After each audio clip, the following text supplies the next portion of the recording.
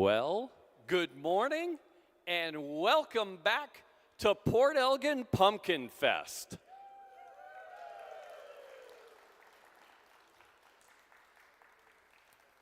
One of the most sad rounds of applause I've ever heard from a Pumpkinfest crowd. It's early Saturday, we got a long day ahead of us, we got a lot of weighing to do and a lot of events here on site in Port Elgin, Ontario. Let's try that again, because right now, there are people watching from all over the world. Let's try it again. Welcome to Pumpkinfest. Perfect. Ladies and gentlemen, I'm Dave Middleton, one of your hosts. We'll meet Robin Woods in a moment, but first, if you would please rise and remove your hats and join the Chantry Singers, a tradition, with our national anthem.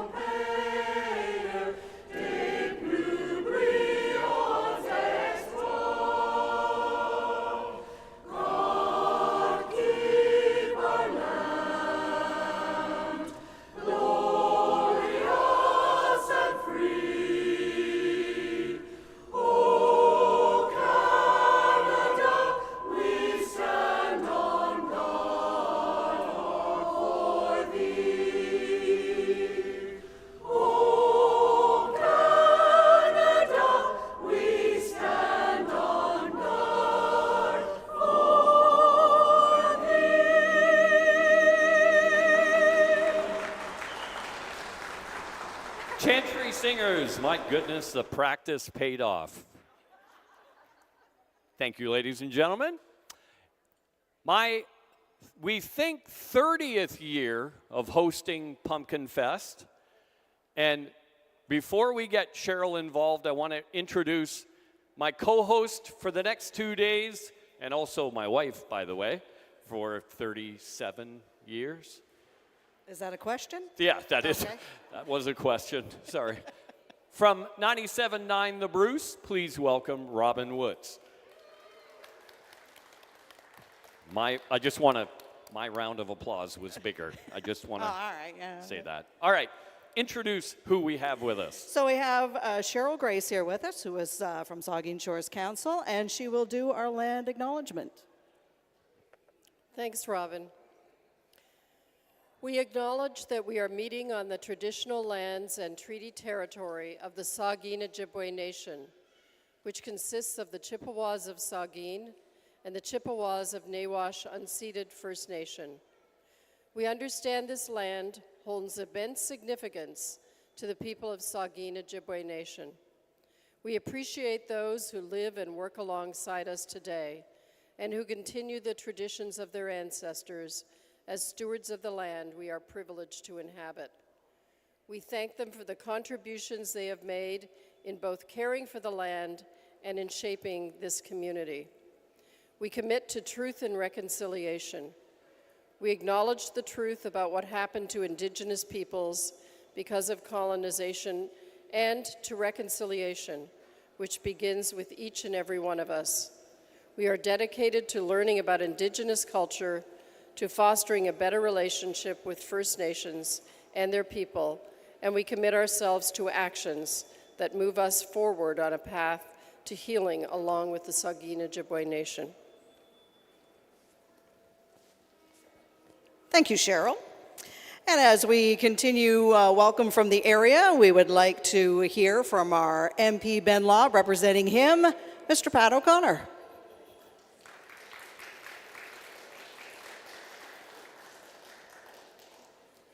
Thank you, Robin. My name is Pat O'Connor. I'm the constituency manager for Huron-Bruce for Mr. Lobb. Mr. Lobb regrets that he was unable to attend today, but he has a really good reason. His son is in an all-star baseball tournament in Pittsburgh. And so he will ask for me to bring along his personal greetings to all of you. He also wishes to congratulate all the volunteers that have put this successful 39th year of Pumpkinfest together. So thank you. Thank you, Pat. Already calls to stand on the scale. And now from the province. Oh, here he comes. He's brave, he's bold. There you go. Greetings from the province, Lisa Thompson, MPP.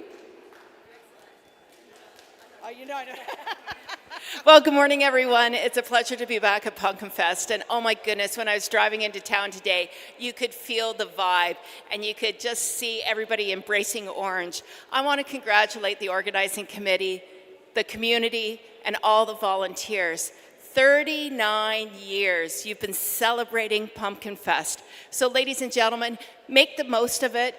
Find your way to the main street, enjoy those classic cars, the Midway, and everything that this Pumpkinfest represents. And I came in through the back.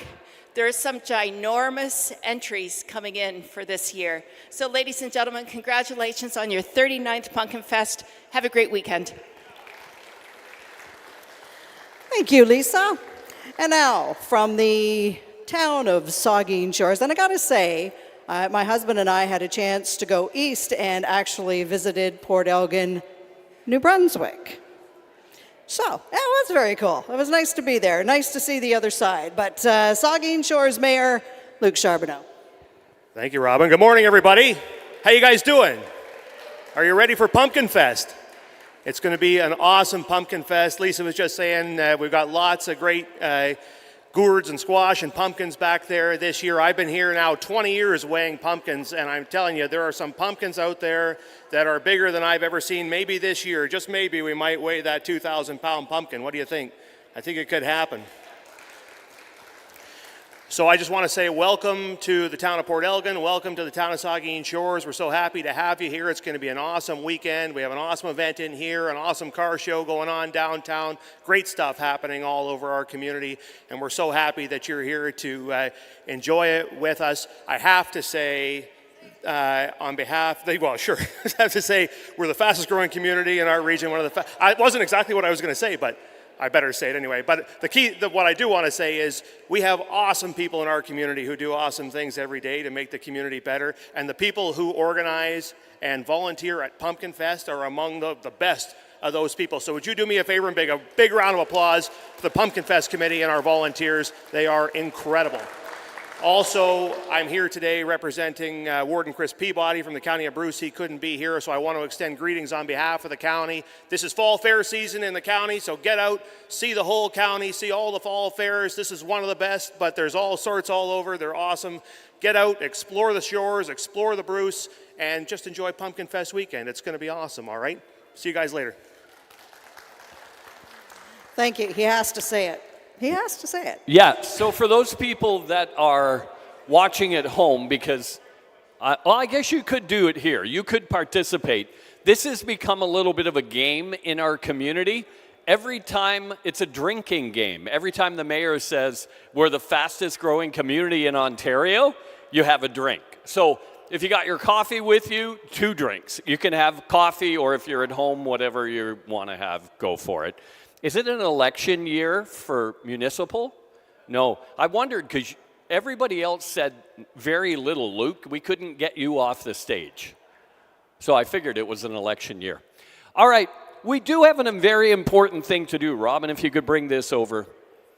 We also, as part of opening ceremonies, before we get to, well, I'm going to call it seed spitting, but, well, you're going to understand it more here in just a minute. We have a special dedication plaque that we are going to talk about right now. And we have Cheryl Grace back. So Cheryl, if you could, can you give us details about this? Thanks, Dave. Actually, can I ask the family members to come up here as well, please? because I'm going to be referring to you in my speech. Thank you.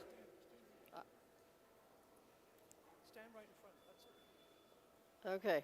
Neil is our director here. Okay. Okay, thank you. So, as well as being a Saugeen Shores councillor, I'm also the chair of the town's Municipal Heritage Committee.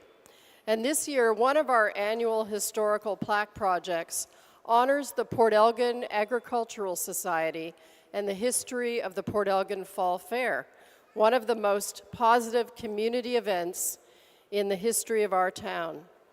The first Port Elgin Fall Fair was held in October 1857, while early fairs were held on the land east of the old high school on Mill Street.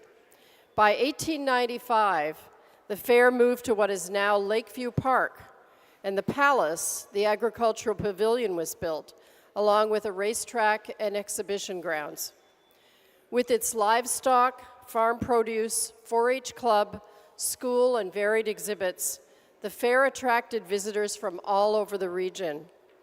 On this plaque, you'll see pictures of the palace, a parade float from the South Saugeen Women's Institute, livestock exhibits, and a horse race, which always brought huge crowds. In 1867, the fair was discontinued, but then was resurrected in the early 80s for a couple of years. Although the fair in the early 80s drew many participants, it ultimately ended after 1982 because of a lack of volunteers and increasing costs. I want to give a huge thanks to the Pumpkinfest organizers for allowing our committee to unveil this plaque at your opening ceremony. Our committee thought it would be very fitting to pay homage to the Port Elgin Fair at Pumpkinfest, which has carried the spirit of the fair forward since 1988. The plaque will remain on display here this weekend, so you can read it while you're looking at the exhibits. And I'd like to thank some family members of the early fair organizers and leaders who are with us today. First of all, Michael Howe, he suggested this topic to the committee. His father, Roy Howe, was the president of the Port Elgin Agricultural Society in 1964, when the centennial gates honoring the Port Elgin Agricultural Society at the entrance to Lakeview Park were erected, and where this plaque will be permanently installed. I also want to acknowledge some other guests whose families were instrumental as leaders of the Port Elgin Fair. I don't see her here with us. Oh, there she is. Okay, there's Maxine with her. Gwen Wilson.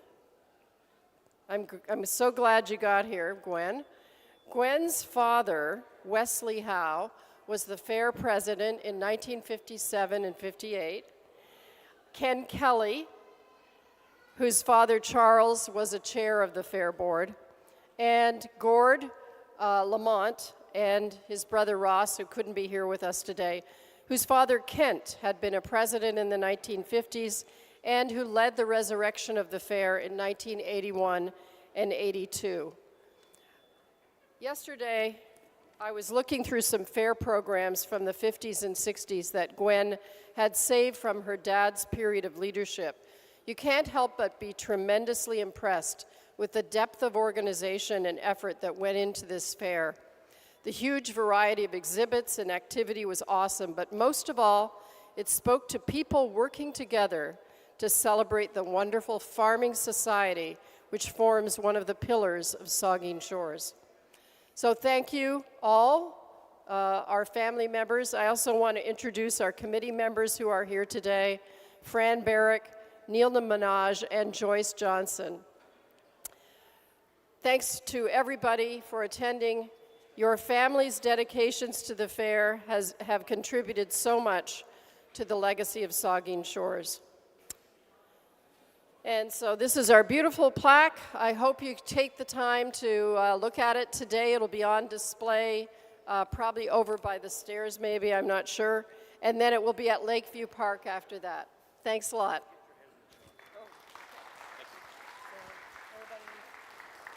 Thank you very much.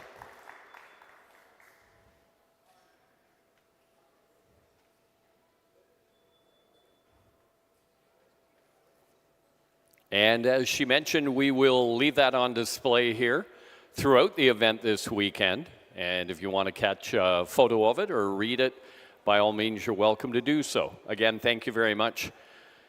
So I don't know if you've caught it, but it's already been mentioned. Should move over center stage. It'll help you out. It's already been mentioned that this is the 39th edition of Pumpkinfest, which then means, Robin, we got a pretty big celebration coming up next year. I don't know how you make this bigger and better, but I'm sure they've got plans. So for those of you that are at home and you haven't attended Pumpkinfest ever, this is the way off part, and what we're about to do, which is our celebrity event, kind of kicks off a pretty big couple of days worth of things here in the fastest growing community in Ontario. Take a drink of your coffee. You're welcome. And we are just part of this whole big event. So we have the Midway happening over here. We have the food court over here. We have the largest two-day car show in the province of Ontario. I've already heard pre-registration was about 1,200 cars. So it's going to be somewhere between 1,200 and 1,500 cars over 2 days. Lots of different things that happen here on site, and we're here today and tomorrow. And even snow and hail and nothing We have stops. done the gambit, yes. Yeah, nothing has ever stopped Pumpkinfest. So we certainly hope that you'll come for at least 1 or 2 days. And if you can't make it this year, next year, for sure, 40th. And since we are the fastest growing community in the province, things have changed a little bit, so make sure you grab a map because everything's kind of in a different spot. Gates are in a little bit different place. Kitty Carnival is over in the far corner now. Vendors are behind us. So grab a map, take it all in because it's a whole lot of fun. All right. Well, we're going to move this to the side because it's in the splash zone. Not really. Oh, wait a minute. This year, celebrities are not spitting. I think it has to go this way. This is our measuring tape for the celebrity seed projectile. In the past, we've done many things like seed spitting. COVID took care of that. Then we did seed launching. Then we did seed shooting. Well, this year, we are going to test the dexterity of our celebrities. See how good you were in class way back in the day. There is no way we're going to need that much, trust me. Oh, I don't know. All right. When they're not spitting, I think they might do all right. This year, we are going to challenge our celebrities with our own version of the seed slingshot. This year, they will be required to shoot with a rubber band. How you do it is 100% up to you, but it's rubber bands for everybody this year. So they're going to receive, each one of our celebrities will receive a rubber band. The rubber bands have been weighed and measured. They're all equal. Each one will receive seeds, 3 seeds. That's what you get. So you're going to get 3 shots. If you break your rubber band, you're out. That's the only rule. If you break your rubber, that means you pulled it too hard, right? So all of our celebrities will get a rubber band, 3 seeds, 3 opportunities. The longest shot wins. This is a thing of pride for the celebrities. So we'll get our celebrity registration list here. I don't remember. Who was last year's champion? Rachel Stack. Oh, that's right. I remember that.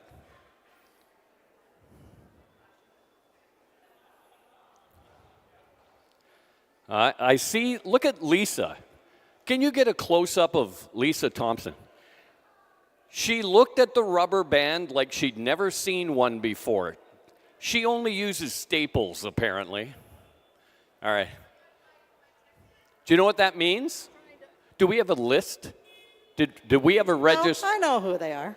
All right. Well, Yeah, she's asking everybody how she's going to work this. Now, they all chose their own weapons. So okay. I'm going to make a an executive decision? yeah. Okay. Do you know who's going to go first? Whose? I'm going to go tallest down. Well, so Lisa's last. So I'm with you, girlfriend. I'm with you. Dave. No. Okay, Peavers, hold on. Dave Mayette, you're going first. Come on over here, Dave. Come on down. We're going Girth Dave first. Mayette No, from this Saugeen end. Shores. This end. Yeah, you got to shoot that way. Which we didn't think that out well because that's we're going to okay. hit our competitors. Trust me, this guy needs some exercise. Okay. Wow. Wow. So is the Barracuda in the car show? It is. It's right at Mill Street at the corner by what used to be Ashante's Coffee. All right. All right, the green Barracuda belongs to Mr. Meyer. Beauty car. Three seeds, don't break your rubber band. We got a low budget. All right, I'll find. All right. Now he's won, and he only had 2 seeds, so I got to find him another one. Well, you should be good enough to get this in 2 seed. Was that 1 seed you just shot? Where did it go? Oh, Where'd it go? it's way over there. Oh, it's Yeah. over by the Give him an picture extra table. seed. This was sad. That was sad. Dexterity is important. All right. I'm not sure how people are. That That's went a backwards. negative. Wait a minute. His first seed is minus 3 feet. Well, the other one, kind of, if you want to count it. He's doubling up the band. I don't know. That's actually good. I'm sorry, I shouldn't laugh. Yeah, we'll take the first one. 2 negatives. So, like, 11 11? feet? Yeah, 11 we'll give feet. him 11. Give him a round of 11 applause. I suggest. Oh, look at Pat O'Connor. I On suggest. his knees, so he's the shortest. What a I guy. suggest that for the next local election, we make them do this. Who cares? We're not voting anyway. It doesn't matter. All right, let me see. Wow. Next up, it's Pat. It's Pat O'Connor. Nice try. All right. The fastest growing community. Another drink of coffee. Let's do that for the rest of this weekend. If you're here in the building or you're at home, every time we say the fastest growing community in Ontario, everybody goes like this. All right? Good. All right. Shameless promotion of the barbecue. Yes, I'll get him. Absolutely. All right. What's the shameless promotion? We're down by the License Bureau, the Service Ontario. Lunch is being served at 11. Please come. Wait, is lunch being served to the announcers right here? All right. With celebrities. Yeah, well, I'm not shooting a seed. This is not happening. All right, here it is. Here's O'Connor's first attempt. Apparently, they're slippery. All right. Oh,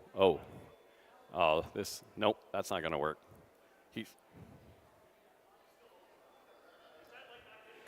He still has it in his hand. We'll be back in just a moment.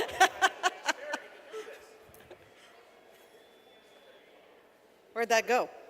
Oh, you never let go of it. I hope you cook better than you do this. Oh, that one got out. Oh. Where did it go? Ooh, look at this. Sir. So 29, let's say 29 and a half. Wow, I'm sorry for making fun of you. No onions. No, I got to work with my wife for 8 hours today. I wouldn't do another one. I think you give up. That is an option considering what just happened. 4 feet 4 inches. Great, the police are here. Could you arrest this guy? This is one ugly thing to watch. Your toe is over the line. It's not going to make a difference.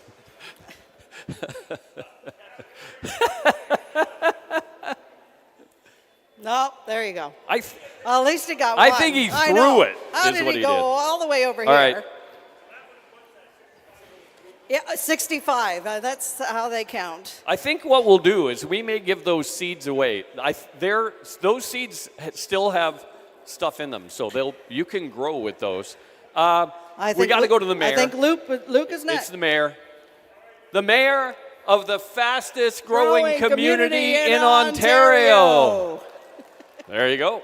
All right. Oh. Nope, that wasn't it. Negative 4 inches. Good thing it hit your foot, or it would have been back a couple of feet. Did we try that? No. We didn't come up with it either. Contrary to what people believe, we do other things at home. Rubber band shooting is not one of them. That's why I bought a hot tub.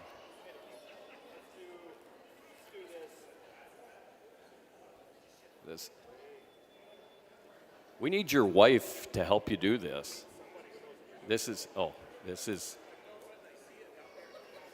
that's 2 feet. 2 feet, but that's 2 feet more than your last one. Yes. Which just proves all these people were good in school. They weren't Yeah. whipping things around the classroom. And that 6 was inches. 6 inches. So, thank you, Luke. Yeah. Take your seeds and go home. That doesn't look good for the fastest growing community in Ontario. You're not participating. You did. Thank you. What's in there? So, John or Brian? Don't say anything. The cops are over there. All right. John or Brian? What do you Who think? is? John or Brian? Oh, I want to see Peter. Oh, it's No. Brian. It's Longy. All right. From the 97.9 The Bruce Morning Show, Longy, Brian Longmire. Now, if anybody should be able to fling this, Southampton boy. Dexterity deed. Good. That's it. You know, it's good for people on radio Yep, to they be that speak good English at for the a word living, of English. Oh my goodness! He hit the weighing table. I don't know, 40 feet? It's way over. See, I told you the bad boy of Southampton would be able to Stop do now. this. Get out of the way. You're done. 25 feet over the end. So that's like 56 feet. Look at this. No. So who said we didn't need something this long? That's ridiculous. He threw it. Oh, there's the tape. Okay, volunteers, get at her. There you go. Wait, we're going to do an official. No, you get. I'll hold this. This is a new event record for sure. Oh, they're going on an angle. There you go. Right there. I'd say it'd be the end of the tape. 16, 17 feet. It's another 17 feet. 49 feet. Whoa! Oh, Let's call it 50.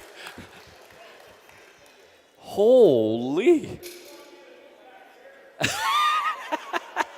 and I want to say, there's a prepared man who comes with a measuring tape. That's his job.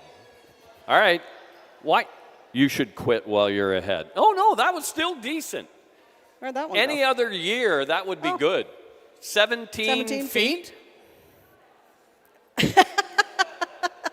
You couldn't even throw it as far. That was 31. Yeah, but 31.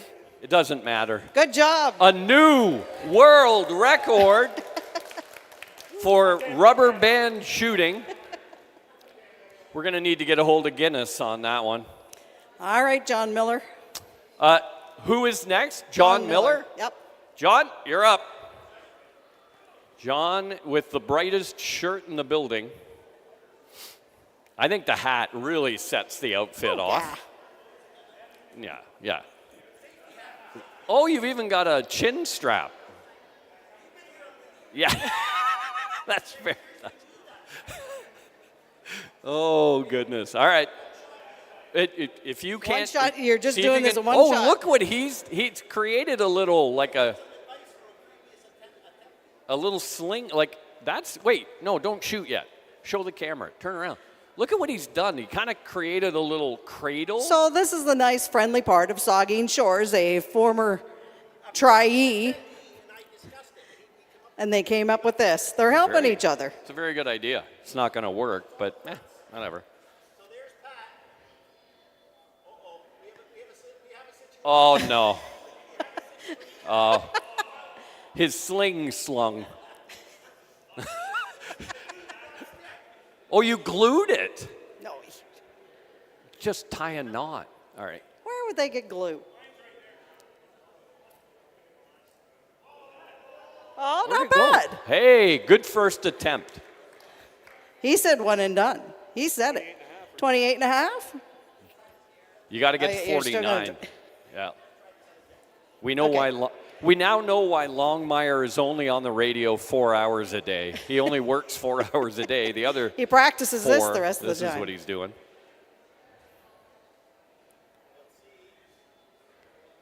Oh, the other way around. The rubber band's going to go further. It did. And it did.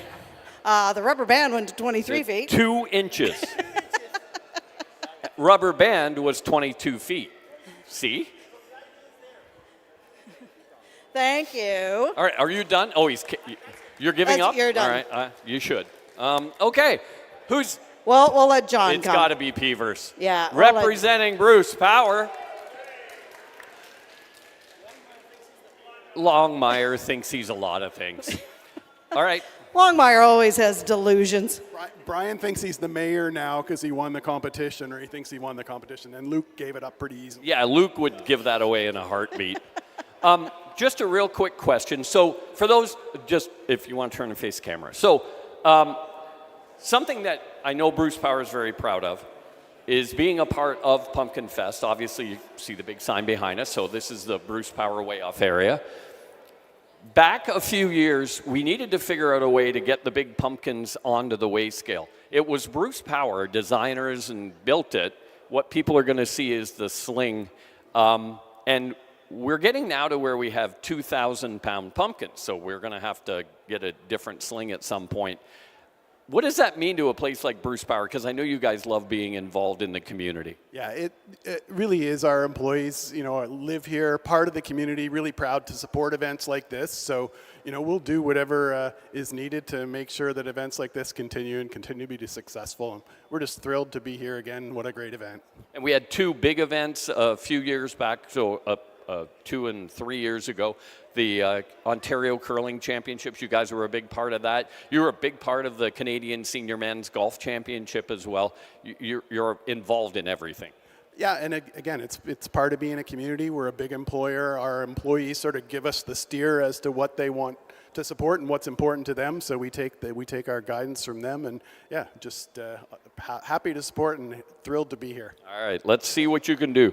You better be good. Do you have an engineering background? No, you have an English degree. English degree. That will help with this. Bet you his parents I feel were like disappointed. All right. Oh! It's close. Wait a minute. We need our measurers. I think it might be a tie. I think that's 40, maybe 41 feet. Ain't Says somebody from the peanut gallery. Longmire's comment ain't 49. I'll tell you that.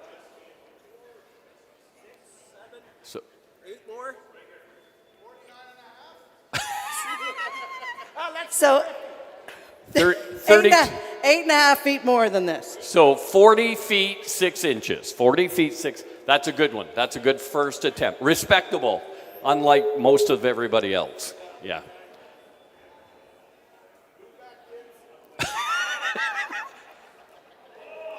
Oh, did that hit that hit Longmire? What?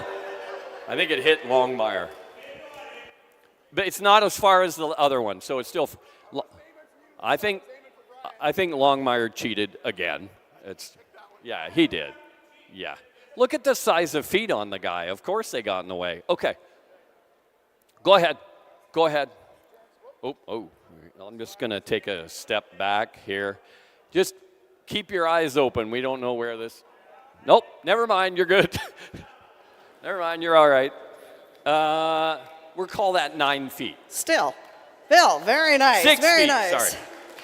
I do want to point out that now the rest of the world thinks that this is the way we occupy our Well- time in Saugeen Shores. When you're looking for something to do in the fastest growing community in Ontario, this is what we do. We start a campfire and start shooting seeds around. Oh, she's got a strategy. She's All right, got Lisa, hold on. This is this training when you sign up to become part of Parliament? Well, no, but it should be. Yeah. How to stretch dollars, you know. That's See how very much good. better they would get along in Parliament if they all had to do this first? Next election, this is how we're doing it. All right, Lisa, with the first. Oh! Very good first attempt. Very good. I know, you're even surprised. You're shocked. Let's just wait. That's like 38. It was a light seed. I didn't think it was. Oh, it was a light seed. We actually weighed them all. Well, you know, it's important to be equal. That's right. That's what we're doing. All right. I don't think you're quite to the Longmire territory. That's Oh, yeah. about 5.5. So 37, 37 and a half. All right. All right. Thank All you. right. That's good, Lisa. Good. Wait till I get out of the way. Where'd that one go? Oh, it's still in her hand. All right. You people sitting there are in a danger zone. Yes, ma'am. When do they start weighing the pumpkins? Honey, we got all day. We're going to start when Lisa's finished, which we're Yes, we're it's gonna right do after this this. for a little while. Yeah. So this is how Where'd it we go? Oh, plant. that's a nice one too. That's how we plant pumpkins. We actually shoot the seeds with a rubber 27 and a band. half. Not true. Wait till I get out of the way. Come on, Lisa. I got my money on you.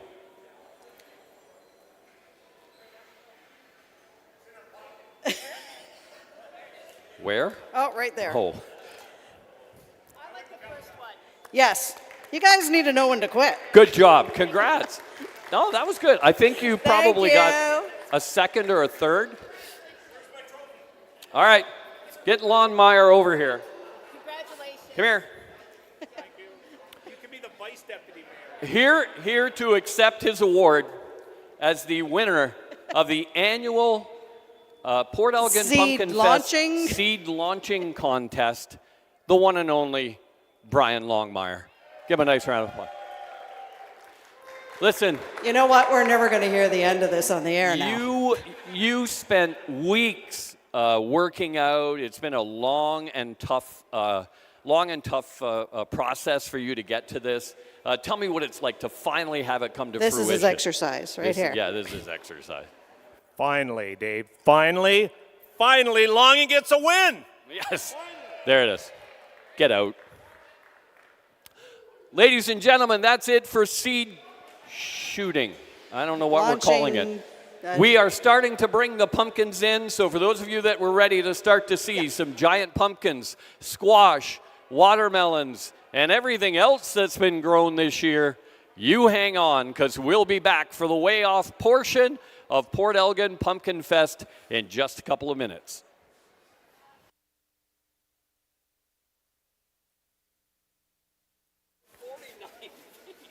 I know. That thing took off. You got everything, John? Did you see Carla here? You realize I'm practicing later to see if that tie thing would have worked. Yeah.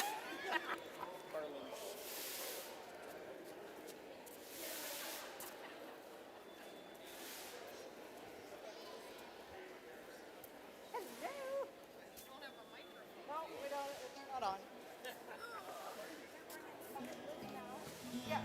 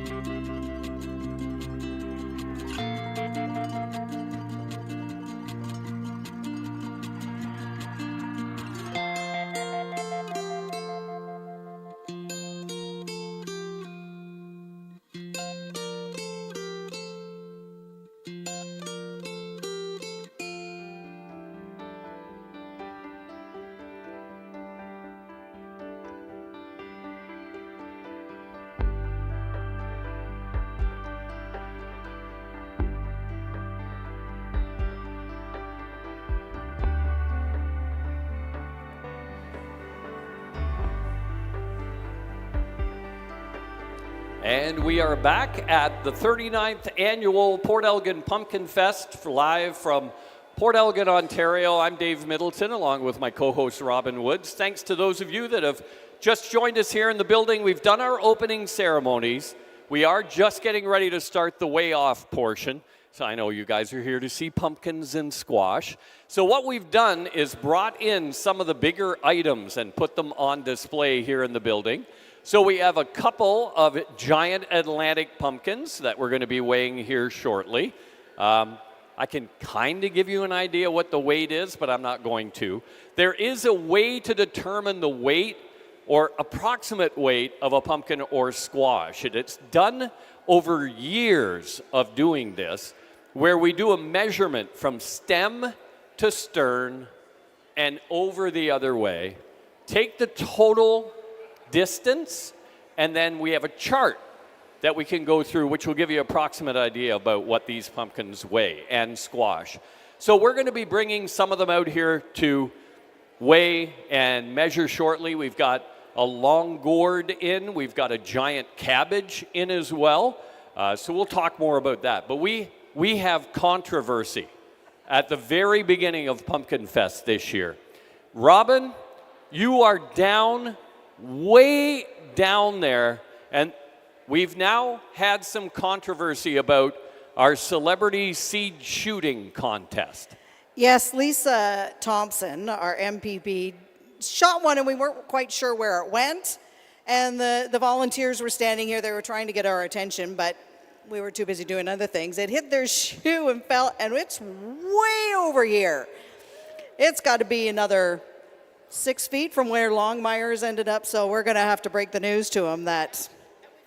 Longmire. And we've got official pictures and everything. All right.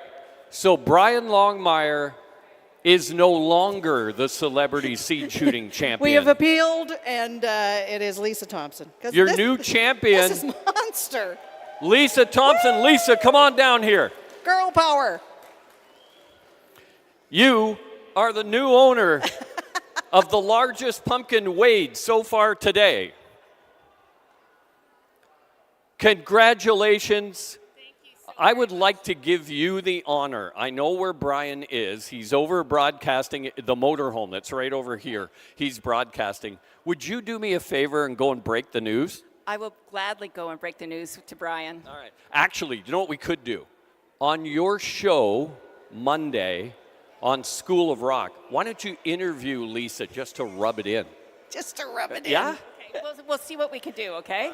All right. And the verifiers are young volunteers at the end. They were showing me where my seed actually went. So it's been verified by at least 8 people at the other end. All right. So there you have it. It's amazing what happens when you pay kids money. It's great. Congratulations. Lisa Thompson is your celebrity seed shooting person. All right. So one of the things we have to get used to when it comes to Pumpkinfest is not everything is the same. So you go to your local grocery store and you look at the pumpkins. Most of what you see are pie pumpkins. They are specifically grown, the size and the condition of the inside to make a pumpkin pie, okay? Here, we're going to see a bunch of different ones. So we're going to see something called a field pumpkin. So a field pumpkin, they're smaller, usually are green and orange, and they are grown in the field for the most part, just kind of grown out there. When it comes to the larger pumpkins, they are a string of pumpkin called giant Atlantic pumpkin. Now, Robin and I went out to a farm in Windsor, Nova Scotia. It is the home of a gentleman by the name of Howard Dill. Howard has passed away, but while we were out vacationing, we went to his farm, met his son Danny and his daughter. That's where giant Atlantic pumpkins were born. He was the first to do the crossbreeding of these pumpkins to not only make them grow big, but to make them grow orange. He believed at the time A lot of giant pumpkins were coming in kind of a yellowy color, and he just thought, well, that's not right. If it's a pumpkin, it should be orange. So he bred the orange back into the pumpkin. Here at Pumpkinfest, we actually do an award called the Howard Dill Award in his memory for the most orange pumpkin that we see today. Doesn't need to be a giant Atlantic, but it is going to be an orange pumpkin. So on the screen right now, and can we bring it up there? No, we can't. Oh, sorry. When you go home, check out the online broadcast, because the people are looking at it right now. One of the signs that's at the Howard Dill Farm, again, that's located in Windsor, Nova Scotia. By the way, Windsor, Nova Scotia, also the birthplace of hockey, right? Long pond hockey was played on a pond that's at the very back of Howard Dill's farm. That was the first official long pond hockey that was played in Canada. They actually celebrated Hockey Day in Canada there a few years back. So we got a field pumpkin ready to go. But before we do all that, we have to talk to this gentleman because he's had quite a year. One of the founders of Pumpkinfest, Mr. Doug Court. I'll send you over to Dave, but you made a trip last year with thanks to Field Pumpkin, and he's hoping to maybe get a record over here. All right, so first let's talk about, I'm going to talk about your year, because you had a very important trip that you did, and you're going to brag about it, and you should brag about it, something pretty special. Of course, it was special. Last year, for 2023, I was Grower of the Year for Field Pumpkins. And you had to have 3 field pumpkins weighed at different events throughout Ontario or wherever in the world. So I didn't know, I knew I was doing well, but not that well. Then a friend of mine who is the representative for Canada, Todd Klein from Quebec, Todd gave me a call and said that earlier this year, this I believe is, I can't remember the exact date, but in January, and I thought he was kidding. He says, Doug, you'll be the world champion for Field Grower Pumpkin of the Year. Now, so far this year, the top field pumpkin weighs 180 pounds. And that 180 pounds, I hope to beat that today. But there are still 30 more weigh-offs in the world, at least. And I will be going to another weigh-off next week, where I hope to have a field pumpkin bigger than this one because it's still growing. So on the scale of field pumpkins, 180 pounds, you said that'll be the heaviest weighed this year. What's the actual world record, do you know? I believe the world record is around 230 some odd pounds, I believe. I might be wrong there. All right, you were one of the founding fathers of Pumpkinfest.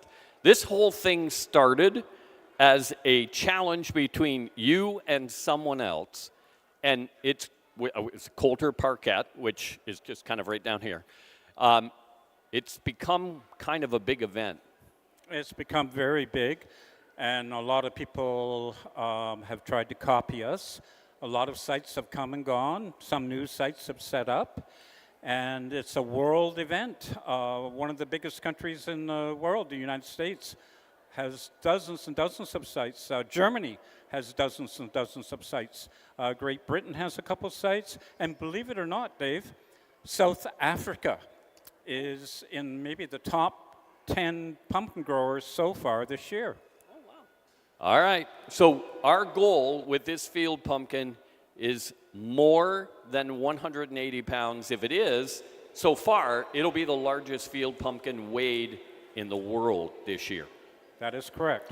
So we just, our Judge Paul looked it up. 268.08 pounds is the world record at this point for a field pumpkin. That's all right. We're going for a this year world Yes. record. You face this way. I'm not going to let you look at the. So we're looking to beat 180 pounds. Look at that kid with the hat. Look at that hat. That's what happened to you. All right.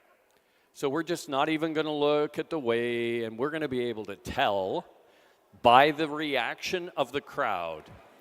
And just so you know, our volunteers will be standing on the scale until we get the all clear from the judge. Which Here's also means... Here's our other judge of the, I'm going to stand on this. Are you? Now we know what you You're good weigh. on this, Mr. Judge? Are we good? Don't look. We need 180 or more to be the largest field pumpkin in the world this year. So close. It's 178 pounds. Oh, give him a round of applause. That is definitely the second largest weight in the world this year. Oh, 2 pounds. You'd all be happy to lose 2 pounds, wouldn't you? We wish we could gain 2 more. Give him a big round of applause. One of the founding fathers of Pumpkinfest, Doug Court. We have a bit of a surprise for Doug coming up. He doesn't know. I don't think he knows. Well, he probably knows now because I think he's seen them. Doug, while you're here, can you stay here for a sec? We have a bunch of special guests, I understand. Are they staying at your house? Yes, they are. They're from Southern Illinois, my great-grandchildren and some of my granddaughters, and they showed up as a surprise. They're standing over there. Can we bring the grandkids, Doug's grandchildren and great-grandchildren? And it's Knox's birthday. Oh, and it's Knox's birthday. Bring the grandchildren over. They brought stuff with them too, right? We have sunflowers? Sunflowers as exhibition. Yes. Yes. All right, come on over. We're going to meet the grandkids. Come on.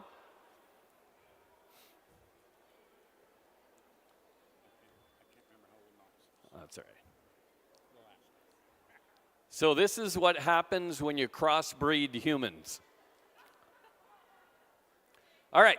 So can you move back a little bit? Let's You get just the stay whole in line. family in. Come here, Louise. Oh, that's Braden. Right. You Where's can, Braden? You can stand on the weigh scale. Yeah, sure. You don't weigh much. They knew this All was right. going to happen, so they're all hiding. Can we let's see if Grandpa remembers. Okay, we have Knox, and Knox has a birthday today. Oh, wait a minute. You people didn't clap even. We're going to sing. We're not clapping. All right? His name is Knox. So it's a good, solid Pumpkinfest. Happy birthday to you.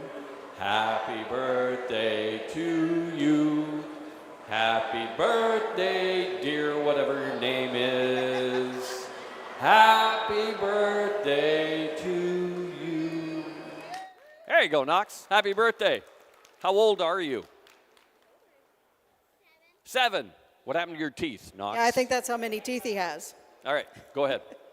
And then we have Neela, my great-granddaughter, and she is a 4-H member, and very good. She won a championship for her goat. Yeah. And then we have Mom, Clarissa, my granddaughter, and of course we have my other half, Louise, and then goalkeeper. Yeah. How old is she? I forgot. Smart man. All right.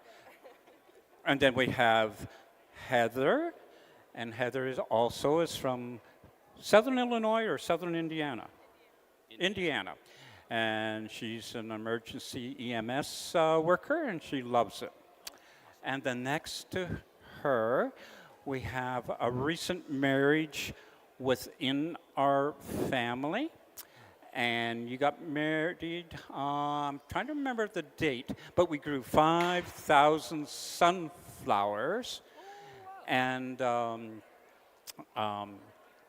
was quite an accomplishment considering we had a bear in our field that kept destroying sunflowers and pumpkins and squash. And her name is Madison. And your new name, your last name is Large? Large. So I got to get used to that. Oh, that's perfect when you're in a family that grows things large. Yeah, that makes sense. All right. That was a lot of concentration on Doug's part. Yeah, I saw the seam starting to come out of his Growing ears. things is a lot easier for Doug than this part. Let's give the family a nice round of applause. One of the founding families of Pumpkinfest. All right, now you can leave. Bye, Knox. Get some teeth. Go get some teeth. Okay. Who belongs to our cabbage? Oh, here they come. Well, we got some local growers to introduce you to from Tiverton. This is Bob and Elaine McKenzie. You can clap every time I introduce people. There you go. Good job. So, Mr. Judge, so you were just examining the cabbage. What were you looking for? To see if his stem was as the proper length, because I have my little saw here, and if it wasn't, I would cut it off. And how long does it need to be? Well, yay long. Yay long. Is that in the official rules? It needs to be yay long. Yay long. Yes. All right. Morgan, so you know what it takes to become a judge. Morgan is a previous grower. He was part of Pumpkinfest for a long time. And then he went and became a judge. So now he takes care of what we call the small vegetables. They're not small, but what we mean by that is not the items that we're going to put on the big weigh scale, but we're going to be doing a lot of them on this weigh scale today because we want to make sure you get a chance to see them. So this is cabbage.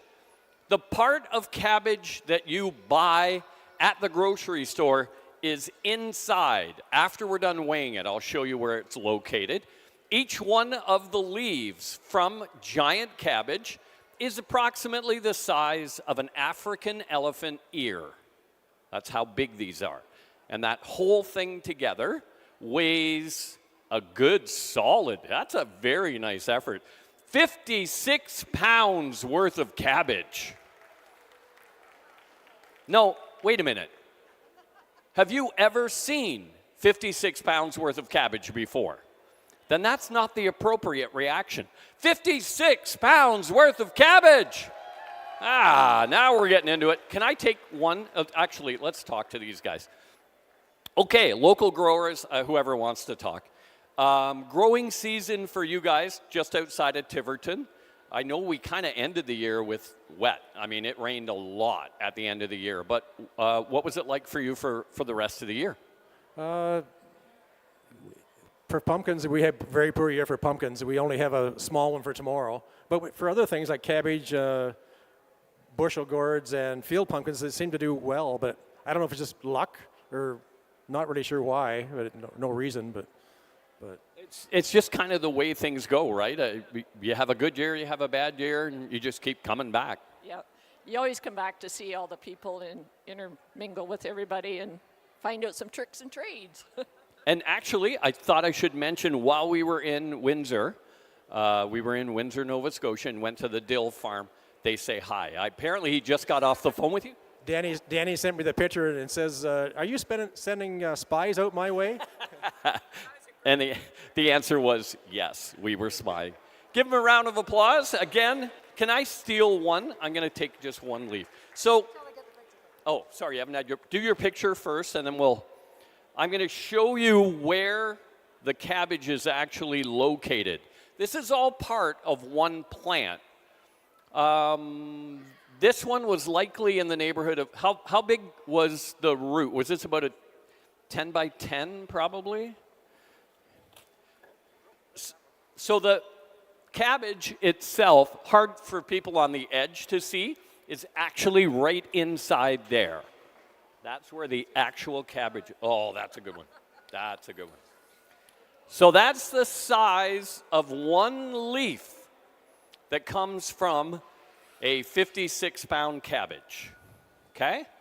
Again, approximately the size of an African elephant ear. That's what it looks like. Oftentimes, people wonder if these are edible. Sometimes not. You don't know to kind of give it a shot. The size doesn't make them not edible. So, for example, we've got 3, 4, 5, 6 giant Atlantic pumpkins already in here that we'll be weighing shortly. We don't know. We don't know how many seeds are in that.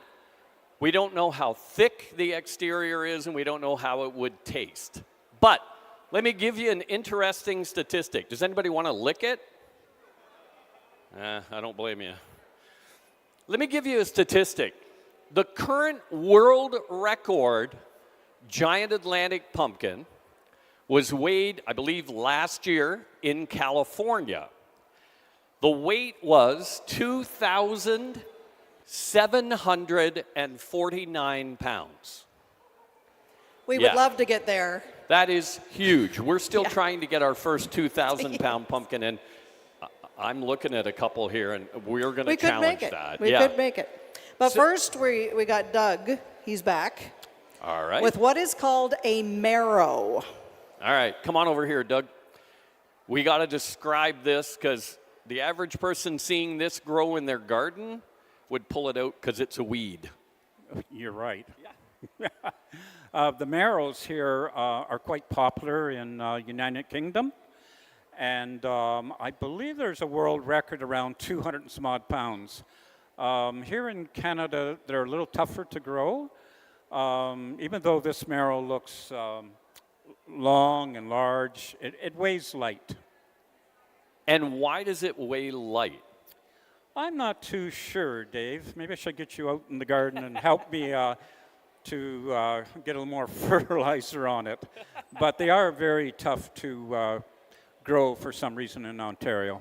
One of the things that we often keep our eye on with the pumpkins and squash in particular, often the pumpkin that is very large has a lot of air inside it, so it doesn't weigh kind of what you think. But we don't really know for sure how thick this is. So this marrow could be thin or could be very thick. The big thing about it is you want the seed. Correct, yeah. Each year we try to refine the seeds to Bruce County Growing. Similar to myself and Bob McKenzie, sometimes Bob lives in Tiverton. And sometimes we find that once our seeds climatize, that they get bigger and bigger. It's like 30 years ago, I brought the Carolina Cross watermelons from Hope, Arkansas. And at that time in Ontario, we could only grow a watermelon around 60 pounds. And now in Ontario, there have been 200-pound watermelons. And the marrow, we're still working on it. We brought some watermelon seed back from the Dill farm. Yes, we have some. So we'll talk. Let's get it on there. So Paul, again, being a handy-dandy kind of guy, found out the world record in marrow is 268.5 pounds. That's a big marrow. So good, strong young men. Carefully. Yes. Nothing like giving a 15-year-old a hernia. Well, it's heavier than our cabbage. How's that? Wow. So it's fairly thick. 70 pounds. Give him a nice round of applause. Doug Court, 70 pounds with a marrow. What? Okay, I know we're doing it for the seed. Marrow, do people eat them? Do they? What is it for? Yes, they are of the cucurbit family, and they taste a little stronger than a zucchini. Tomorrow, I will bring one that is twice that wide, and hopefully it weighs heavier. All right. Go cook your marrow.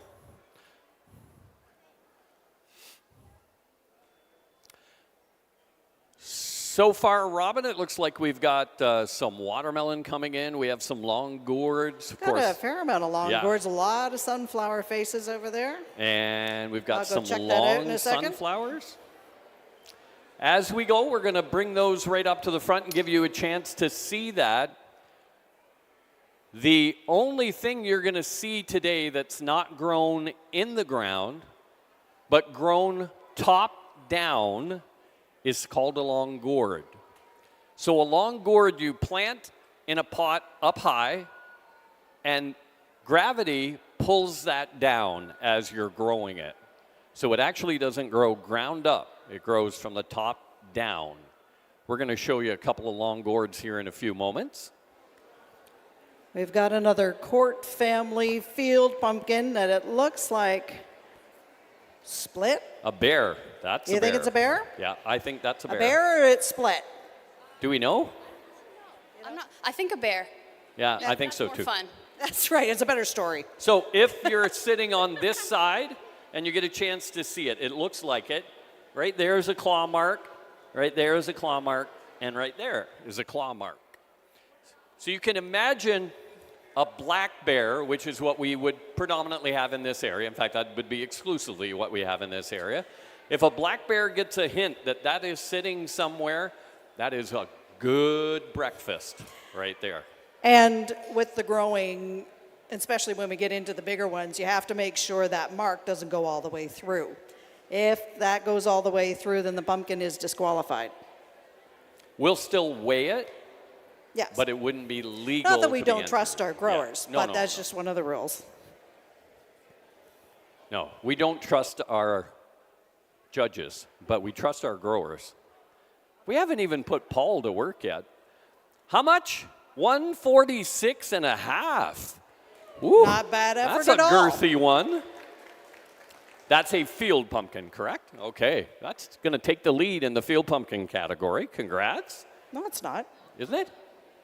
Papa had a bigger Oh, one. Papa did have a bigger one. Never mind. 178. Papa's like that. He takes the bigger one and gives the small ones to other people. Just so you know, it is quite the competition between all the courts. Oh. They have to, it's bragging rights within the family. Louise will be secretly holding one back. All right, come and grab that.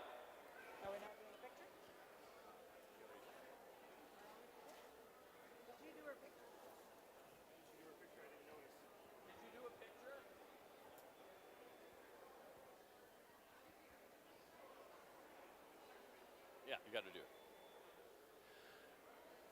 So for those of you on site, we welcome you to the 39th edition of Port Elgin Pumpkinfest, which means next year we celebrate our 40th anniversary.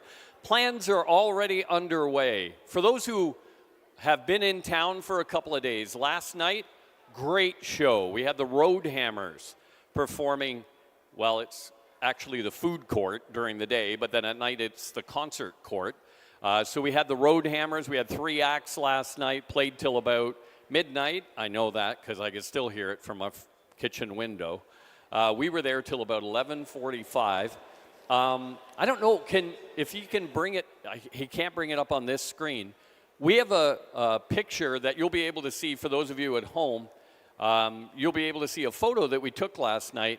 So Robin and I just kind of we just wanted to go and make an appearance at the event because we're kind of important here. Anyway, Yeah. we just wanted to go. So there's the picture. I wish you could see it up here. What it was while we were standing there watching the show, someone tapped me on the shoulder. That someone happened to be Jeff Warner, who is one of our growers. Jeff drives. The guy in the gray. He Yep. drives all the way from Englehart, which is like way north. And he comes down every year and stays in a hotel for a couple of days. So he tapped me on the shoulder. We ended up going and, It was all their fault. yes, It we was all their fault. partook in the event till the end with Jeff and with Todd Klein and with Ryan. So 3 of the growers happened to be at the concert last night. This event is very much a family event. You brought your family here. And for many of the growers, this is their family.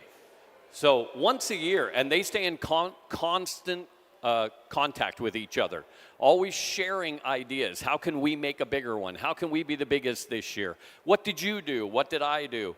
And it goes consistently throughout the year. This is their only chance to sit down with each other and have a meal and have a drink and socialize. All right, the field pumpkins are coming fast and furious.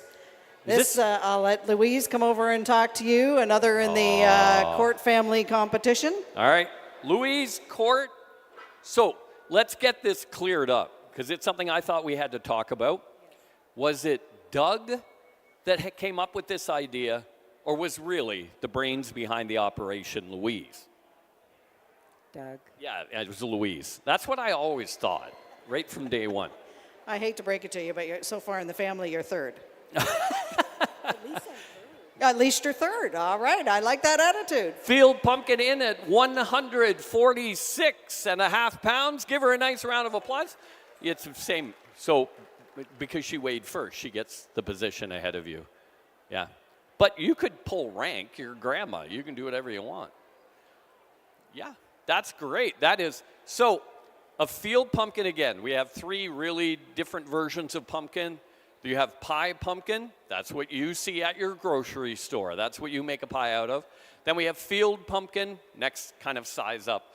And then we get to the big granddaddies. So we're going to see giant Atlantic pumpkins and squash in a little while. Yeah, we build up to it. Yes. You know. Actually, an interesting statistic. So from the world champion last year, 2749 again, 2,749 pounds weighed in California. That pumpkin, if you could make it into pies, would be made into 687 pumpkin pies. There you go. In no other town would the mayor be rolling pumpkins onto the weigh scale. Our mayor gets involved in this because, after all, it's the fastest growing community in Ontario. Yeah, sure. Just so everybody remembers, here's what we do. In this town, we have a drinking game. Alcohol, coffee, water, whatever you drink, doesn't matter. Every time we say fastest growing community in Ontario, everybody is supposed to go like that, all right? So in Saugeen Shores, it is a requirement for the mayor to do this? Yeah, it's in the job description. You have to weigh pumpkins. That's part of it's a rule. If you're mayor of Saugeen Shores, you got to weigh pumpkins. Well, you should know. You got enough of them out there on the farm at Highbury. Yeah, you don't have to grow them, but you do have to weigh them. But you can do both. How many? That's actually a really good question. So your farm is the farm they own is located between Port Elgin and Southampton, right on the highway. How many pumpkins do you actually grow in a year? About 10,000. Really? Yeah, give or take. Yeah. Holy. Yeah, it's a lot. We could put them, if we put them all on the scale, we might win. Yeah, they are pie pumpkins. Every shape, color, and size is out there. Yeah, you can get warded ones and white ones and yellow ones and green ones and yeah, all sorts of great pumpkins. They just never stop inventing when it comes to pumpkins. Yeah. You get all the pumpkins you want, any shapes and sizes. So Awesome. I met a new member of our community who saw the poster for Pumpkinfest and said, I want to buy a pumpkin. Is that where I do it? It's like, I don't think you want to take these pumpkins home. But Highbury Farms, you can definitely find a whole lot of pumpkins. Wouldn't be bad to have one of these on your front lawn, though, right? Carve a jack-o'-lantern. Boy, you'd have the most popular house in town on Halloween. We've had, so in the past from Doug Court, we got a 500-pounder that we put on our front yard.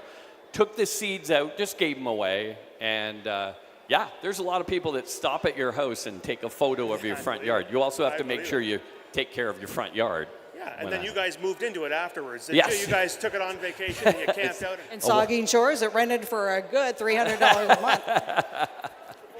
Yeah, affordable housing, that's what it is. Carving out giant pumpkins.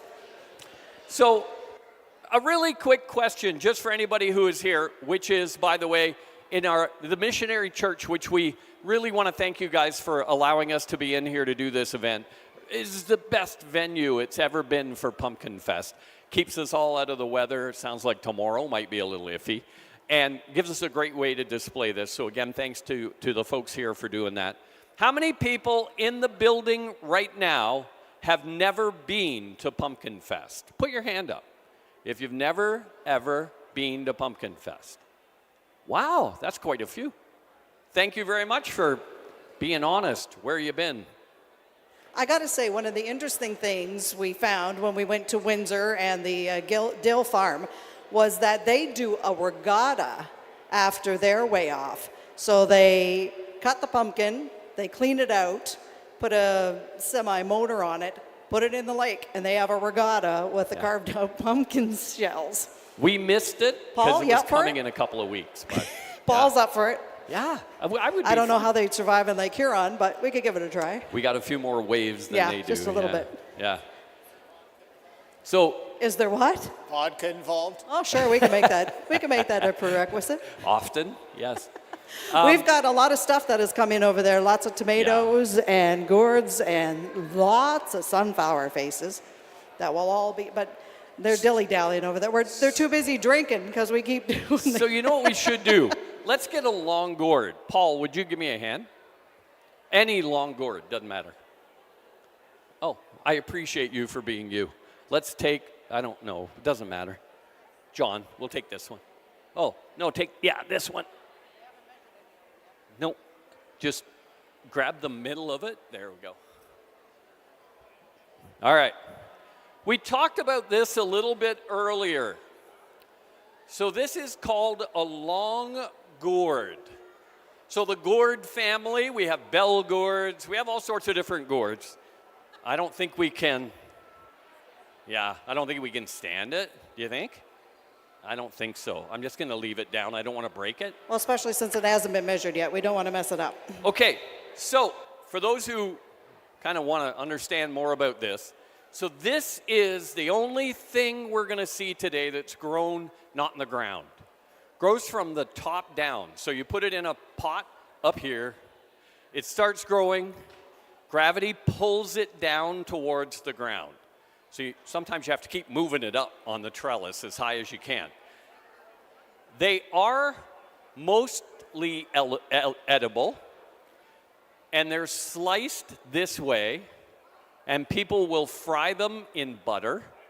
I don't know if that's socially correct anymore, but that's what I would do. Fry it in butter, and so that's how you can eat it. But we're obviously doing it for a very different reason, for length. This one has not been weighed yet, or it's not been measured yet, so we'll let you know the length of it once it does get measured. But that is a long gourd. So if you want to get into growing, Pat is the gentleman from the GVGO. He's right over there in the blue and white striped shirt. Go and see him. He has seed. So if you say, you know what, I'd be cool to try and I'm going to try and grow a watermelon. Go see him. He's got giant watermelon seed. I'd like to take a shot at a giant pumpkin. Go see him. He's got giant pumpkin seed. He'll just give it to you. And at the beginning of every year, we always have a grower seminar, usually held in Niagara Falls over a couple of days, where you can go, have a nice vacation, meet the growers, get seed, and learn more about how to do this. They'll tell you some Almost things. everything, yes. They'll have certain secrets they won't share, but they'll at least get you started. The big ones, so the big pumpkins, do not take very long to grow. Anywhere between 90 and 110 days. That's it. 3 to 4 months worth of growth. At their peak, giant pumpkins gain anywhere between 50 and 70 pounds in one day.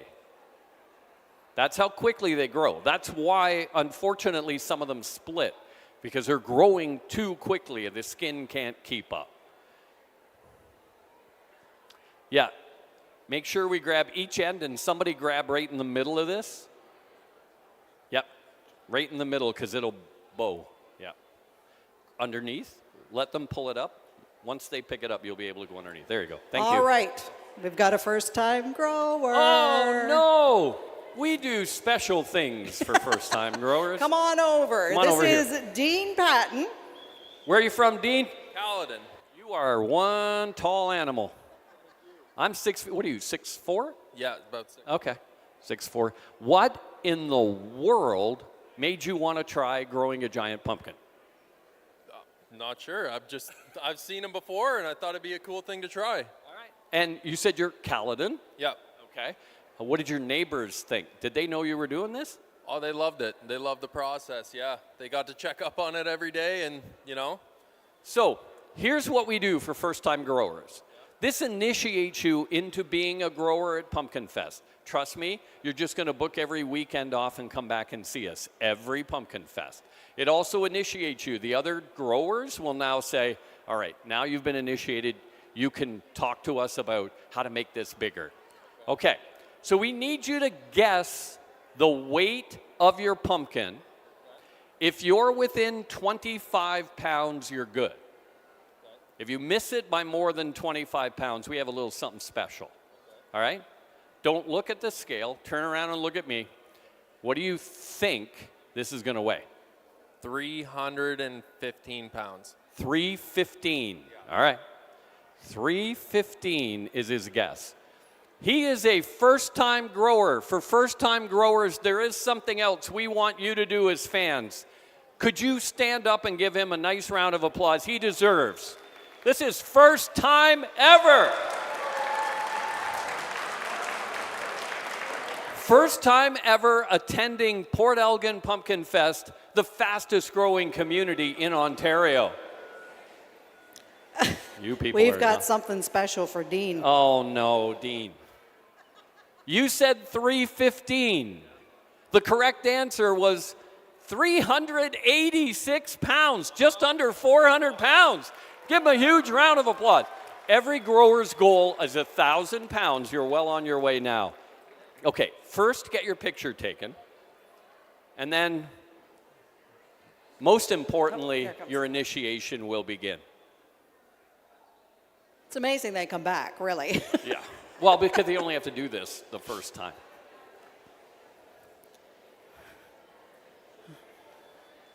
That's a good first effort. That's a huge first attempt. Huge.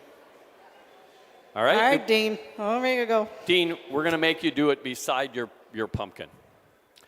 Dean, here at Pumpkinfest, we have a little something that we put the new growers through. It's your initiation, and it is called, affectionately, the bum dance. Dean, you're going to turn around and let this part of your body face the camera. Dean, you're going to take the back of your shirt and elevate it ever so slightly. Dean, you're going to bend over at about a 45-degree angle. A little more, Dean.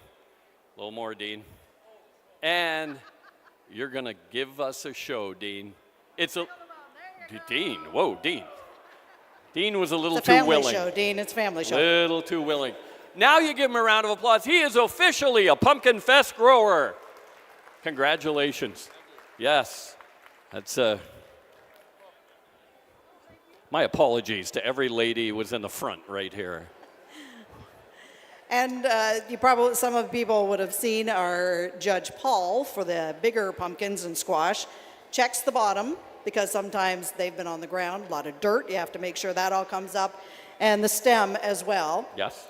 Same with the smaller ones. It has to be a certain size as well.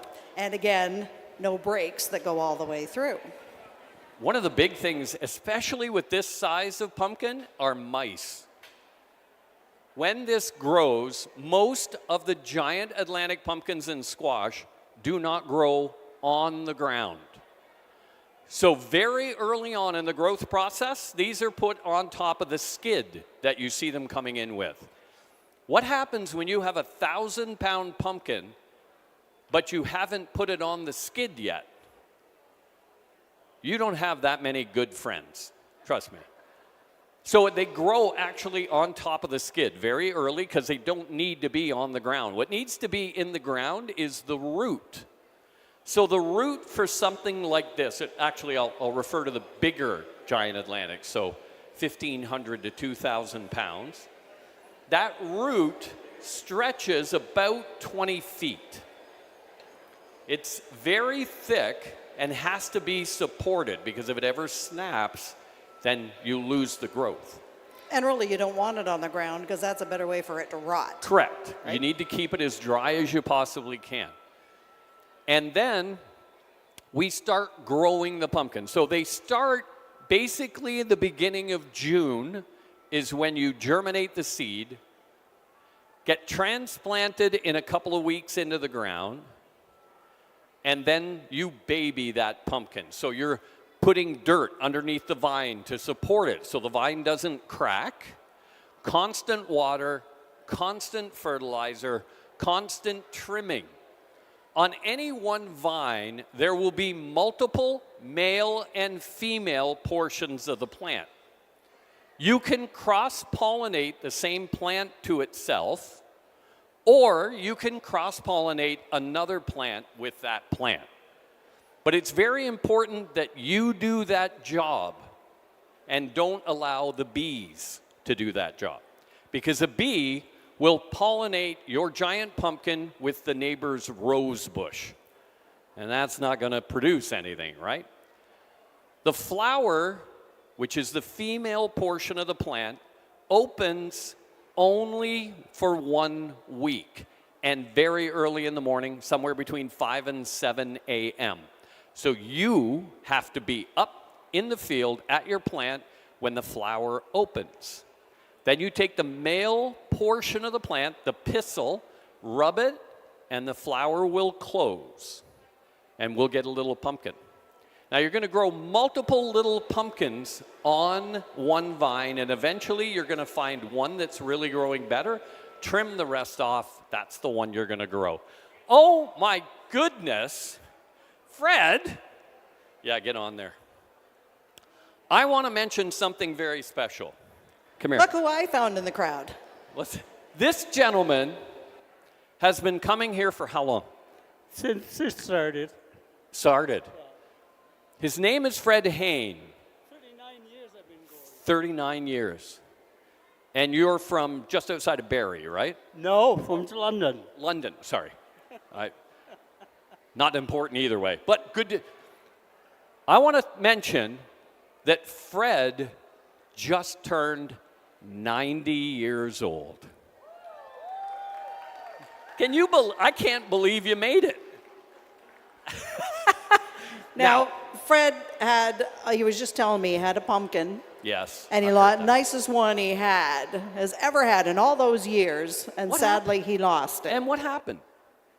I don't know. It went up to 1,200 pounds, and then something ate it. Okay. I think it was a squirrel. That was a big squirrel. Well, I tell you, I got him. So, yes, absolutely. Come on over here, dear. Here's his lovely wife. 90 years. You don't have a pumpkin to do. What did you bring this year? A tomato. You brought a tomato. You still got I brought it on my trailer because I was so used to bringing it.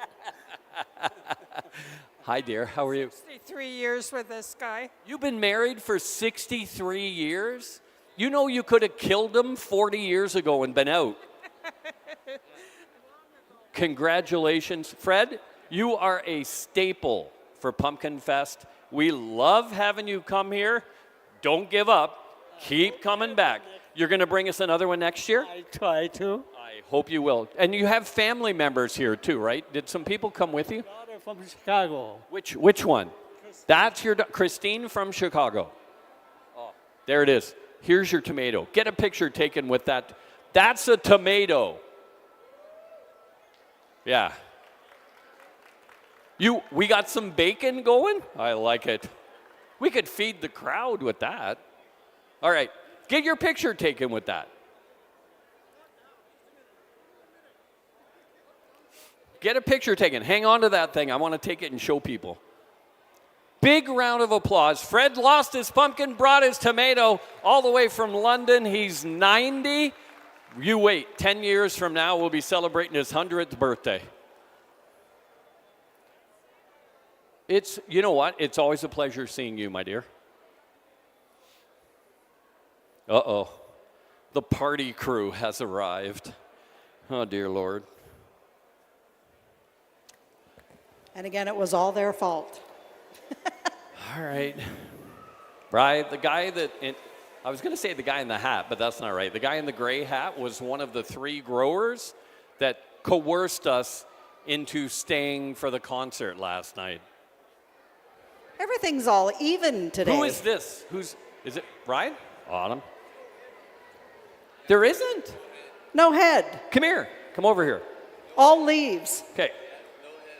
It isn't. Okay, come on over here. Turn around. Tell these people where you're from. Granton, Ontario. And where's that? Near Lucan, Ontario. So, London area. Yeah, London. So, tell me what's unique about well, obviously this is cabbage. The leaves stretched out too, so that's kind of neat. Wide, but yeah, it didn't grow ahead, but just lots of leaves, and Yeah, it's not as big as I thought, but it's still a good size. Yeah. Yeah, see, that as growers, you got an expectation. None of these people came here with an expectation. They see this and go, why did you do that? Why did you do that? It's fun to watch them grow. That's why. And for the Friday night party. That's right. Yeah, that's right. And you're going to 5440 tonight. Yeah, it should be a good concert. Yeah. Right. Excellent. Give Ryan a nice round of applause. How much was it? 31? Nice. Especially, remember the head is very condensed, so the head would add 15 to 20 pounds to that pretty easily. Have you been to bed? Ryan, have you been to bed yet? Oh, okay. You did get some sleep. No, you didn't. No, you didn't. He said, I got lots of sleep. Looks like we're going to get some watermelon going here. We got some more field pumpkins. We got our first squash. Squash is basically pumpkin that hasn't kind of matured. So squash, you're going to see gray-green. Pumpkin, you're going to see orange-yellow. Okay? All right, more of the Court family competition. Their farm weighs so much less after this event.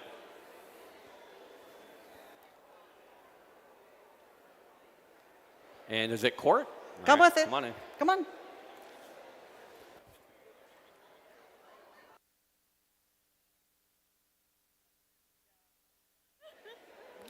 So you broke your toe. Yeah. Not dropping the pumpkin on it, I hope. No, I kicked the coffee table. Oh, you shouldn't do that. It jumped out at me. Jumped out at you. All right, so it looks pretty thick. Oh, that put you fourth. I'm sorry. 100 though, 123 and a half pounds. Yes, give her a round of applause.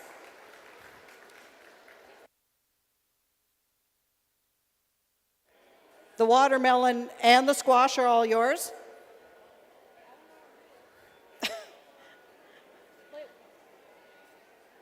So the watermelon? That's not mine. Oh, it's not yours. Oh, It's not mine. it's not yours. It's But the not. squash is yours. Oh, it's all right. It's part of my posse. For your posse. But the squash is yours. Yes? Well, while you're here, so you're not hobbling all over the place, I'll get your picture with your field pumpkin.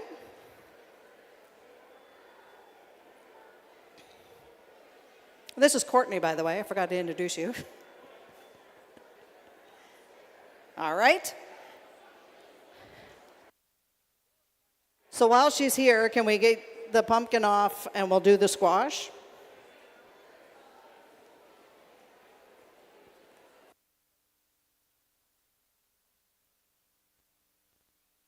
Well, we'll do Courtney's watermelon too. We'll just see. They just grow whatever.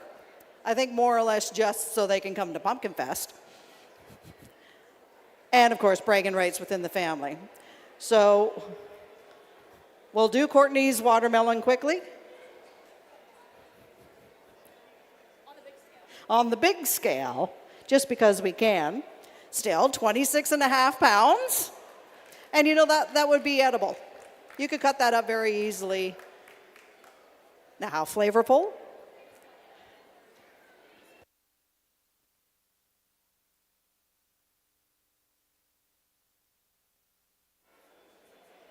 $26.5, yep. All right, and the squash. Oh, you want a picture with your...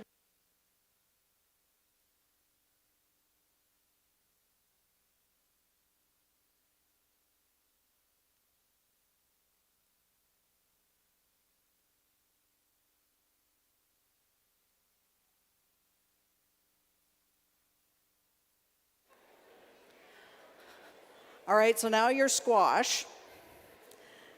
Did you do some measurements on it? What are you thinking? I'm hoping for 450. 450, all right. And you do this all on the farm, yes? Yes. Yes. Was it a decent season for you? It was okay.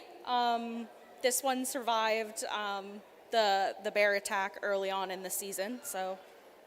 So did you lose some stuff in the early on because of the bears? Yes, yes, yeah. We like to think that they're up north in the bush, but they're not. No. The judge has a look. I'm not getting disqualified this year. Oh, yes, you did have a disqualification. Was that last year? Yeah, my pumpkin. They lifted it and it was leaking. So, yeah. Yes, that is the unfortunate thing for those new to the grow-off tent. If there is a break that goes all the way through, it does get disqualified.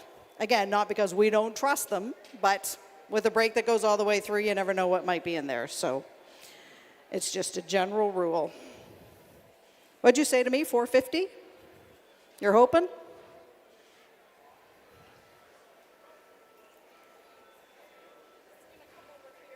Hey, get your foot off of there. Oh, no.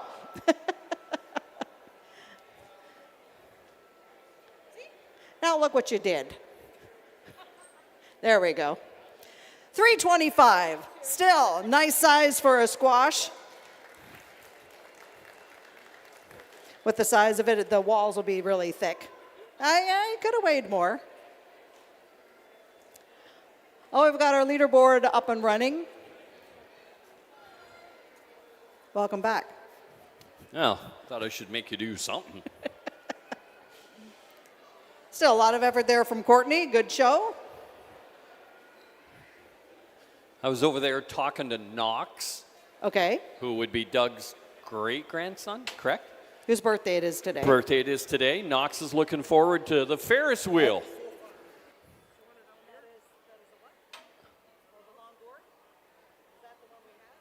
That's all right. We can another. Bring it up. Yeah. Do you think we can stand it? Okay. Okay. So just in case you're interested, just to give you an idea about the prize structure, the heaviest pumpkin we weigh today will receive $3,200.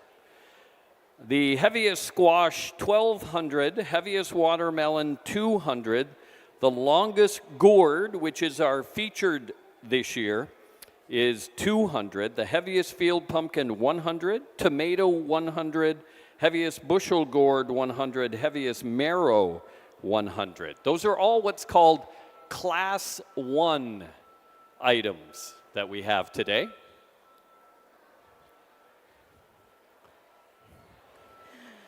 All right, we kind of took Doug out of the running here because we were trying to get Courtney's stuff all done. All right. But he's got a. I wondered what the blue tape was. That's just whose is whose. Yes, I knew that. Oh, it's Courtney's color code. See, the ladies are smart in the Court family. Oh, that was a Howard Dill thing, wasn't it? This is, while we're getting the watermelon, here is the longest long gourd we have measured so far. St. Thomas is always a great place to grow stuff. And this is yours, yes? Oh, it's yours. All right. So hold on here. First of all, so did you guys team grow this one or is this separate? This is separate. All right. Oh, so you were proud to say that you beat them. I did beat him. All right. And what is the length of this gourd? 165. Would this be the longest you ever grew? That's my longest. All right. Personal best. Get your camera ready. This is a long gourd. Stand that bad boy up. Oh, whoa, light. There we go. We're good. All right. You want a picture? Take that picture. Imagine what that's like, because it has to be tied up as it grows.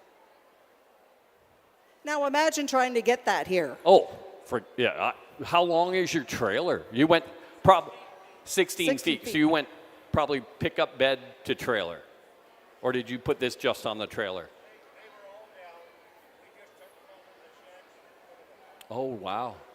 Yeah, you think it's cool to see them here, but imagine, one, growing them, two, the amount of time it takes to care for them, and three, then getting it here. Yeah. Some of these growers, thank you. Yeah, that's great. Thank you. Some of these growers come from like 10 hours away or more. Todd Klein from Quebec. We're going to meet him in a little while. We have Engelhart. And the problem is, especially if you've got a big pumpkin in the trailer, There we go. every time you stop for gas, Got it? you gather a crowd who all want to see your pumpkin. So it takes even longer to get here. Yeah, this is Doug Court's watermelon. All right, Doug. A nice 62 pounds worth of watermelon. Uh-huh. You couldn't grow it. 62 pounds. Okay, now I know somebody was asking about maybe opening one. Do you guys have anything we can open, or are we going to try that maybe tomorrow? We're going to try and find a knife here and open this one. Because if it's got to be red, though. They're called Carolina Cross watermelon. And they are the sweetest thing in the world as long as they're red. Right now in the world, there's one over 300 pounds. Wow. All right, we're gonna see if we can find. You can't open this with a knife from your drawer. That's a little thicker than what you're used to cutting, so we got to find the right knife. And sometimes we actually use a machete to open them up.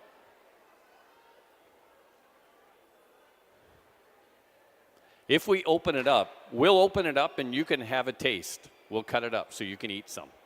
Very, like Doug said, as long as it's turned color to red or kind of deep pink, it's very edible, very sweet. Very, very sweet.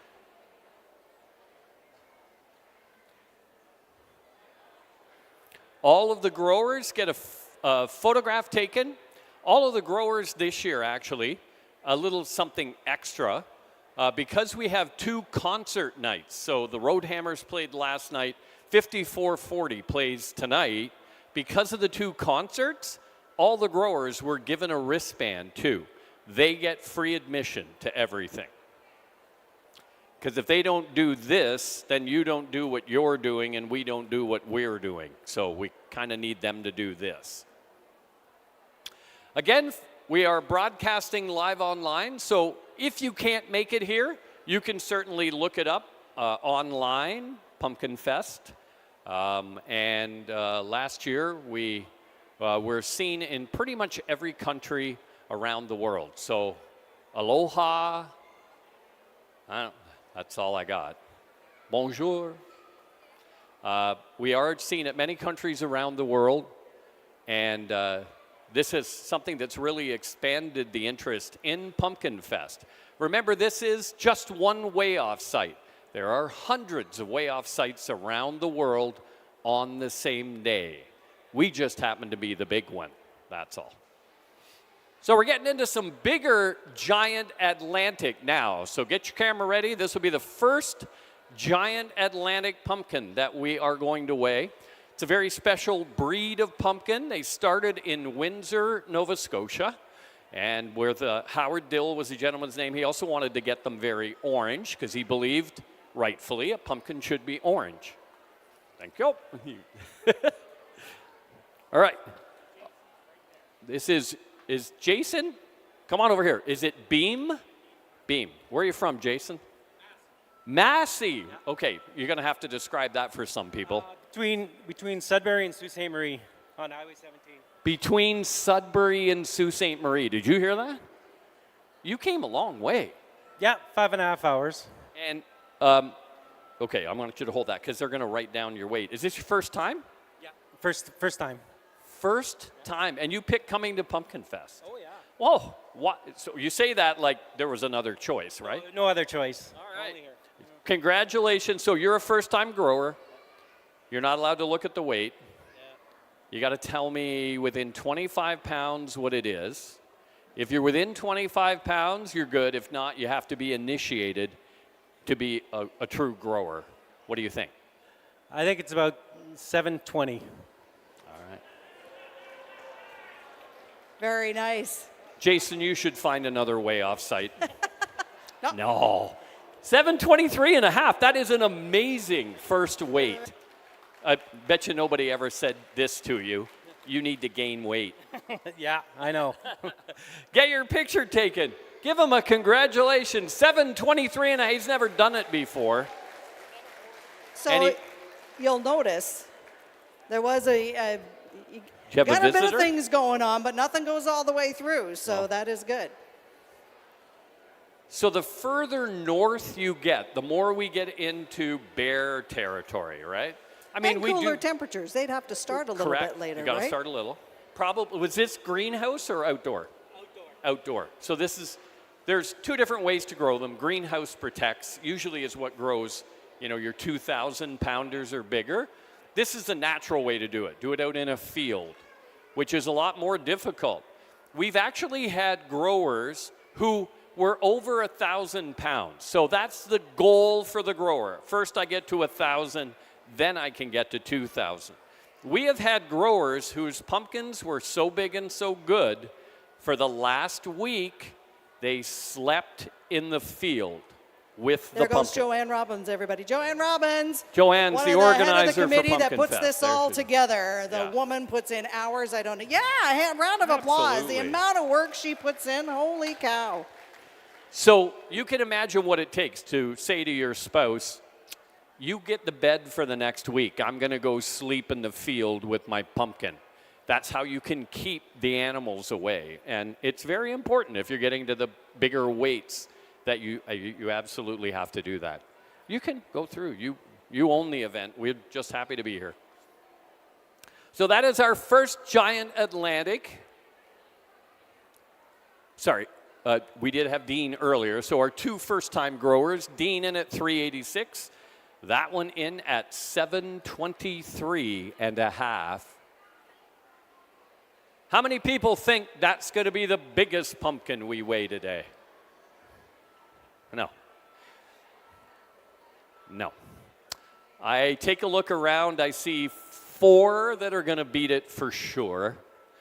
The big part about giant Atlantic pumpkins is we do not know how thick the skin is. So we don't know how thick it is inside that pumpkin. Thicker, heavier.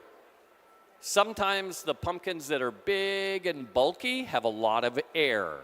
Air doesn't weigh anything. So a lot of times you can see that pumpkin we just weighed grew down on itself. That squishes all the air out, makes the pumpkin way heavier. Once you open these, that's the whole point of this. Great to get to a 1,500-pound pumpkin. But once you do that, the important part is what's inside. You need to harvest the seeds. Seeds, we don't know the number. It does not directly related to the size. So there could be 50 or there could be hundreds. But if you have a world champion pumpkin, current world record, 2,749 pounds from California. A world record pumpkin seed is worth more by weight than gold. So you're hoping for a lot of seeds. If And you it's can no get- different than the pumpkin you get for Halloween. Sometimes you open it up, there's hardly any. Sometimes you open it up and it's full. When you got a world record, you want to make sure it's full. For the world record pumpkin on that site, they were paying $9 per pound plus $30,000 for a world record. So I don't think they did the math before they made that. that was a bad idea. That was a bad idea. That cost them $51,000. That's how much it made. We have had world records set here. Norm Craven was the one that set the world record at this site. Now that was like 800 and just to show pounds. how it's changed, when Norm had the world record was just over 700 pounds. Yeah. And now they've added 2,000 pounds to that since. And for him, it actually equaled about $100,000 by the time it was all over. They casted the pumpkin for memory. They took the pumpkin to Paris. They went to Disney. They took the pumpkin to China and put it on display, all free trips. And the final offer came from David Letterman, who said, I will give you $10,000 to put your pumpkin on the roof of my studio and push it off. And he said no, rightfully so. You can imagine We don't know how many seeds were in there. There are different ways to get seed. We have Pat here from GVGO. You can get seeds from him. You can get them online. Go on the pumpkinfest.org website. You can get seed that way. You'll get hooked up with some of the growers, and they'll help you get the proper seed. There are auctions that happen from world record pumpkins where you bid to get seed. They go for some of them $500 for one seed. So you just hope that one sprouts. It's pretty crazy. Looks like we're going to go squashing. Yep, squash is next. I see them doing a lot of measuring over there. There's always an other category, and a lot of times if growers grow something and they get it out of the ground, they go, well, that looks weird, and that looks cool, so they bring it. We got a mutant carrot over there that once they do something with it, we will bring it over. Is this going to be your squash? I'm going to guess this is Doug's squash. So, do you ever sleep? Like all you do is just grow all these things, right? Well, believe it or not, since this hobby started, I have entered the most giant vegetables in the world. Wow, a hobby he calls it. I think it's more of a job, but all right. So, I've been to your farm, and I know where these are located, and I would never tell anybody because there's always that, it's not the animals always that you have to worry about, it's the human animals that can often cause more damage. So most of the growers will hide their bigger things in different parts of the field, but then that creates another problem. Like you said, you had a bear problem this year, and it makes it harder to get to them. Yes, the bears just love going along the river, and that's where I live. And the bears pick up the scents on a valley area. And they've got an area about, I think, of 5 square miles. And I believe we have about 3 in our area. And other than that, it's just part of nature. And I guess I'm living in their backyard. Yeah, that is true. We've had them come in frequently with claw marks on them where the bears tried to get in and got disturbed before they got in. And what can you do? So if a bear was to claw it, but it was close to pumpkin, because you don't have time to kind of repair it, what do you do to make sure that hole doesn't go all the way through? Well, we have a little bit of a formula. And the formula is, let's say the bear claws it, and it's only about 1 inch deep. As long as it doesn't go into the cavity, I can still enter it. And I take a little bit of garlic and a little bit of neem oil, and I spread it on that cut. Because I have an organic certified farm, I only use organic curing products as well. Okay, good. And then that will heal it over. How long does it take to, or will it just make sure it doesn't go all the way through? Yeah, sometimes the healing takes place in a week, sometimes 2 weeks, and you got to reapply your home remedy. All right. So we're going to the squash category. What's your personal best for squash? My personal best is 1,010 pounds. I don't think we're there. But this is a big squash. Same seed, or is this a different seed that you've now started to pollinate? I try to use several different seeds from different world growers. Okay. All right.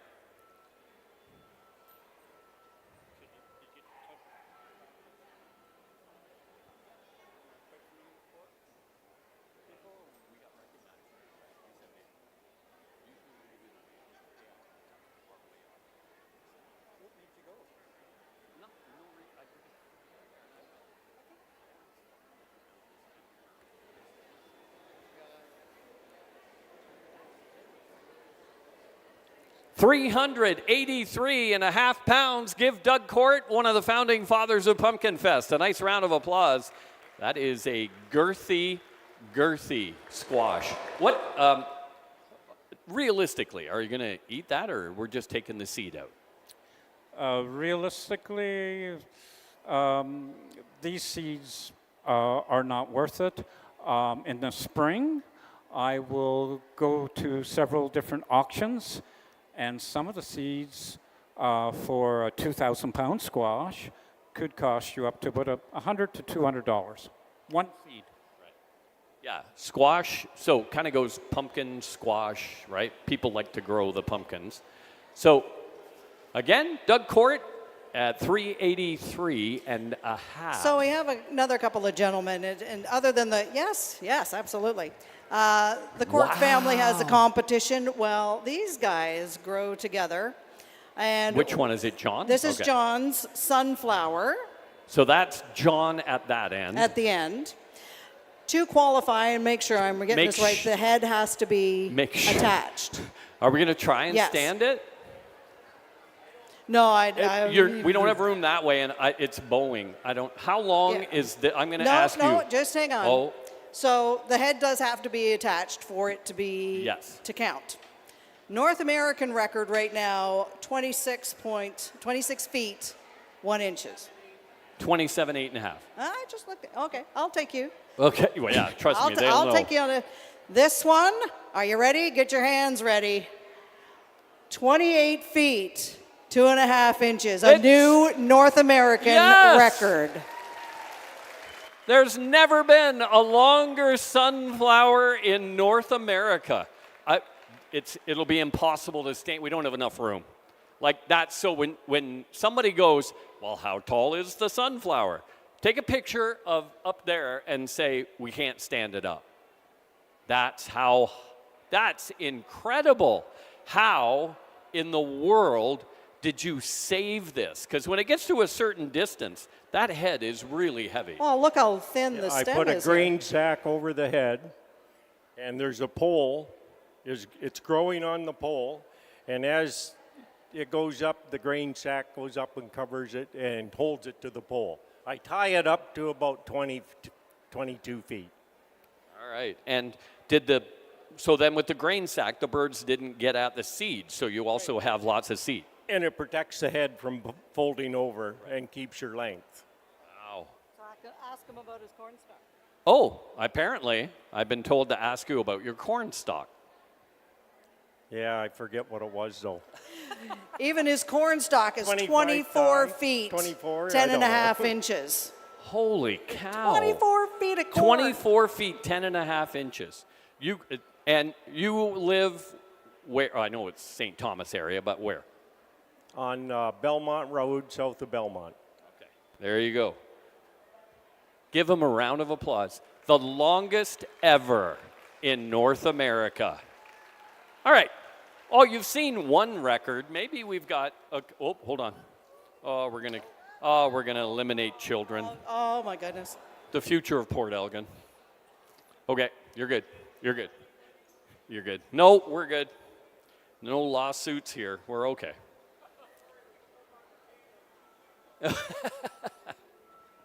Wow. It's always cool when we get a record. And everybody focuses on the pumpkins, because they're cool, but there's so many other things. We've got a lot of bell gourds over there. Think of the time that he puts into growing that sunflower. So you got to go out every day, retie it, make sure it's watered, make sure it's got fertilizer, make sure the bag goes back over the head. You want to keep birds away from them. Sunflowers. But that's one thing. Yeah, that's one. That's one thing. So then it's that, and you're not going to grow just one. You're going to grow 3 or 4 in case something happens to 1 or 2 of them. So you've got a backup. And then you're going to grow 3 or 4 corn stalks. All of these pumpkins, we see some giant Atlantics now in here that are going to go well over 1,500 pounds, well over. There's not one of them. There's 3 of them in the field. Because if one goes soft, I have 2 more, right? Maybe they won't be. We got two guys struggling here trying to get their watermelon over here. All right. Come here, buddy. Oh, it's yours. Yes. Good for you. Get in Come there. Here. What's your name? Wes. This is Wes. Now, Wes, this isn't your first time, right? No. Wes is an experienced grower. How much do you weigh, Wes? I don't know. Well, you don't weigh as much as your watermelon, I'll tell you that.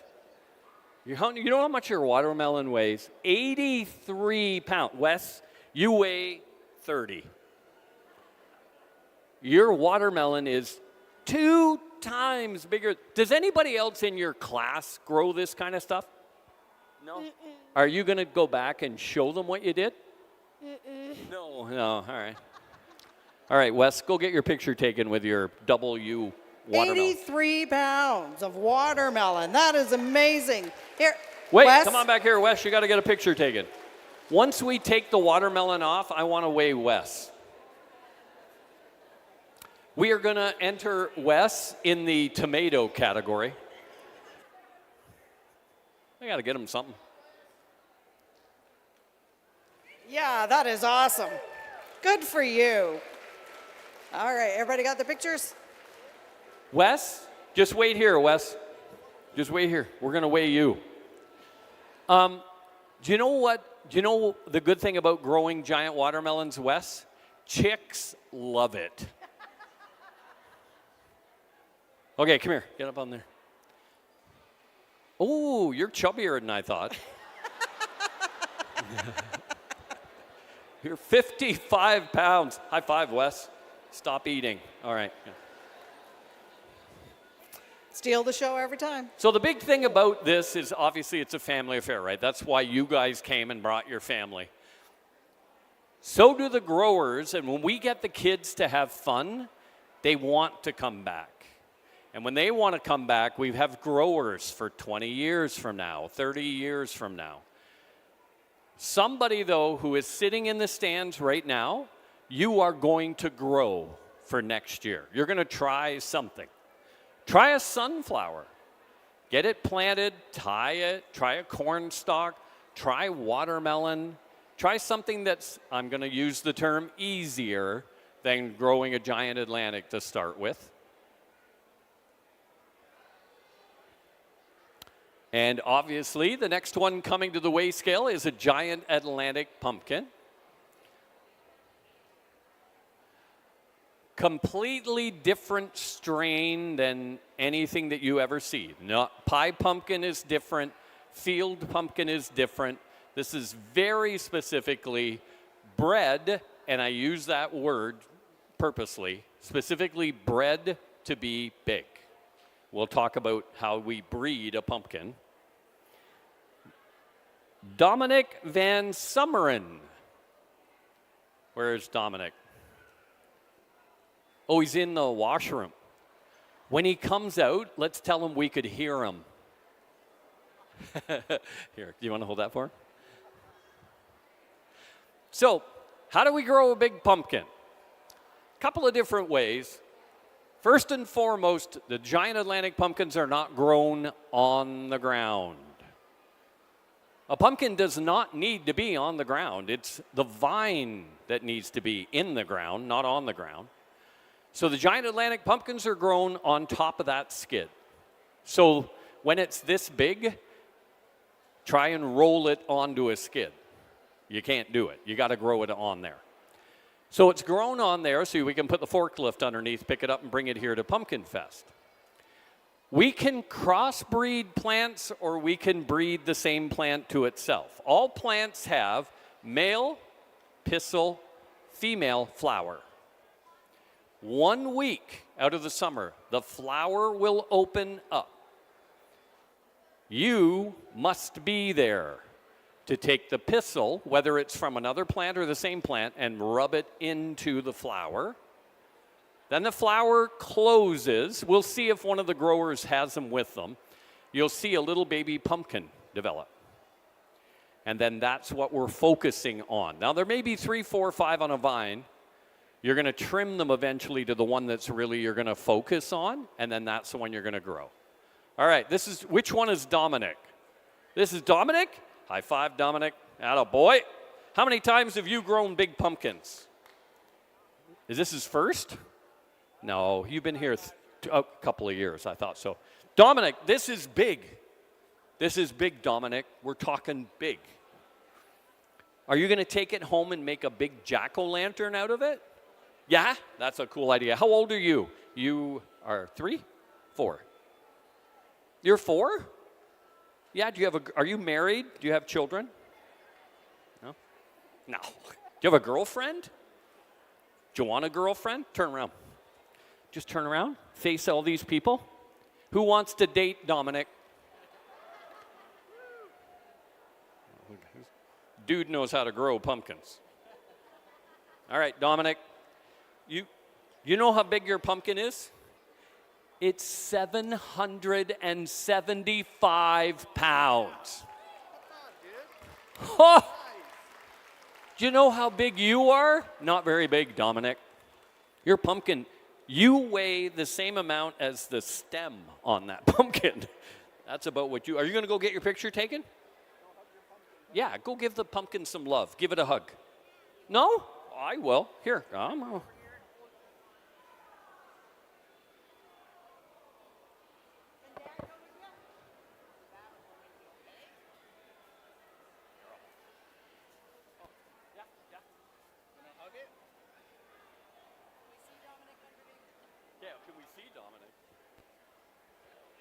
Dominic is shy for about 2 more years until he realizes how much women Well, we like can guys. still see his head, so that's okay.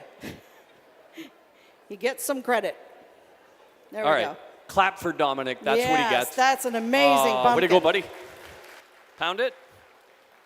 Pound it. Okay, go get yourself like a muffin or some food. No problem. Thank you very much for growing. Pound it. Will you pound it? Yep. There you go. So if you're wandering along at the far end, by all means, please do, but move along so other people can see all the things as well. This comes from Bob and Elaine McKenzie, who are growers from Tiverton. It is 4.35 pounds of a tomato. Yeah, I think that's the heaviest we got so far, but there's still lots of tomatoes over there. We have got an other category, things that growers just discover as they're going through what they have grown, and I'm waiting until they judge them, but there's a rutabaga over there that looks quite interesting. There's a swan gourd. There are so many different kind of gourds that you've probably even heard of. I didn't even hear of. We went to the dill farm in Windsor, Nova Scotia, and they had squash there. I thought there was, spaghetti squash. You got an acorn squash, but they had squash I had not even heard of. We still do have plenty of things to do. There's so many things going on in Pumpkinfest. If you want to sit down, take a load off, have some of I've already seen the tornado potatoes. Those are always popular. Oh, yeah, take that back. But have a seat so that others can see around you and see what's going on. We've got the leaderboard coming up. For those who just joined us, we have a new North American record for the longest or tallest, I don't know how you'd put that, sunflower at over 28 feet. We've got a lot of new growers this year, which is nice. That is the future of Pumpkinfest. And a lot of them are families. Grandpa did it, Mom and Dad did it, and the kids, as you can see with Dominic, are getting involved too, which is awesome. Should also say thank you to a whole mess of sponsors. It takes a lot of seed money, so to speak, to run this event, and everybody in the community gets involved. Plus, a lot of the things that you're eating or purchasing are raising money for nonprofit organizations to the tune of tens of thousands of dollars generated for those nonprofit organizations. So thank you very much for, first of all, attending Pumpkinfest. If you're here kind of vacationing for the weekend, very much appreciate that. The car show. I am hearing everybody talk about the car show. Now we have, I don't know if he can bring it up on the screen. We have 3. Well, you sorry. caught him off guard. He was doing something else. We have 2 classic cars and then another one owned by one of my corporation, or by my corporation. We're going to try and bring it up. The picture on the screen, people over here can see that screen. That's the Buick. You guys can't. It's a 1947 Buick Super. Very rare car that we recently purchased. There are 1,200 cars pre-registered for the car show. And far more than that show up day of because we got good weather. So a lot And of... by all means, when you're doing the car show, if the owners are there, go and talk to them. They love talking about their cars. That's generally why they do this. So you go, ooh, ah, and that makes them so happy. There's so many cars out There are. And we don't get a chance to go see it. That's okay. We see a lot of car shows all summer. But this is the largest two-day car show in the province of Ontario. It's not a bigger one. This is it. Oh. Brent Flanagan. Where did Brent go? That looks like a bear. That's a claw. Here he comes. Are we qualifying it as a pumpkin or a field pumpkin? That'll be a giant. He's saying it's a field pumpkin. Yeah, he wants it. He wants it to be a field pumpkin. Did it come in as a field pumpkin? Exactly right. Right over here. Oh, and talk to Dave. Okay, you want it to be a field pumpkin. What happened to, was that a bear that made a little, or just a smaller animal? I have no idea what it was. It's when it was a baby, it had a scratch on it, and it just grew. When that happens when they're young, they just grow into a imperfection like that. Now, we got to tell people, I mean, you obviously have a funny accent. It's not an Ontario accent, but you didn't drive here from there. You are in the area. Yes, I'm in Meaford, southern Meaford. As opposed to northern Meaford? Yep. Oh, okay. This is the way we talk in southern Meaford. Love it. All right, what do we got here? Oh, the judge is picky this year. I don't think he's had any food yet. He just... Oh, good for you. I got to get some of that. How'd we do? 181 and a half. Give him a nice round of applause. 180 from Meaford. He's a southern Meaford resident. How many people know where Meaford is? Apparently you should run for council. How many people from Meaford or know where it is? Right, it's over the other side of Owen Sound, right on Georgian Bay. All right, cool. Congratulations. Get a photo taken. It's always a pleasure to see you.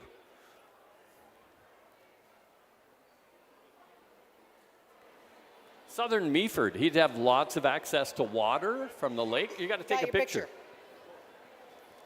Lots of access to water from the lake. Yeah. Beautiful part of Ontario. We love the part of Ontario we live in. If you should get to experience one of the true Port Elgin sunsets tonight if you're not from here. So get down to the water. What time is sun setting now? 7? About 7, yeah. So you got to get down there early, get a good spot. You'll get a great photo tonight. Meaford, I'll tell you, the Owen Sound, Meaford, Thornbury, Collingwood, that's a great corridor to visit while you're here. And the water's so blue this year. Yeah. Oh, Yeah. Squeak. And one of those who are here would have seen that Paul had to cut off some of the stem because it can only be so long, those kind of things. But Brent, I have known Brent for a very long, I shouldn't say I know him. Yeah. He used to call, because I did a request show on the air, and he is from Texas. So he would listen, because his wife was from Meaford. That's right. They would listen to their local radio station to get information and whatnot, and he would call me at least once a week to request a song, and then they eventually ended up moving here. So it's nice that he's getting involved in the community doing these kind of things. Well, we should say hi to all the people that are watching online. We have, I don't know, close to maybe 1,000. The seats are full, pretty much. Yeah, I'll say between 800 and 1,000 people in the building right now. We have thousands that are watching online all over the world. Should say hi to my own family. Hi, Papa. They're in Leamington and Kingsville, which is also a great corridor for growing things. So hello to them. And thank you very much for joining us here at Pumpkinfest. Let's do a quick check. Do we have anybody that is from outside the province of Ontario? Anybody from outside? Okay, just wait. I'm going to get to you. Anybody over here? No? Okay. So where are you from? Okay, that's way outside of the province. From where? He's from Scotland. Scotland? Okay, come join us. Come on down. You have a horrible travel agent. Yeah. Could have gone to Florida. Could have gone to. Yeah, they're not as sturdy as they look. All right, come on over here. Head over to Dave. Sorry, I might need to keep your contact info because we've never been to Scotland. I'm a golfer. I obviously got to go play St. Andrews. Okay. Yeah. So where are you from? Glasgow in Scotland. Glasgow. Okay. And who are you here with? My wife, Catherine. What's her name? My wife, Catherine. I'm Stuart. All right. And you're from Glasgow. So anything like this in Glasgow? No, that's why we came here for this week. You came here this week for Pumpkinfest. We did. Really? Wow. Is it everything you thought it was going to be? It's my 4th time. Oh, you're old hat at this. This is not. Should we weigh you? No. All right. Should we weigh her? Definitely not. Tell me what. So we're seeing some really nice weather here today. What's the weather like in Glasgow this time of the year? This weekend actually is very good, but usually it's wet, windy, and miserable. Yeah, but the people who live there are nice. Absolutely wonderful. All right, give them a round of applause and welcome Glasgow to Port Elgin. Thank you very much. Wow, that was cool. That was unexpected. Okay, who's the first timer? Never seen this before. Okay. Cool.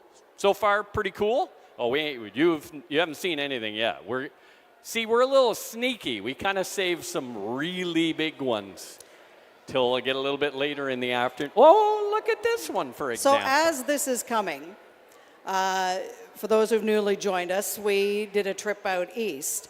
And there is a family in Nova Scotia called the Dill family. Howard Dill was the one who started putting different pumpkins together to make the big Atlantic giants, which are the big ones. His big thing, there were some big pumpkins at the time, but they were more greenish. So he wanted, because pumpkins should be orange. So his big thing was to make them orange. And we actually give an award out here at Pumpkinfest, the Howard Dill Award for the brightest orange. And this is a beauty. And somebody handed me this. There is a new episode of the CBC show, Still Standing, that actually features Danny Dill, which is Howard's son. You can see that on CTV on October the 29th, starting at 8:30. So make sure, and there's, for those who can see the screen, we were with Danny. So check that out, October 29th, 8:30, and see what the Dills are all about. 8:30? 7 o'clock in Newfoundland. No, that's the other way. Oh, that's 9 o'clock in Newfoundland. Where are we? Oh, yeah. All right. No, so it'd be 9:30 in the Atlantic, 10 o'clock in Newfoundland. What's your name? Marius. What is it? Marius. Sorry. Marius. Oh, I remember you. Oh, yeah. Yeah, from last year. I remember you. You're an old hat at this. Yes. Yes. So Holy cow. This is a huge pumpkin. How much work did it take for you to grow this? Did it take quite a bit of work? Yes. Yes. Okay. Yeah. One thing about this, Marius, when we're on TV, see, you can see that screen. We're on TV right now. You can't nod your head. You got to say something, all right? Do you have a guess at how big it is? How big is your pumpkin? Big. It's big. How big? Tell you what. What was your brother's? 700? 700? Mid-7. Mid-700s. Have you Do you think it's bigger than your brother's? Is it bigger than your brother? Have you ever grown a 1,000-pound pumpkin before? No. Oh, I think we're going to change that. Marius, you go over there. Do you see that number right there? Look at that number. Look at that. 1,195 pounds and a new leader.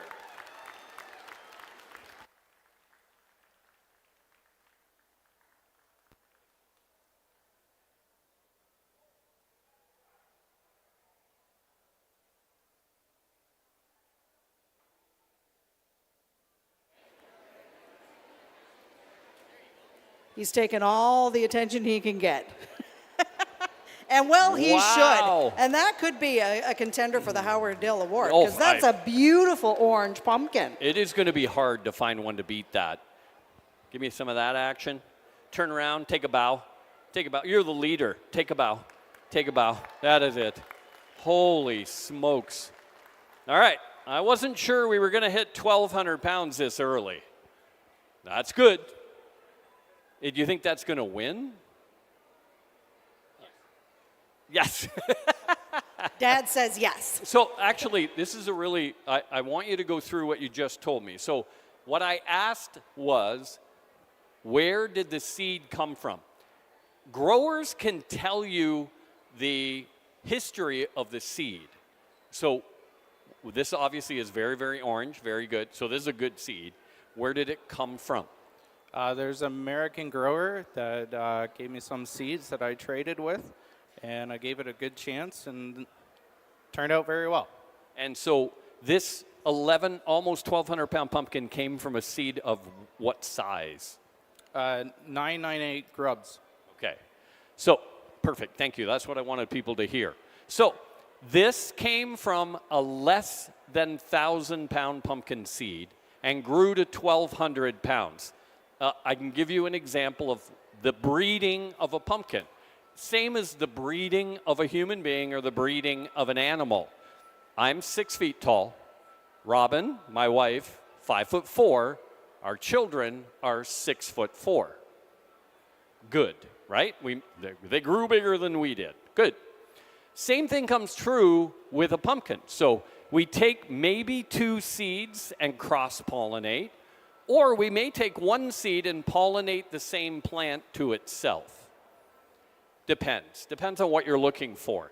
That strain of orange is something the growers are going to want to keep, and therefore they're going to use this seed and probably cross-pollinate it to itself to try and keep that orange and see how big you can get that to grow. So it can be done a number of different ways. Number 2, these pumpkins, the giant Atlantics, do not take long to grow. That pumpkin probably between 100 and 120 days of growth. That's it. It is not a long growing season. You're probably getting it in a potting plant at the beginning or at the end of May, the beginning of June. You're getting it out and planted a couple of weeks later. At its peak, a giant Atlantic pumpkin is going to gain between 50 and 70 pounds of weight in one day. It is very quick. So what you want to do is get it to peak growth and then pick it to come here. We haven't seen any yet that I've seen, but oftentimes the pumpkins are going to arrive with the stem still on them and in a bag of water. Remember that this is not a brain surgeon. This is a pumpkin. When you pick it from the ground, it doesn't know it's been picked from the ground. So if you put it in a bag of water, it'll continue to absorb the water. The idea is I want to pick it as close to the time that I'm going to come here. Some of these come from 10 to 12 hours away. So they can lose a considerable amount of weight. If you get them in a bag of water, they're going to keep absorbing that water and try and keep growing. That's what they want to do. They want to grow. The unfortunate part is they can grow so quickly, they'll actually outgrow their skin. And then we call it explode. It'll just explode, and that'll be the end of the growth. So it's timing. There's a lot more to getting a giant Atlantic pumpkin here for Pumpkinfest.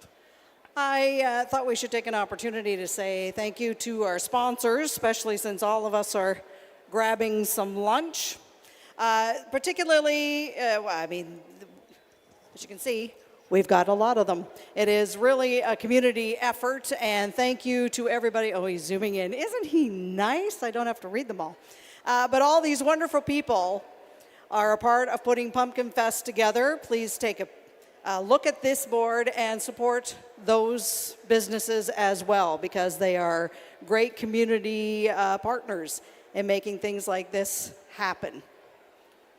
Can I have a round of applause for our sponsors? Because we can't do it without them. We really can't. Speaking of which, we are in the Bruce Power Way Off Center, which is in the Saugeen Shores Community Church, it is now called. Make sure you make your way around. We've got the OPG Cinderella's car show, which is massive downtown. If you make your way a little further down is the Giant Tiger Kitty Carnival, which is always a lot of fun for the kids. Of course, we've got the Midway, we've got the vendors, we've got great food, as I see a number of people are participating in. So much. Oh, and the entertainment. The Bruce Telecom entertainment stage, and of course, 5440 performing tonight. Make sure you get your tickets for that. If you're going to attend the concert, it's actually being held in the food court, which is just kind of out that end of where we are in the way off area. And to the left, there's a food court during the day and a concert at night. And then, of course, we're going to come back here tomorrow, do it all over again. We're a little later starting. Church has to happen, right? Or you're not doing it tomorrow? Oh, okay. So maybe we're going to start a little earlier than normal. We usually start between 10 and 11 o'clock on Sunday. A lot of the growers will bring separate things for day number 2. So if you're going to come back for day number 2, you're not going to see the same items. You're not going to see the same things. We will have the pet show tomorrow as well. My. Oh, my. Something's coming. We are Something's coming. Getting into the big stuff. Yes, after we do the weighing and all that stuff, we do have the pet show. Pretty much to wind down today, tomorrow. All right, so this is what happens to giant Atlantic pumpkins. This pumpkin started to grow on itself, squishes the air out, helps it to weigh heavier. Underneath, usually there's a little concave thing going on. No one can really tell you why, but it could grow on top of a hunk of dirt. Mice love these. If a mouse can get in there, that is a condo for them. This belongs to David Patura. Where would David be? Oh, there he is. He snuck up from the other way. Did you run around behind? All right, so you were out enjoying the rest of what's going on. Yep. What did you do so far? We arrived kind of late, so we just had something to eat. Yep. So first food, second fun. Are you going to go on the Ferris wheel? Too old for that, I think. This is huge. Do you remember the seed that it came from? That's my own seed from the one I took to Brace Bridge last year. Okay. Yep. And any kind of, did you do the measurements on this one? So we're going to explain that in a minute. What does a measurement show this to be? Because we get a rough estimate of what the weight is. Oh, the estimate is about 1650. Estimate 1650. So we're about to find out if it's good seed, not good seed. Obviously, you wouldn't have kept it if you didn't think it was good seed. And it looks like it's really good seed. Yeah, there's a fair amount of cracking on it, but nothing's going through. So was it a lot of growth at a short period of time? Those deep cracks happen late in the year. Oh, okay. Yeah, I've never seen it before. That is one massive pumpkin. Yeah, nothing goes through. Sheet. Oh, no, I thought he's you got had the it. sheet. Sorry. I've got the label. He's got the sheet. It measured. So let me just quickly go through this. There are 3 measurements that you take. Has to do with length, girth, etc. Total up the number of inches. Then there's a chart. You go onto the chart, and after whatever it is, 40 years of growing giant pumpkins, you can kind of figure out, based on that size, what that should weigh, which you said was around 1690, 1650. It weighs 1,785.5 pounds. That is one of the biggest pumpkins we have ever weighed at Pumpkinfest. So the other good part about that is you've got seed that is growing a very thick and good pumpkin. I would imagine you're just going to keep breeding that one. Probably, yeah. Congratulations. Go get your photo taken. Could that be our winner? We do have a lot of pumpkins that are around this size. We've got a couple. I see It's one. hard to tell because, again, it could be thick. It could have a lot of air in it. You don't know. But that is one nice pumpkin. I am going to, after seeing 2 of the pumpkins I'm seeing, I'm going to predict our first 2,000-pound pumpkin ever. I'll predict it. I'll go out on a limb. Congratulations. That is a honey. If you want a picture of a nice pumpkin, take that picture right there. You've never seen 1,800 pounds worth of It's a pumpkin nice before. example of, you'll see it's not as orange as the one we saw earlier, and there is a bit of green on it. There is, because it is a World Federation, it's an international weigh-off, there is a percentage that has to be followed as to how orange or green it is. If there was a lot more green than orange, then they would take it down to being a squash. Green. But you how can does it go? imagine this being a squash. Green, That would be green, massive. gray. Ask Paul. Well, what is it? Okay, so let's ask Paul. Yes, we'll ask Paul because I'm being corrected. Okay, so the rule is if there's any orange on the specimen, it's automatically a pumpkin. Any orange. It doesn't matter if it's a chunk orange this big or smaller or larger, but if there's any amount of orange, and we've got a couple that we'll show you that are coming that have orange on them, they look like a squash, but they will be judged as a pumpkin. All right, there you go. Good. Which is very important because Yeah. squash do not weigh as heavy Yeah. as pumpkins do. So you bring something that's mostly green, you're thinking, yay, I got a really big squash, and they'll go, nope, it has to qualify as a pumpkin. It's always good to get the updated regulations, too. This is GVGO, Giant Vegetable Growers of Ontario. Pat, you want to come over here for a sec? I'll introduce you to Pat. He is representing the GVGO here today. And you've got a table set up over here. So that's what I want to talk about. You're kind of, how do you explain this? I'm going to say, I call it a regulatory body, but that's not really the correct thing. What is GVGO? Giant Vegetable Growers of Ontario is just basically a non-profit organization. It's all the growers just kind of get together and we network together, and we just have a club, basically, is what it is. And what happens is the growers that bring their entries to these events, after the weigh-offs are over with, they harvest the seeds out of all their entries, they donate them back to our organization, and then in late February, early March, what we do is we send out a variety of seeds in the form of a seed pack to all the new members that have signed up for the following year. So for a very low price of becoming a member, which is $30 right now for a single, you get this big variety of seeds in a seed pack. So mailed to you in late February, early March before the growing season starts. It's a great value. It's a great way to network with the experienced growers. We have some of the top growers in the world, like you saw earlier, John Butler with his North American sunflower. He also is a world record long gourd grower. We've got lots of other growers in the club that grow world records. And we also have a Facebook page that is a group page for the Giant Vegetable Growers of Ontario.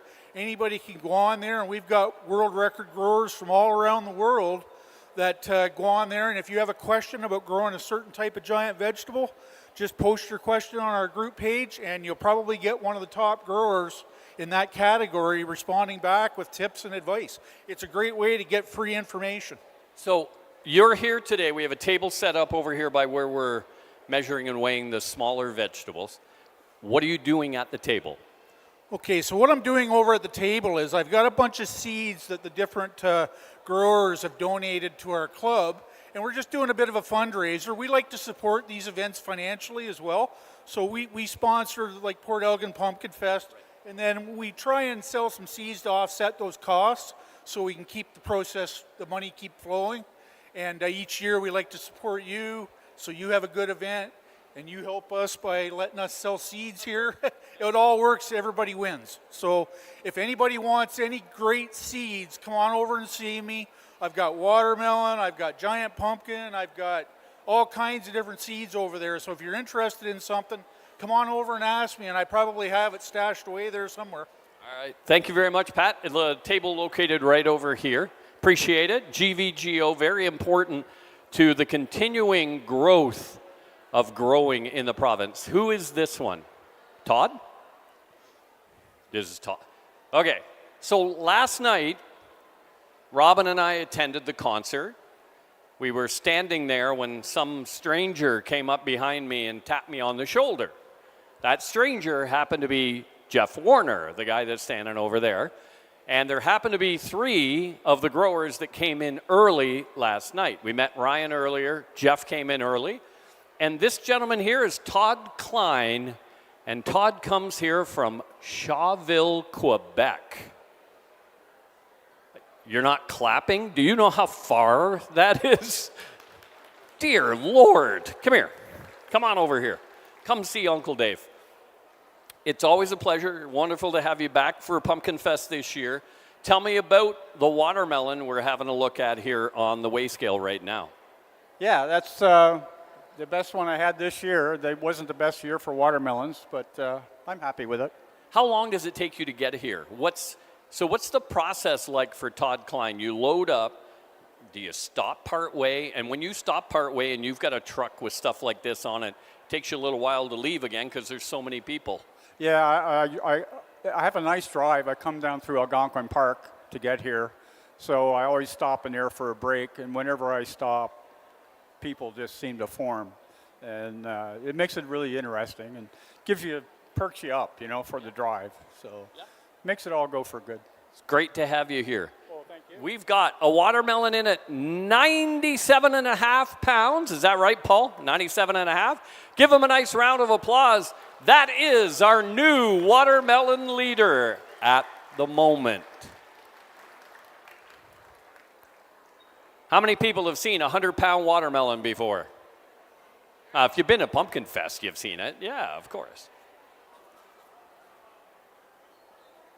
So earlier we were looking at cabbage. We've had a few cabbage come in.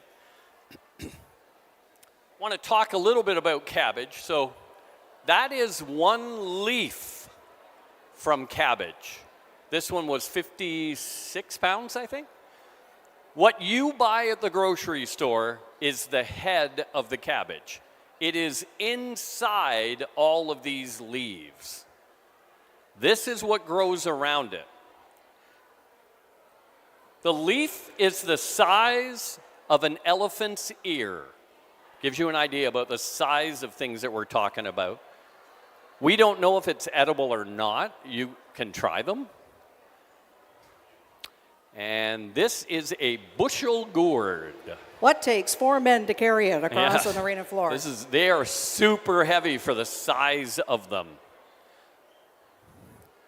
So we looked at long gourds earlier. There's a bunch of different versions of a gourd. This happens to be one of them, called a bushel gourd. All right, and here we've got the owner, he who grows very large sunflowers and corn stalks. And corn stalks. Yes. So tell us about a bushel gourd. What is it? Bushel gourd, it's like, I guess they used to make kettles out of them. Right. At one time. And they're easy to grow. You don't need a big plant. Give them a little. So if I was getting started in growing, you would say a bushel gourd is a good way to get going. A bushel gourd would be easy. Okay. Yep, they don't seem to get diseases and, all right. And that. So they're quite dense, that's for sure. 169.5 pounds. Clap for that. That's a huge bushel gourd. Wow. And I would say at the moment, would you agree, it's maybe one of the smaller ones we have here today? Sure.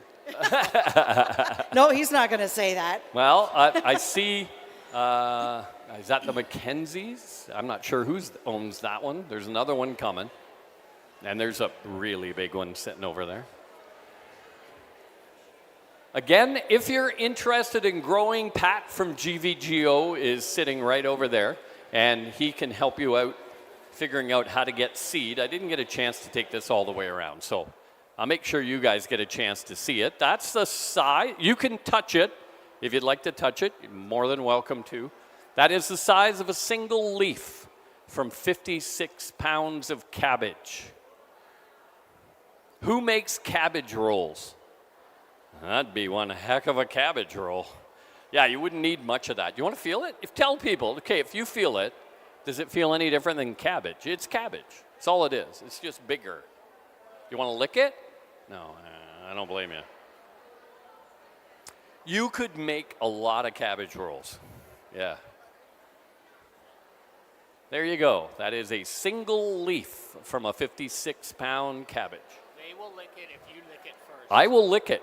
You want to? I'll lick it. It just tastes like it's cabbage. Take a little hunk off if you want. It's rubbery, but it's because it's so big. But it tastes like cabbage. Right. All right, we've got another bushel gourd. This would be John Butler's.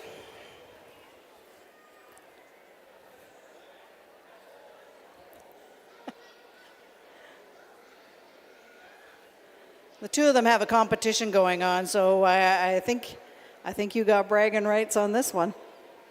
What was that? I say you got bragging rights on your buddy. Well, not on everything. Well, no, but on this one, at least you get one. At least you get, like, how many things did you bring? How many things have I won? No, bring. What did you bring here today? I don't know. 8? Tall sunflower, tall corn, bushel gourd, tomato, a big carrot, pumpkin, squash, long gourd. Holy cow. This is what, I mean, if you're going to do it, you might as well go big, right? And you did go big. 181 and a half pounds for a bushel gourd for John Butler.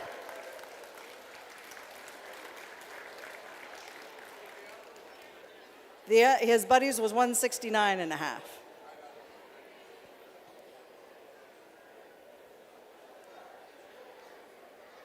So that is the second of the 3 bushel gourds we've got here today. Another one to come. And everybody's happy it's on a skid because these are heavy to carry.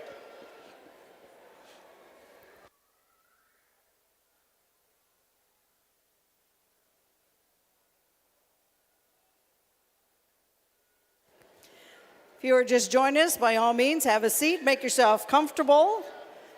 We do have the stands here, but we also have ones that are along the wall. And if you're looking at our table where all our other things, the gourds, the sunflower heads, I should bring you one of those because they're quite large. The long gourds, the new North American record for a sunflower. And you're going to ask me how tall. It was over 28 feet. 28 feet. It would be a tough one to stand up. Tomatoes, there's a nice rutabaga and a swan gourd that I'd like to show you once they have a look at those. This, I assume, will be a field pumpkin.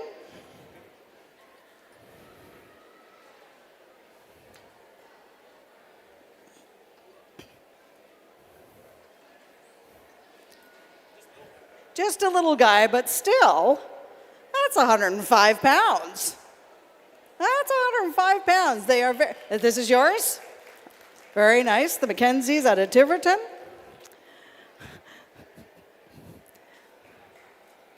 So how many things did you got? No, you can't wander. Where are you going? Can't leave till you get your picture taken. But how many things did you guys bring with you? I think 5 different things this year.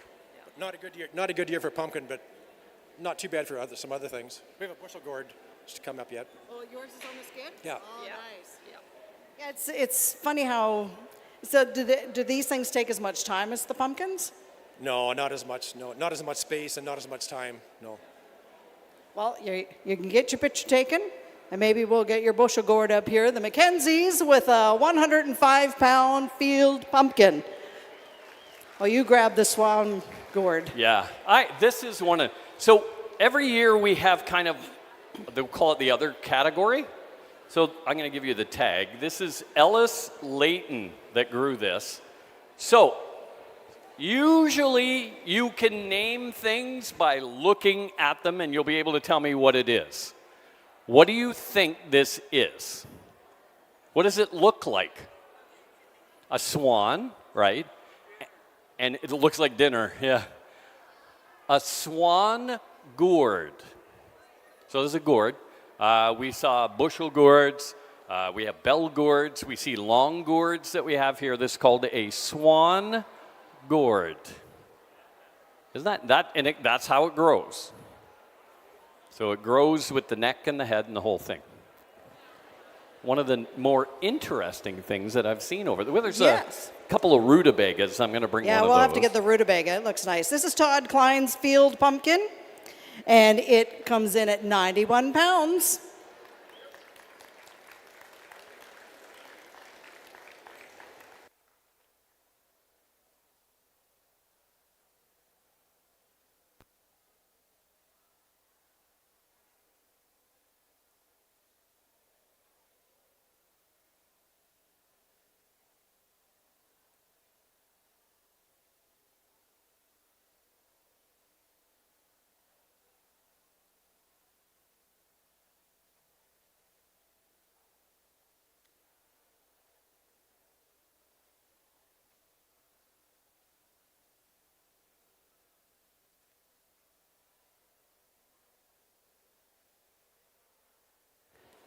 So as I was saying earlier, if you are along the chain and you're having a look at the things at the far end, by all means do. Take your pictures, ask your questions, but then please keep the line moving so other people can see behind you. And if you are joining us in the Way Off building and you'd like to stay for a little while, please find a seat so that other people can see behind you. Oh, you're bringing the carrot. I wanted to bring the carrot. But you really want to wait until these things are judged, because if you mess them up, they're not going to be happy with you. But this is the other category. This is John Butler. Oh, yeah, we'll just leave this. John Butler is the guy who had the big bushel gourd up here from St. Thomas area, and there is just a mutant carrot that just happened. I don't think he did that on purpose. It's a one-seed carrot. It just kind of mutated in the ground, and this is what he came up with.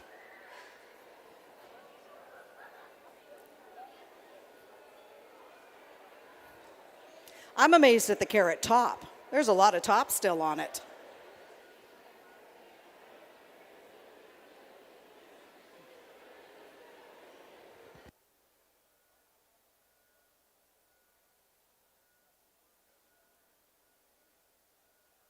I can imagine it's heavy, is it, Dave?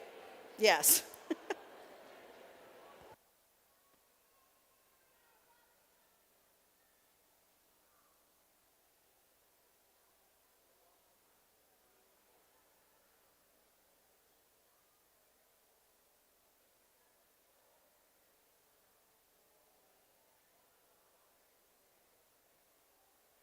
The machine's loading up our final, looks like our final bushel gourd that has joined us this year.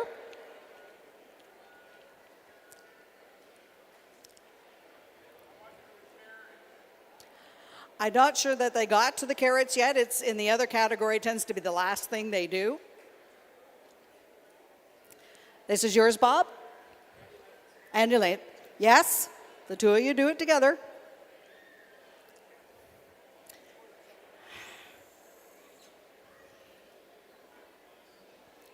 Yes, as you can imagine, a lot of work, a lot of effort to grow them, to safely get them here. So you want to make sure, as our volunteers and the handlers, that you're very careful with these things, because you don't want them to do all that work and get all here and you be the one responsible for getting them disqualified.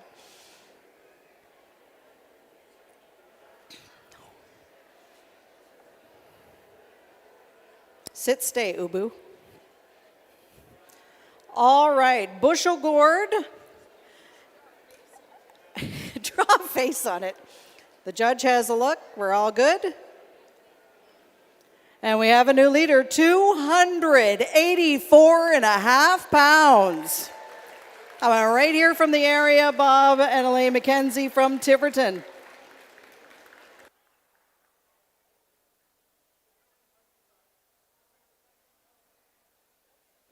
It wants its good side out for its picture.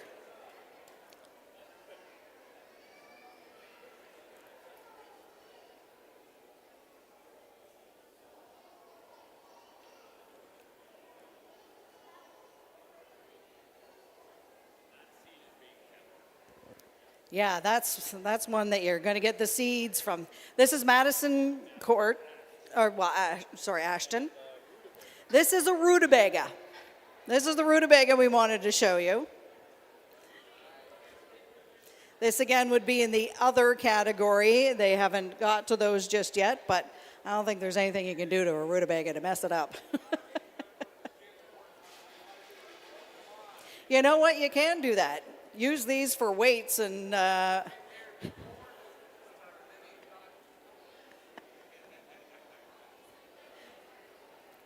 always complaining, and there's a shock.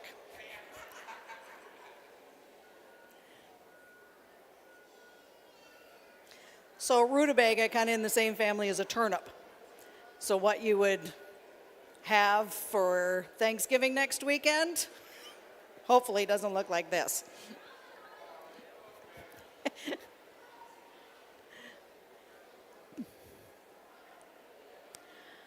So we still have some pumpkins and a couple of squash to bring your way. Here is one that I assume the one Paul was talking about earlier. Just the one? How we were talking about, you know, you grew something green, you would assume and you would hope that it is a squash because they tend to weigh less than a pumpkin. But any kind of orange on it, it automatically gets qualified as a pumpkin. And that's an example of this that's going to be coming.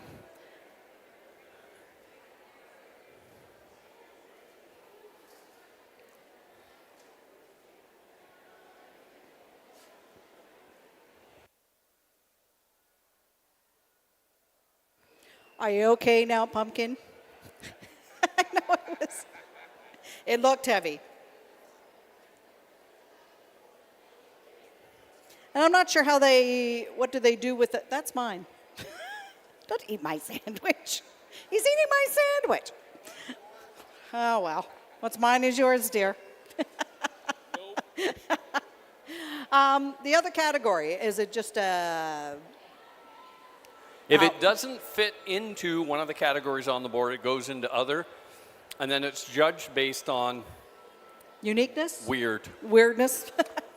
That's all it is. So somebody, what they'll do is lay out on that table all of the others, and then not one of the judges currently here, they'll just pick somebody to go through and say, okay, that's the weirdest.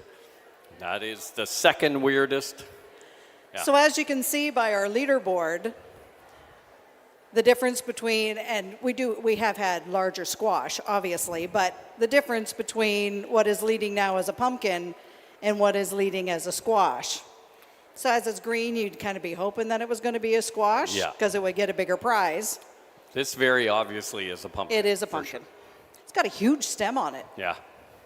Yeah. The judge is checking for any excess dirt on the bottom and any soft spots.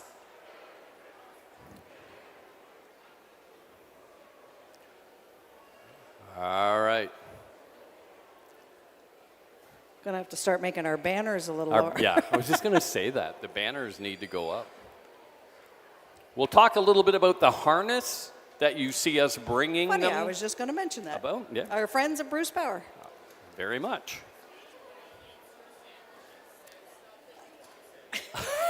I know, he's just taking. He's taking, I give. We've been married for way too long. As you can imagine, as years have gone by, we've had to come up with different harnesses to be able to pick up these pumpkins. Wow. All of a sudden, we're getting a 1,000-pound leaderboard in a hurry. 1,368 pounds. Not bad, he says, not bad. I lost my big one. Oh, did you? No. What happened? It split. Oh. Yeah. So that's a really good point. This year, we had, I'm going to call it decent growing season in the summer, and then we got nailed with rain. Most of the province. Is that really what cost? No, not with mine. Actually, it got heavy on the top, caused it to grow up and in, and split. Yeah. So how much, like, did you do the calculations? What do you think it was? It was around 1,400 pounds when I lost it, near the 1st August. Oh, so it still had Wow, that would have quite been a of big time. one. That's disappointing. But still, very nice result. Second spot on the leaderboard. Look at the Van Sommerens here. The two kids I know. are up there.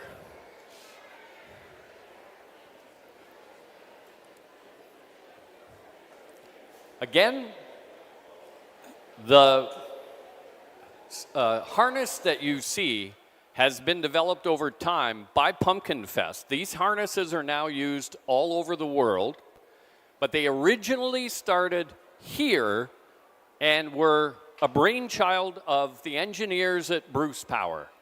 The engineers at Bruce Power had all sorts of extra time on their hands. I'm just kidding. I'm just kidding. The engineers, they went to the engineers and said, look, these are getting too big. So think about the process we've gone through for Pumpkinfest. It started at Coulter Parquet down here on the corner with 2 giant pumpkins being weighed. It eventually went from there up to the curling club, from the curling club to the high school where we erected the largest tent in the province of Ontario, and then from there to here. When we left the curling club, the weights of the champion pumpkins were 600 to 700 pounds. So the way that they were moved back then was on top of tarps. We would bring in the high school football team. They would pick them up, move them off a skid, put them onto the weigh scale, and so forth. Well, then they got to 1,000 pounds. I don't care who your football team is, they're not picking them up. So eventually got to the point of where we said, all right, that can't be done. We got to get bigger.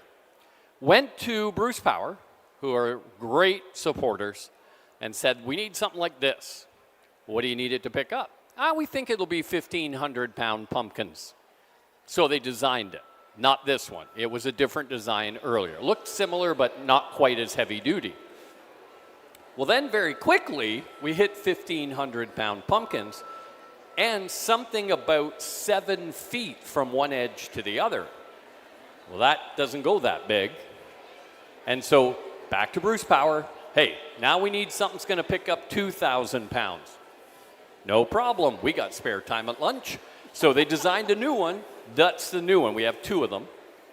They're now used all over the world. Bigger problem. Latest world record is 2,749 pounds. It is the size of a 2-bedroom apartment. That won't pick it up. So we're now in the process of redeveloping again, trying to get an even bigger one to be able to handle a 3,000-pound pumpkin. And even the forklifts have changed because, I mean, huge. you can imagine eventually they're going to tip forward. And we've had situations, so the worst one, haven't seen Joel, I don't know if the Jarvises had anything this year. Oh. I haven't seen Joel here, but Joel Jarvis from St. Thomas is a record holder, I believe, in the squash category, and has had lots of big pumpkins as well. We had a very bad situation. I remember him coming in when we were still in the tent, and we hooked up his pumpkin to be ready to take it off, and he said, I think it's soft. I'm not really sure what's going to happen. It's not your fault. The moment we picked up the pumpkin, it completely fell out the bottom. Now, when that happens, it means, first of all, the bottom was soft. Second, it's gone rotten. You have never smelled that smell. When it fell out of there, the tent cleared. It was nasty. Thank goodness we were in a tent and not in here. Yes. It got rid of the smell very, very quickly. So Pumpkinfest is a leader in a bunch of different areas, not just one, which is the development of the event that's happening all over the community, and the harvest suppers and the largest 2-day car show. Largest 2-day in Ontario. It's all been developed through Pumpkinfest. Raises hundreds of thousands of dollars for the community. So on behalf of the community, thank you very much for your support. But it also does things like, you know, that's a huge development in weighing pumpkins around the world is what Bruce Power developed. So I know some of you work at Bruce Power or for contractors of Bruce Power. Pat yourself on the back. You guys do a great job. And thank you to our technical crew here. And this is something that started with COVID. Yes. Because we couldn't have people in here at that time, but they still, you know, people were growing things. And so we followed all the protocol and we started broadcasting it online. And it just became huge. People loved it. People who used to live here and have moved away or have been here before and, you know, couldn't get here. So this has been a wonderful opportunity, and it's worked out really well. We're having fun with it. And the big thing is it hasn't made the crowd smaller. No, it's actually absolutely made not. it bigger. So attendance, a lot of people are wondering what attendance is like. We can only guess until they do all the calculations, but about 25,000 people per day attend Pumpkinfest. So this one not flat. We were talking about how they grew up and it exploded on it. This one has started to get a bit of a hollow underneath. Norm Kyle. Norm Kyle is our grower. If Norm could come to the scale here. So this is a pumpkin that we see that's grown on top of itself. So it's starting to squish the air out. You're going to see the difference between that and a couple of pumpkins we have coming that are big round. They look cool, the big round ones. They usually don't weigh heavy because there's a lot of air. Challenge Marcus on the, or Dominic. Dominic's was Dominic's so was orange. 775. I think this is 775 for sure. No, I meant on the orange part in the Howard Sir, Dill Award. How are you? Good. Tell me about your pumpkin. Well, it got off to a slow start, but it ended up being all right. Yeah. I would say it did. Do you have any calculation at its peak when it was growing? How much weight would it gain in a day? There was a few days it hit 40 pounds. Yeah, that we've heard 40. Actually, the world record gained 70 pounds a day, which is crazy. All right.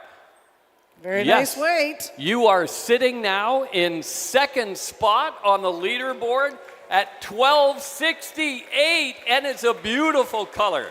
That's the big thing for you. Do you want to get your picture taken? Show your pumpkin some love.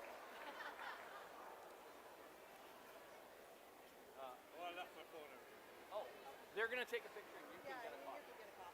They'll take a picture and you can get a copy.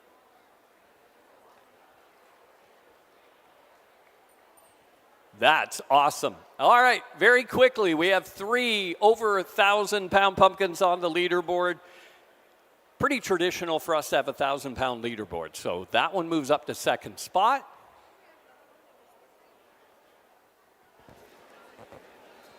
Yeah, our leaderboard might be a little behind the times. I think we have 13. Yeah, that was 13. So this one will be third now. Yes. Yeah. Technology. I'll tell you, we haven't had this before. So for those who've been to Pumpkinfest before, we've been in this venue for a long time. It's a great venue. We had a smaller screen. Now we use the inflatable screen, and it's way better. You can read everything very, very well. All right. Just a reminder, if you're coming in here to watch the weigh-off, we're getting into the really heavy pumpkins and squash now. Please take a seat if you can. If you're standing, I want you to turn around and look at the people behind you because they hate you. So please take a seat in the stands. There's plenty of room, and you're going to be here for a little while. We wouldn't be halfway through yet. Oh, we're picking up the scale.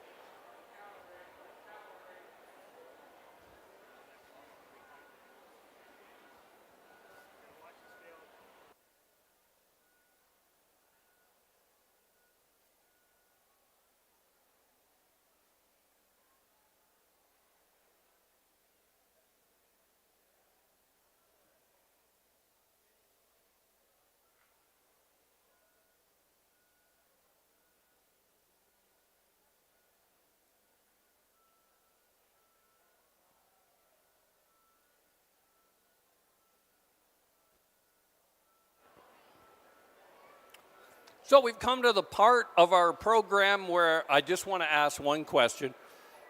Does anybody have a question that we haven't answered? We're pretty used to, I've done this for 30 years. We've been married for 37. She's heard all this before. Anybody have any questions about growing, what you've seen, anything? Why isn't this place licensed? Oddly enough, it's one of the judges that asked that. That's not a good sign. You guys have a question? Okay, wait. Okay, I'm going to do theirs first. Oh, you don't have a question. You're just waving. Oh, I'm sorry. I'm sorry. You were waving at somebody other than the host? Oh, fine. Okay, how many people are from outside of Ontario? Not from the province. Okay, you just wait. I'll get to you. Did somebody else put their hand up? It's like an auction. If you put your hand up, you win. Where are you from? England. Hey, we had a Scottish guy here before. Is he still here? No, he's gone. We couldn't have you. We can't have England and Scotland in the same building. You people hate each other, Brexit and all that stuff. Where are you from in England? From Devon? Isn't it Devonshire? Oh, it's a different place. Okay. Cool. Why did you come here? You came here for a woman. A Port Elgin woman. And look what you ended up here. That's awesome. Good. Do I say congratulations? Are you married or engaged? You're engaged. What's wrong with you? Marry that woman. Next year? So do you live here now or do you have long distance? You live here now. Okay. Hey, congratulations to you. We need to talk. I've been married 37 years. I got some stuff I need to, yes. Pay it, what? Oh, we're going to do a sunflower. All right. So yes. But is this a kids category this year? It's an adult one? Oh, okay, go for it. All right, so quite a bit. This is a sunflower face that Robin is bringing around. This one grown by Jeff Warner. Jeff is from Englehart. That's like way north. Way north. This is a leader. Okay. 25-inch wide sunflower face. Strangest part about that sunflower face isn't necessarily how big it is. Most of the seeds are still in it. Normally, birds get at that seed very, very, very quickly. So that is, most of them will cover it with a bag. Yeah. Some sunflowers grow for height. Some sunflowers grow for width. That one happens to be for width. We saw the new North American record sunflower for height earlier. 28 feet, roughly. If you're just now arriving into the Bruce Power Way Off area, my name is Dave. Robin is your other host. We're going to be here right through the afternoon. We're also back here tomorrow. We do 2 days of Way Off. Many of the growers will bring more items for tomorrow. So we do have a Way Off for you tomorrow. We have several things that will go on in this building, including a pet show for the kids. And we have a new growers competition. So a lot of kids from the area started growing things, and we're going to get them in here tomorrow. Look at the size of the stem on this. It's enormous. John, good. Is it yours? This is yours. All right. So John Butler, we talked about the longest sunflower ever in North America. We had that earlier. All right. The one thing to see about this, look at the size of the stem.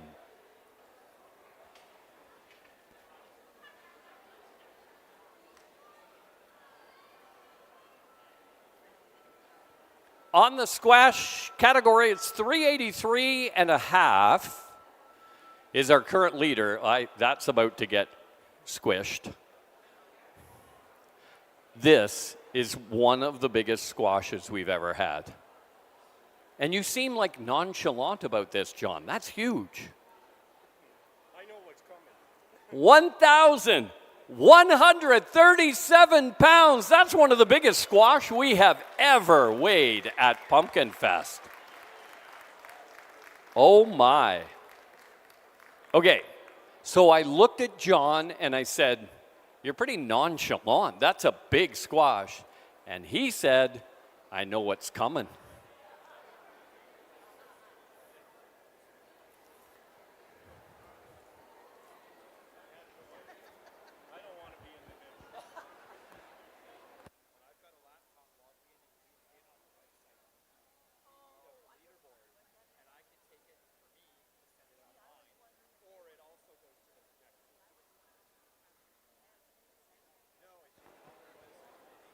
And as always, we like to find out how many first-timers. You've never been to Pumpkinfest before? No? No? Cool. Cool. I always wonder what got you interested to drag your friends to Pumpkinfest.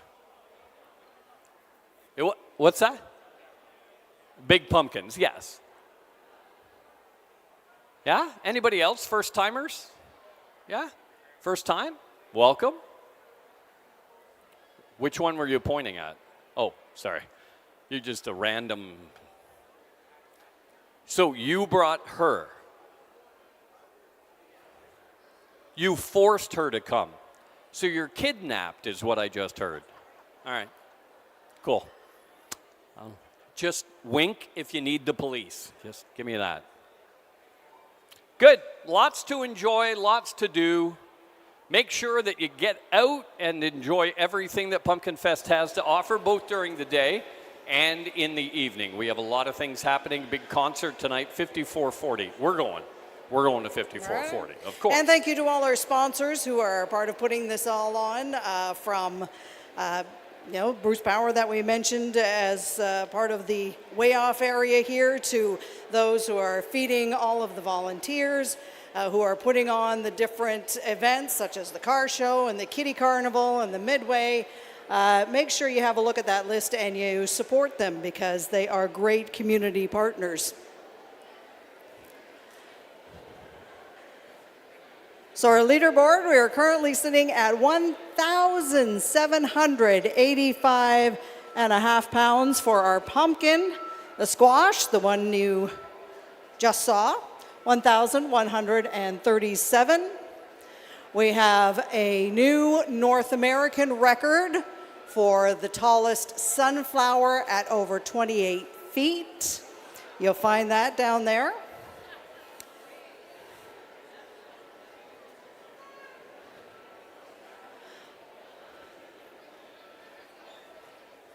Oh, they do it in inch. Oh, where are you going? Sunflower face is the one we showed you. They have it up here at 26 inches.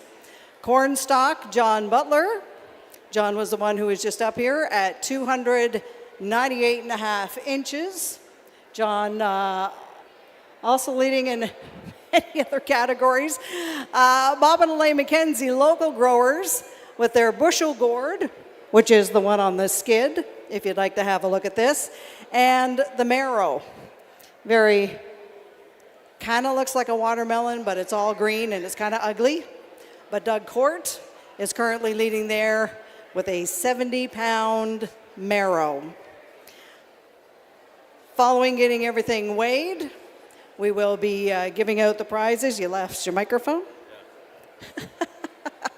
We will be giving away the prizes, so make sure you stick around for that as well. Yep, that's a chance to say thank you and congratulations to the growers. Used to be a rule, the number one pumpkin, the grower had to stay, leave it on display for tomorrow. That no longer exists. But this year, Pumpkinfest, to all the growers, is giving them a complimentary wristband so they could go to the concert last night and the concert tonight. A lot of them, those who don't live in the area, are staying. They want to go to the show tonight. They all talk about the same thing. Pumpkinfest is the premier way off, bar none, in Canada, so that's great. And adding things like the concert and all the other things that we do, and they can bring their families and the kids want to come and have fun, it's become a big thing for them to be a part of. And as we mentioned earlier, this is the 39th year, so next year is the 40th. That's a marker. That's right. And I have no idea what they're going to do to make this bigger and better. But they seem to do it every single year.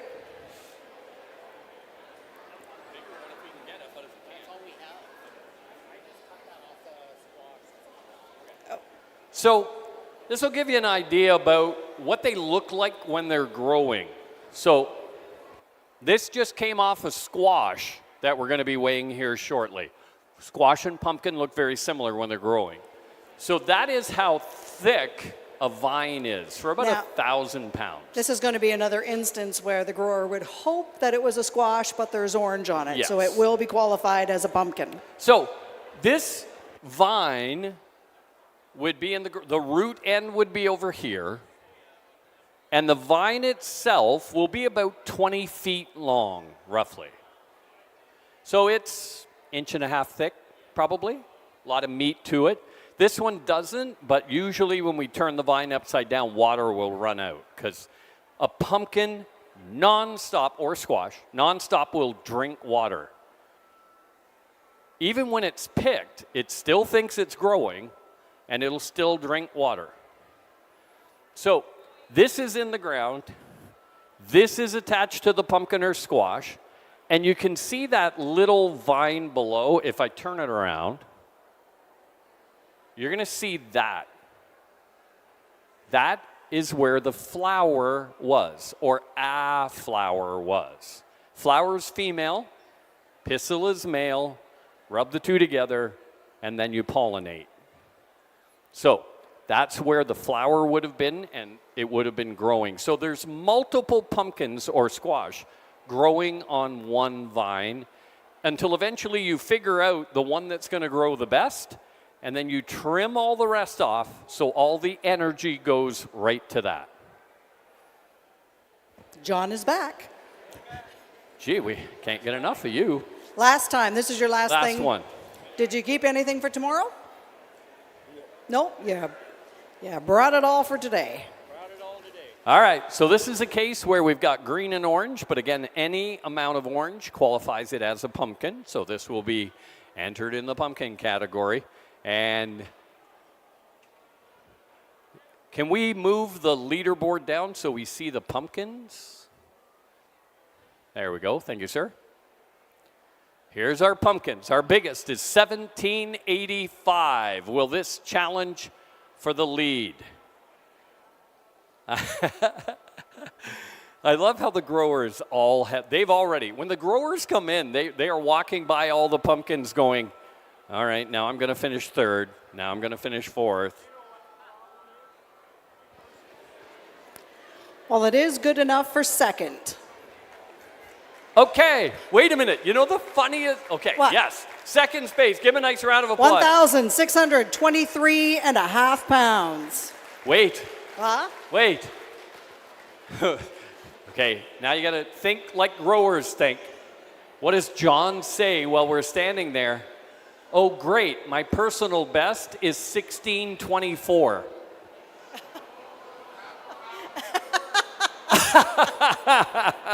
And that's the way growing goes. Here, this'll.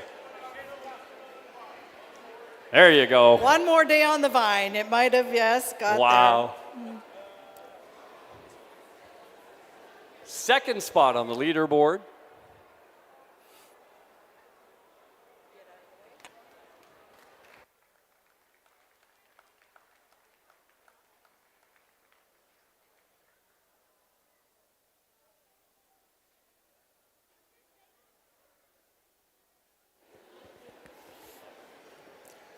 So we're going to be getting down to it. What are we at? 1:30? Oh, we got a good hour left at least. Yeah. Yeah, that nice big one in the middle we haven't done yet. And that one there. Oh, have we not done that one? No. Oh. Yeah, You we lose got- track. We got some big stuff to go. Port Elgin Pumpkinfest prides itself on almost every year, I'll be there, almost every year having a 1,000-pound leaderboard. So if you're not 1,000, you don't show up on that leaderboard. We're quickly heading there again as Dominic Van Sommeren moves down with the 775. He'll now be sitting in 6th spot. So the question was what the growers do with all these things afterwards. So everything is grown here for one reason: seeds. That's it. So that pumpkin, providing that it's what they were hoping for, which was breeding 2 pumpkins and getting something bigger, if that's what happened, that's a good seed. Keep it. So they'll cut it open and utilize the seed out of there, trade it with each other, all sorts of different things. The whole goal is to make it bigger. Other things that they do with them, so sometimes you're going to go to a grocery store or fall fair, and they're doing like a hidden weight thing where you buy a ticket for $1 and guess the weight. So you're also going to notice, I believe we're not writing them on them this year. We didn't write weights on. Used to write weights on them, and then the growers said, don't do that, because we're going to take them and we're going to put them in a fall fair and let them raise some money with it, or grocery stores, or there are places that will offer you money to buy that big pumpkin to put it on display. So lots of different things happens, but the basics are seed. You want the seed. Some of the smaller pumpkins, the growers are nice enough to leave behind. And in 2 weeks' time, our Saugeen Shores Community Church they always do a pumpkin drop. So they bring in a big crane and they drop some of those pumpkins, and it is quite the sight to be seen. And it's a great fundraiser for them. So keep that on the calendar 2 weeks from today, or tomorrow. Tomorrow, Today, Sunday? Saturday. Is Sunday. it Saturday or Sunday? Sunday. It's on the Sunday. Okay. Usually early afternoon. They do that, and shrapnel, wear a raincoat, They because go shrapnel everywhere. goes everywhere. We live 2 streets That way. Water West, east of here. Always remember Water West. East of here on Mill Street down there, and you can hear them when they hit the ground. You guys don't live far away. You got to be able to hear them too, yeah. They're kind of neat when they hit the ground. We're all thinking, no, they're invading. No, it's not. It's just pumpkins. Just pumpkins. Make sure that, I know you're taking a load off and you're enjoying a little downtime, but a beautiful day out there, and this is the kind of stuff, because we have done it all over the years, 39 years. We've gone from beautiful weather like this, even hotter, t-shirt, shorts weather, to snow and hail and wind. We have done it all. But it's a beautiful day out there, so get out there and enjoy everything that's going on. So also we encourage you to make sure you visit the Pumpkinfest website, pumpkinfest.org. Go on there, all sorts of information about Pumpkinfest and about growing and about the Growers Seminar, which happens, I believe it's January, February, March, like next year in Niagara Falls. You'll be able to go there, learn more about growing. Let's be honest, it's a party with a couple of classes associated with it. A ton of fun. And the other thing you can do, next year's the 40th of Pumpkinfest. So it's a big anniversary. What do you think we should do? If you could pick one band that would come and play at Pumpkinfest, who would it be? Or one individual think outside artist? the box. Help them out. What Yeah. What did you enjoy? What do you think What would they you could do differently? What would you like to see? Enjoy the Pumpkinfest lineup. They would like to know.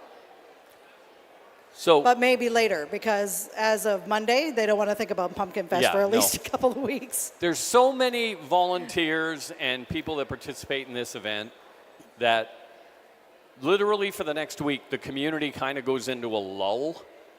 We all just stay home and go to sleep.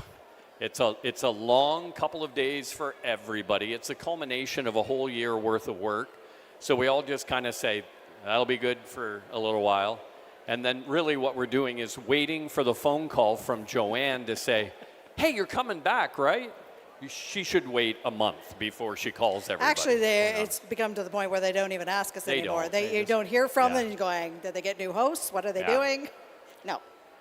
But it is an amazing thing to have in our community, to have this much fun. I would like everybody in the building to give a huge round of applause for our growers. Make it loud, make it proud, because without them, we can't even do this.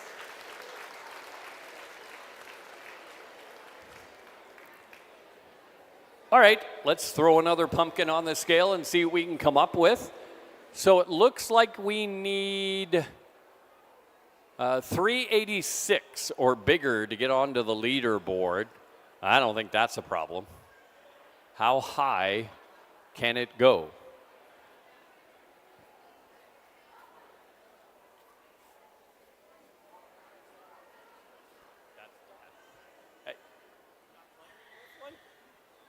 Come on over here. This is Aaron Ray, so this is family time.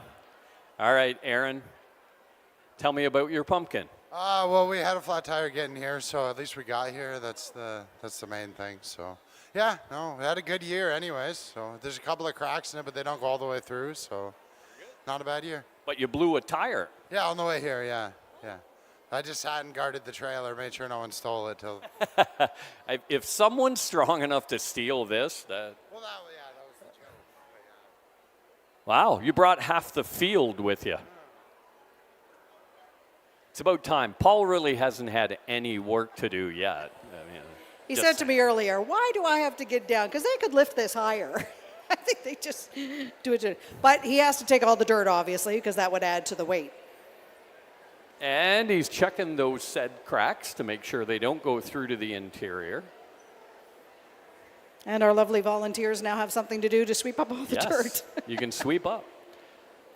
Was this your seed or did you get seed? It's a Warner seed, okay.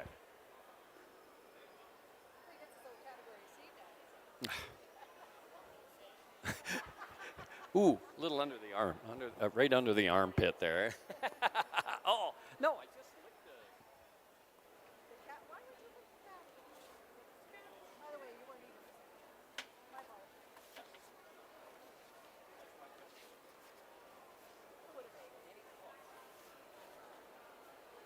All right.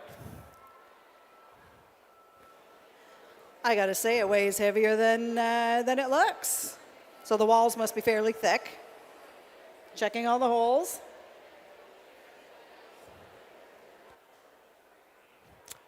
See, very technical thing that the judge uses to check the holes. It's a pipe cleaner.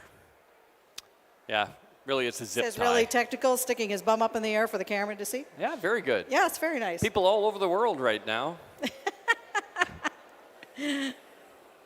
And we are going to head to the leaderboard. It's going to sit in, is that fifth? Fifth. 1,083.5 pounds. Give him a big round of applause as he finds his way to the leaderboard. You need the money for a new tire. Yeah. Come and have your picture taken with your baby.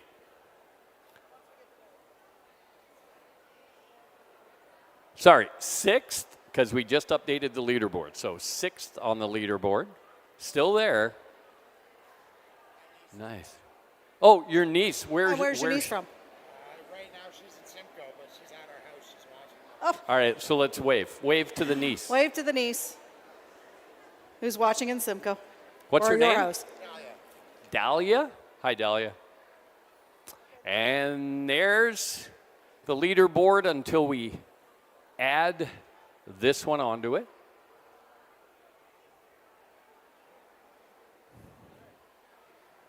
Beautiful. Thank you, sir. A pleasure. If you can give that back to him. Very nice. So there you see, growers are willing to sacrifice anything. Tire, gone, doesn't matter, got to get here. Got to get here. And to be honest, if they couldn't figure out a way to get here, they'd pick up a phone, call one of the growers that's already here. That grower would drive to wherever they are, get it, and bring it here. That it needs to get weighed. Yes, as we were saying, takes a lot to grow these, a lot of time, a lot of effort, but think of the size of these things and what you got to do to even get it here. Earlier, we talked about a new North American record for a sunflower. It's over 28 feet long. How do you even get that here? I don't have a vehicle big enough to bring that here. Like, it's a lot of different things that the growers have to do. And if they've got a pumpkin, and they've got a squash, and they've got a corn stalk, and they've got a sunflower seed, they got to find room for all of that. Some are local, some come from way up north. We have, in the past, had a fair amount of growers that came to us from Quebec, and like many things, the pandemic put a stop to that, but we've got some of our Quebec growers back this year.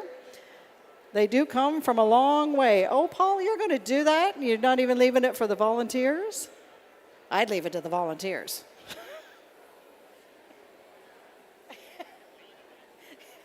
Taking his time, making the job last.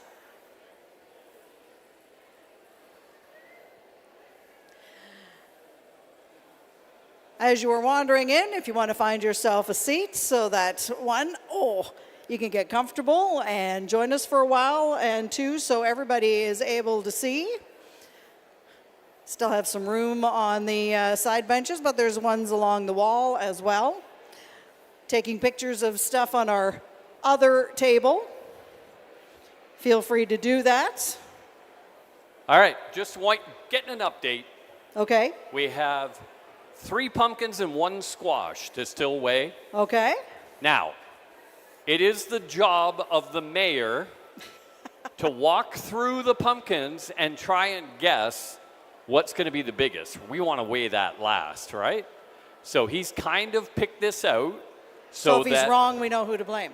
That's right. All right. Well, if he's wrong, we don't vote for him and we get a new mayor. And make him do the bum dance. He's got to do Out it the you same go. way as everybody else. Hit the road, Luke. But after all, we do live in the fastest growing community in Ontario. Oh, we haven't done that in a while. Everybody have a drink, whatever you got in your hands. It is a game. It's a game that was developed specifically for our mayor. Anytime in our town when you hear the words fastest growing community in Ontario, we do that. It was one of his favorite phrases, so it's like, you know what? Yeah. We're going to make a drinking game out of it. We created a drinking game. I think Tim Hortons paid off the franchise, Yes. thanks to us.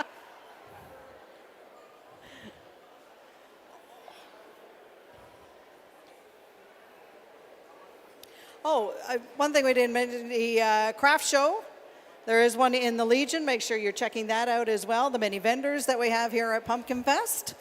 The Kitty Carnival, just because we are the fastest growing community in Ontario, things have had to be shuffled in different spots this year. So the Kitty Carnival is a little further down, but make sure you take that in with Giant Tiger. It's always fun for the kids. I think everybody wins a prize, so why not? Gentleman here, Philadelphia Flyers fan, asked, how much does a seed cost? Depends on, obviously, what we're talking about, but I'll just go through the pumpkin. So, pumpkin seed from a world record pumpkin is more valuable than gold. So if you did it by weight, a pumpkin seed would be more valuable than gold. Seeds, $100 to $200, kind of an average. But if you get up into auctions and other things for world records, seed from that, $3, maybe more, for one seed. And actually, let's show you some seeds. Where did that bag go?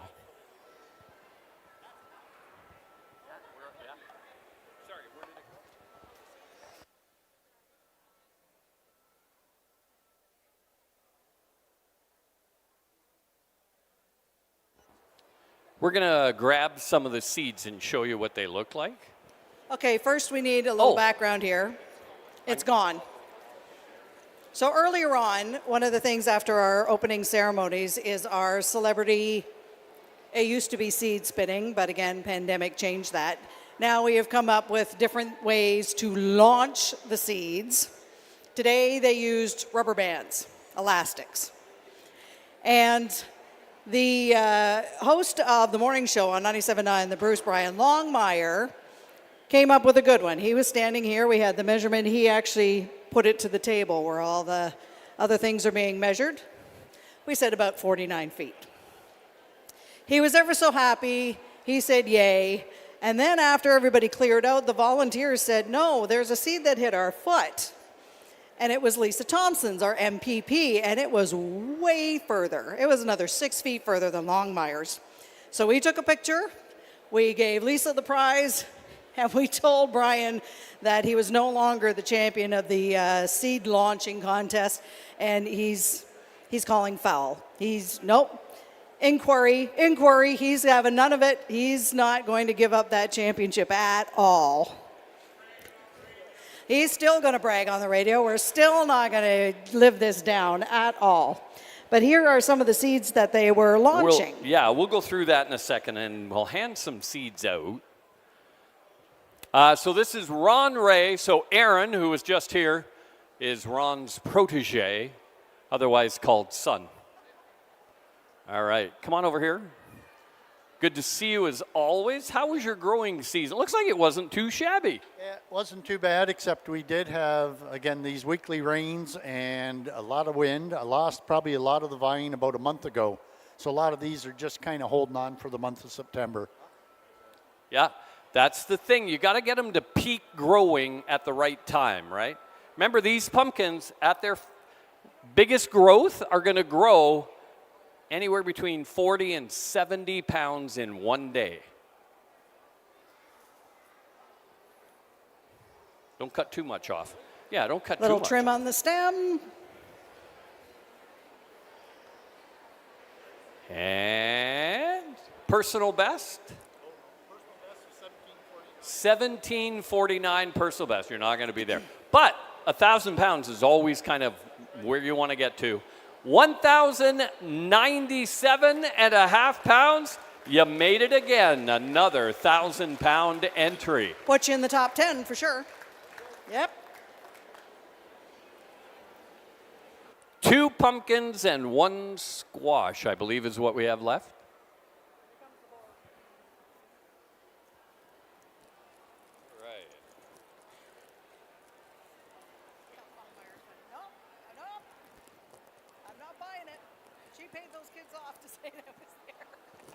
These don't have anything in them. They won't grow. Hope we have a bigger one for you next year. That was...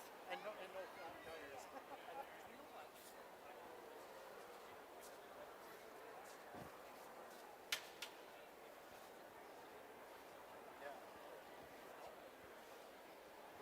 Well, looks like you got a good...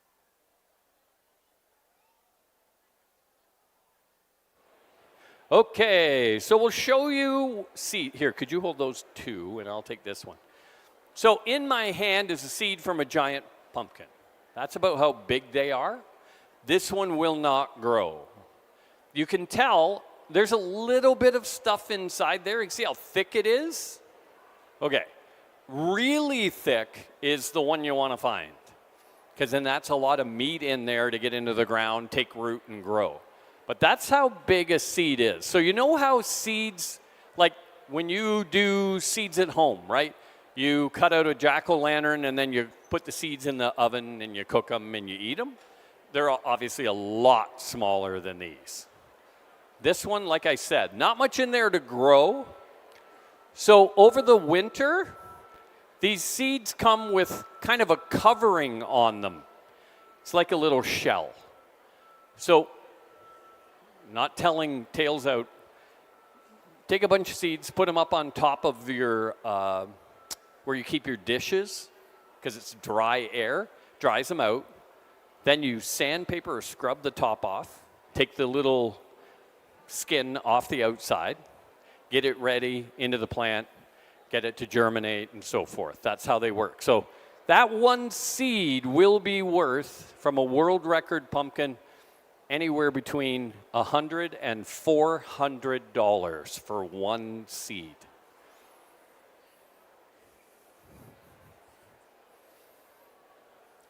We've got Pat here from the GVGO. The table is located right over there, the guy with the blue and white checkered shirt on. The GVGO, Giant Vegetable Growers of Ontario, is an association where all the growers are a part of. So if you would like to get seeds, you could become a member. It costs $30 for a membership for the year. And included with that is a bag of seeds. So you're going to get seeds for pumpkin, squash, watermelon, sunflowers, etc. They're going to give you seeds for $30. I told you one pumpkin seed is $100 minimum, or you can go get a bunch for $30. That's right, they're on sale.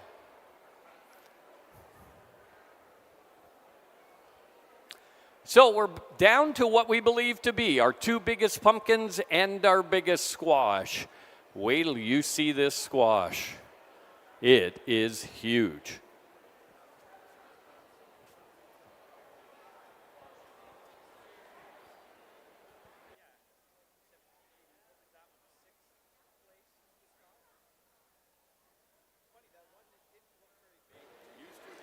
I will. This belongs to Doug Court. Yeah. Take that with you, then I know. All right. So Robin has a really big tomato, if you want to take a shot of this one. Doug Court, one of the founding fathers of Pumpkinfest from Port Elgin. That is Doug's entry into the tomato category.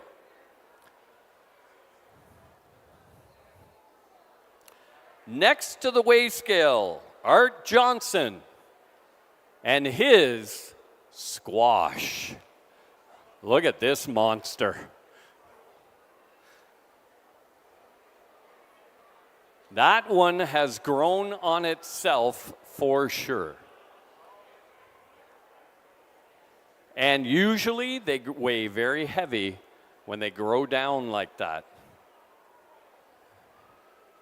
Notice how the judge doesn't go right underneath. We've lost a lot of judges that way.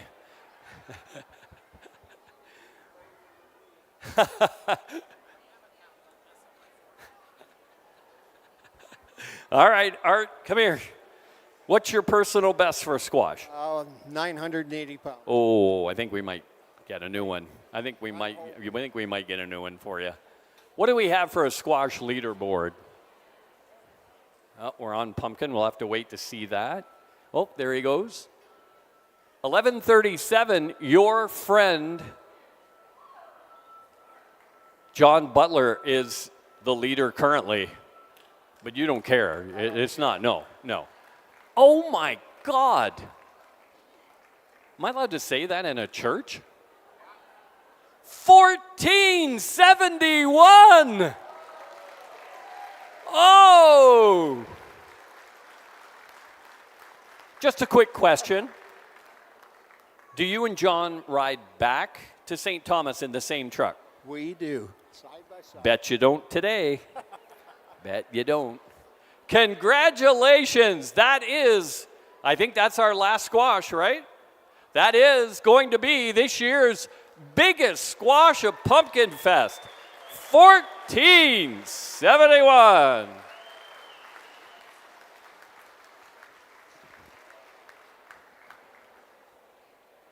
Doesn't that look nummy?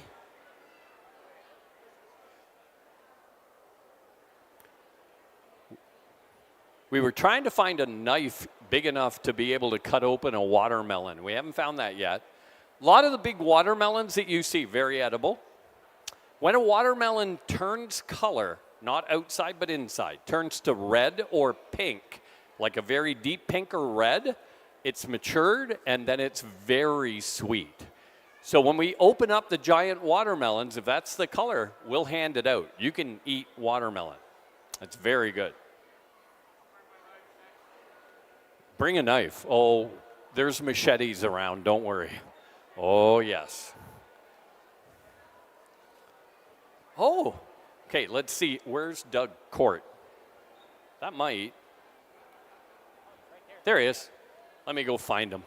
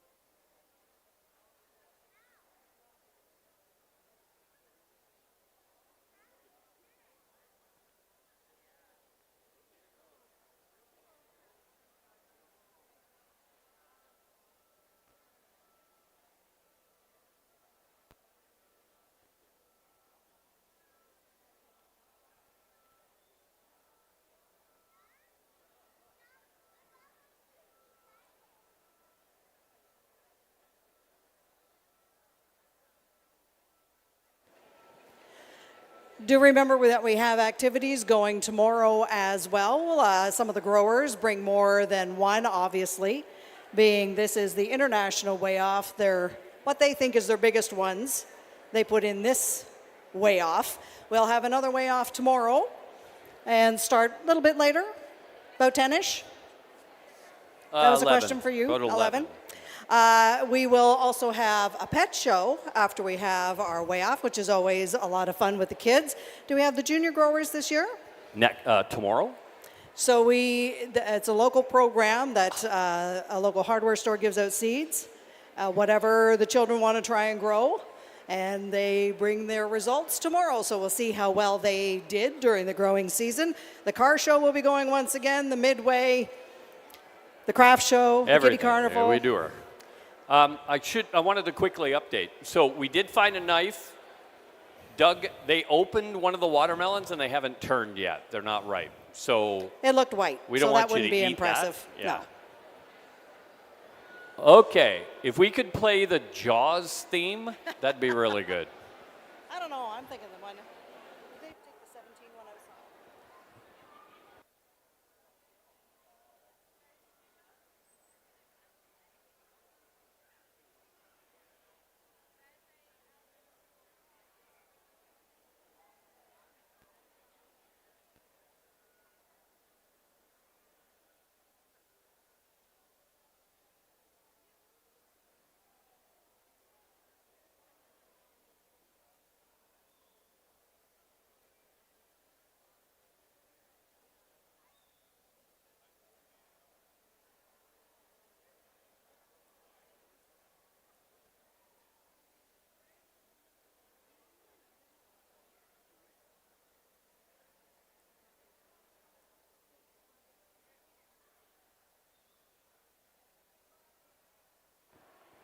All right, they're going to be very, very gentle with this. One of the things, you're good, it just slid. One of the things that we haven't had at Pumpkinfest yet, 2,000 pounds. We think this might be it.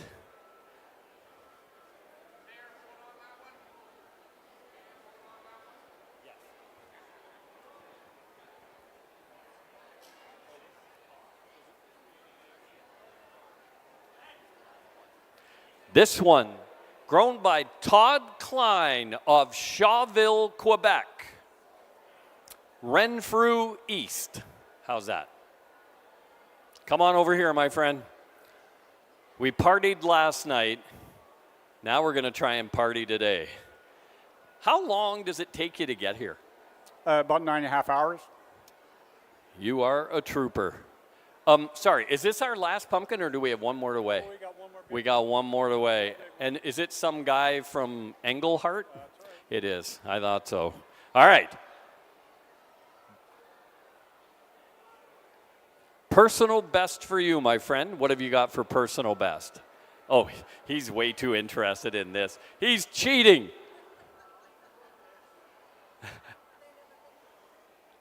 What's your personal best? 1877. Oh, didn't quite get there. But man, did you give the lead a run. 1,721 pounds. Give him a nice round of applause. He drove 9.5 hours to get here from Shawville, Quebec. Todd Klein sneaks into second spot.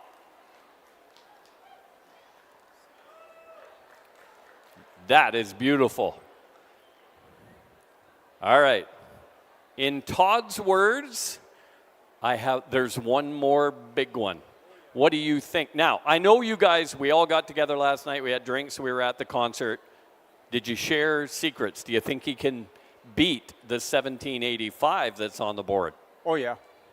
Oh, yeah? Yeah, no doubt. Oh, no doubt. Oh, I love it when the growers say that. That means we're going to challenge that 2,000 pounds. Thank you, Todd. One more round of applause. That's one of our longest. 9.5 hours to get here. The other longest is the one we are about to put on the weigh scale. That being Jeff Warner from Englehart.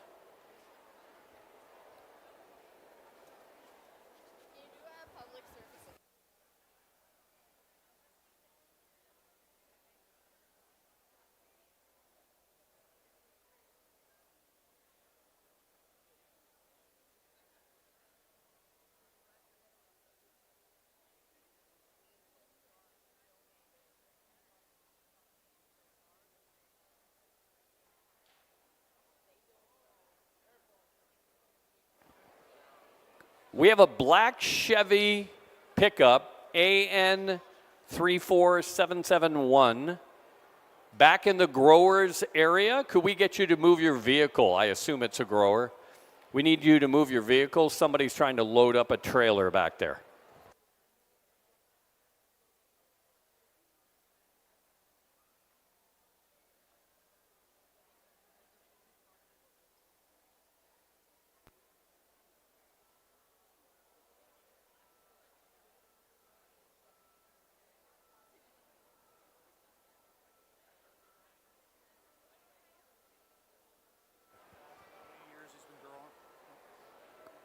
We know Fred is sitting back there somewhere. Fred, could you come back up for us, please?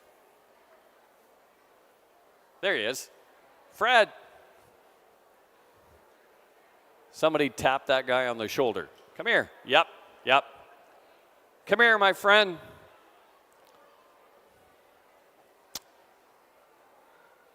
One of our growers lost his pumpkin 2 weeks ago. And he has been a part of Pumpkinfest nonstop for 39 years.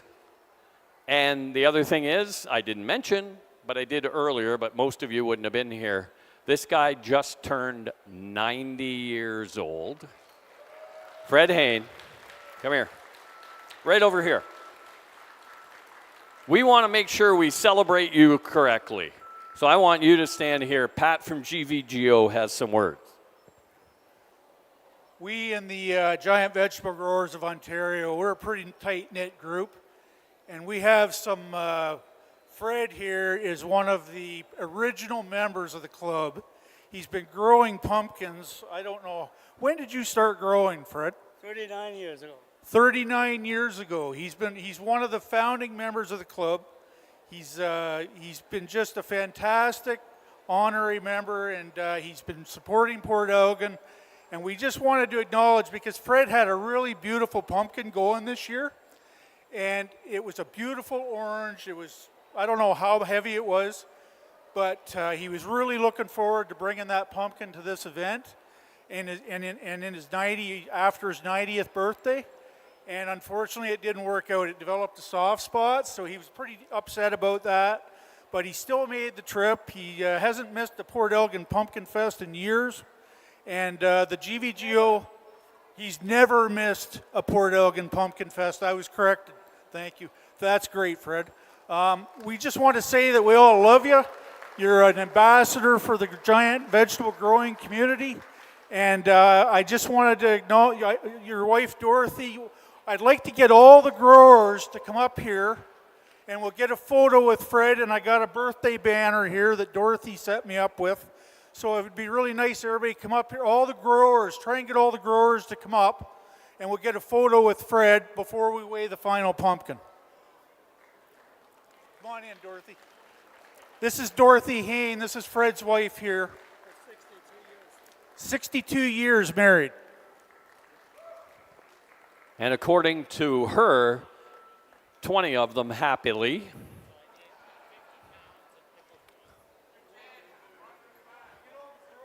Growers, can we have all the growers please come over to the weigh scale area for a picture with Fred?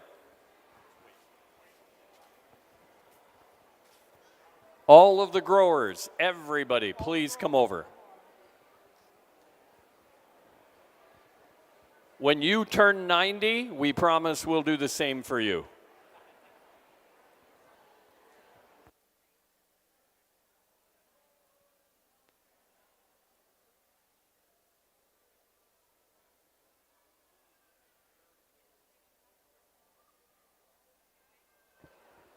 Again, all growers, please, to the weigh scale area. Just hold on, we got a couple more coming.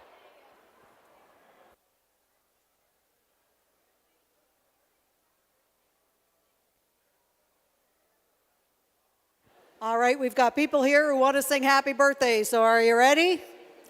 Happy birthday to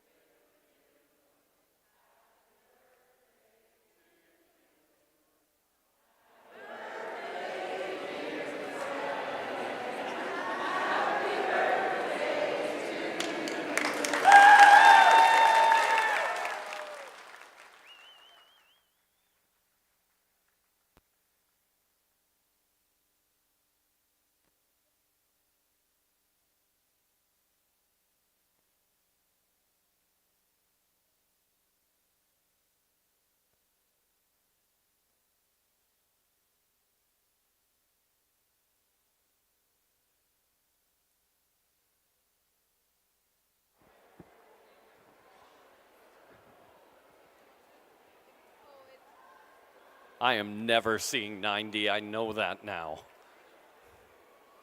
Thank you, growers.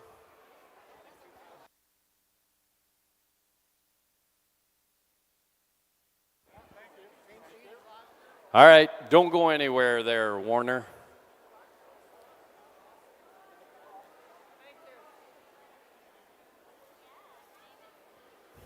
So, we bring her to one pumpkin. Last night, this guy lit up the party scene in Port Elgin. We had some fun at the Roadhammer show. We're going to go tonight. We got 5440 coming up. You were pretty excited about 5440. Oh, yeah, I was looking forward to it. You look forward to anything that involves a party. Tell me about the pumpkin we're bringing up here, because everybody who's here, all the other growers are like, this is the one. I hope so, but you just never know. We're going to know in a few minutes. What's your personal best? 1805. We're going to be quite a bit bigger than that. Can we get the 2,000-pounder? Cross your fingers. Everybody, cross one hand right now. Let's see. Jeff Warner, Englehart, Ontario. How long does it take you to get here? What are you? 9 hours. 9, okay. But you're going through or longer when like people country. Stop and want to look at your pumpkin. Yeah. All right. If you're ever up in Englehart, make sure you go visit. You got a whole nursery there, right? Yeah.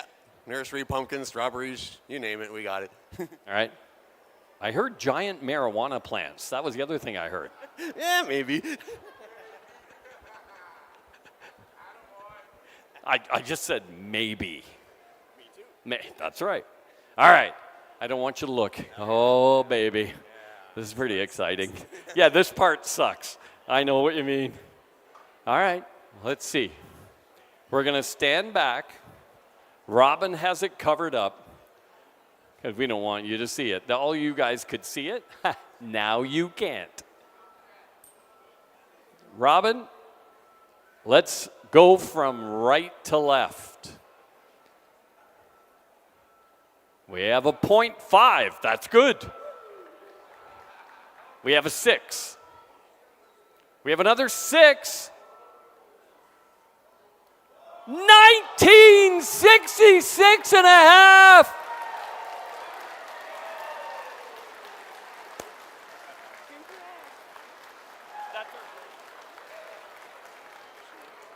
I'm going to have to wait for them to confirm this. I believe that's not 2, but I think that is the biggest pumpkin in the history of Pumpkinfest.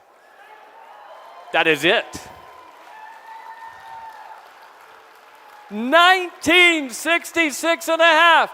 Take a picture of your Pumpkinfest champion.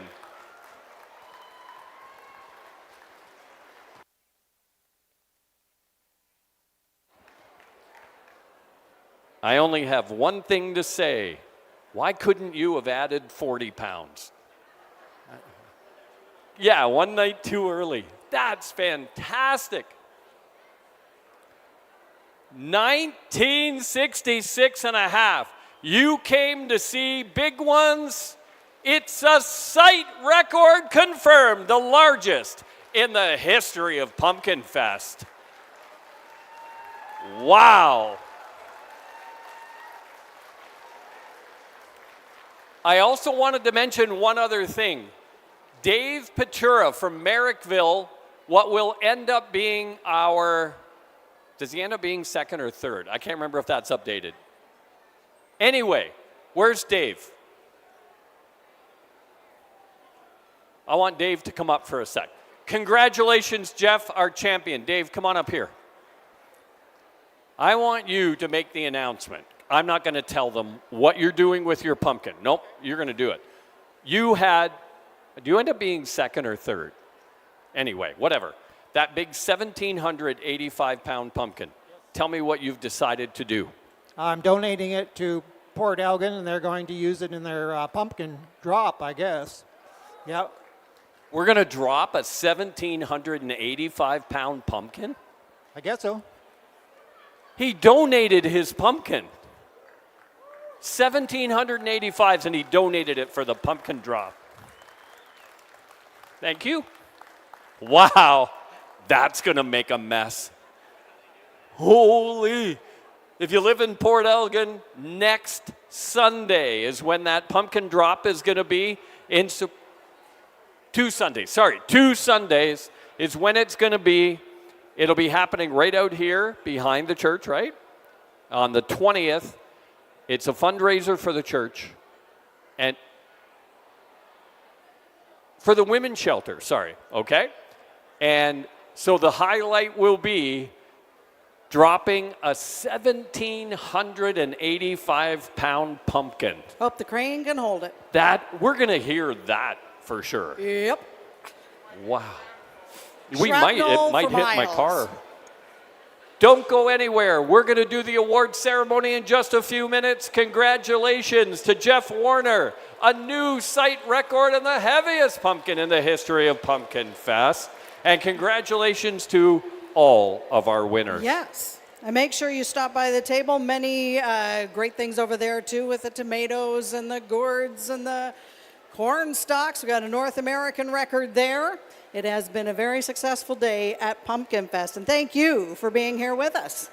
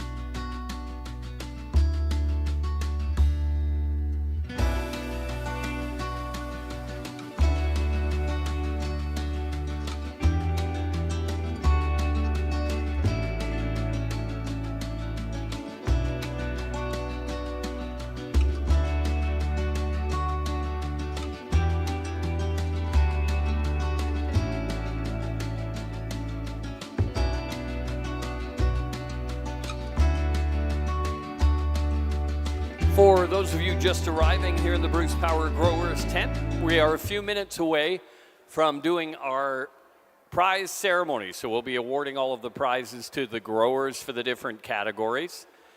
Just a reminder, you're more than welcome to take photographs of the items that continue to be on display. We just ask that you do not lean or sit on anything. We do not know how thick the outside of that pumpkin, squash, or whatever it is, and we're not responsible if you fall into the interior. So please don't lean on them. You're more than welcome to take a photograph with them, but please don't touch or sit on anything.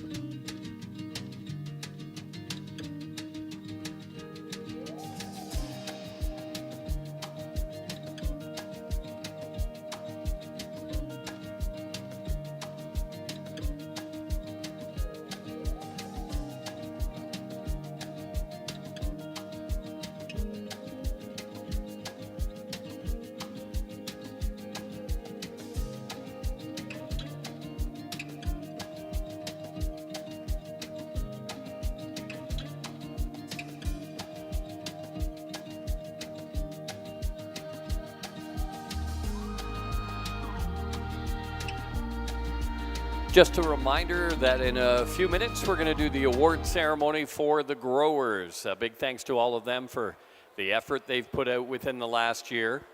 You are in the Bruce Power Growers area. More than welcome to take photos and ask questions. Please do not sit on anything.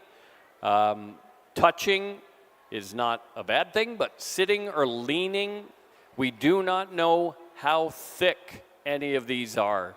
And there is a potential if you lean on something or sit on something that it will cave in. So please make sure you don't lean or sit on anything.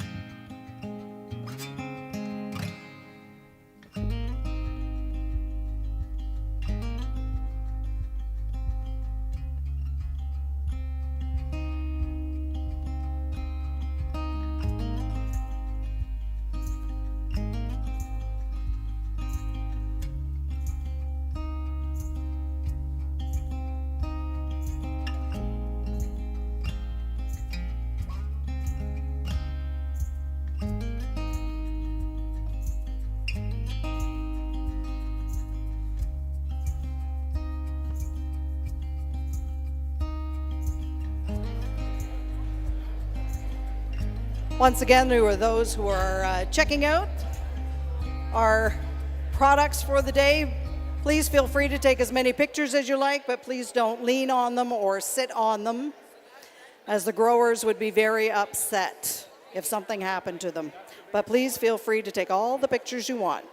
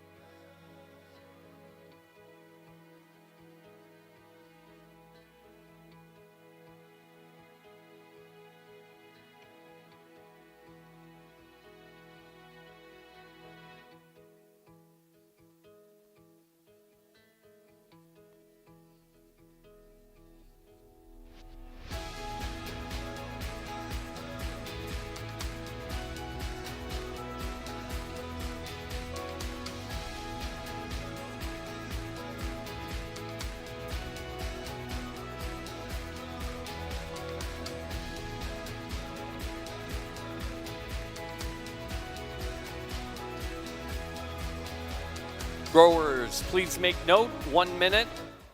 1 minute to the prize giveaways if you'd like to start to gather up here by the weigh scale.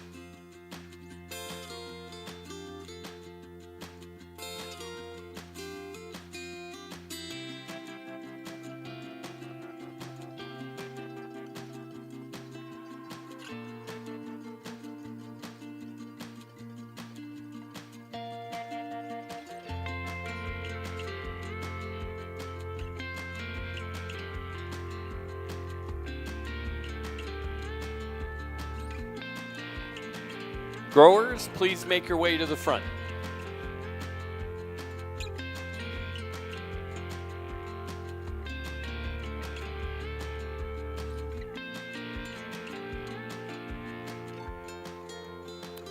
Ladies and gentlemen, thank you very much for joining us here in the Bruce Power Growers area.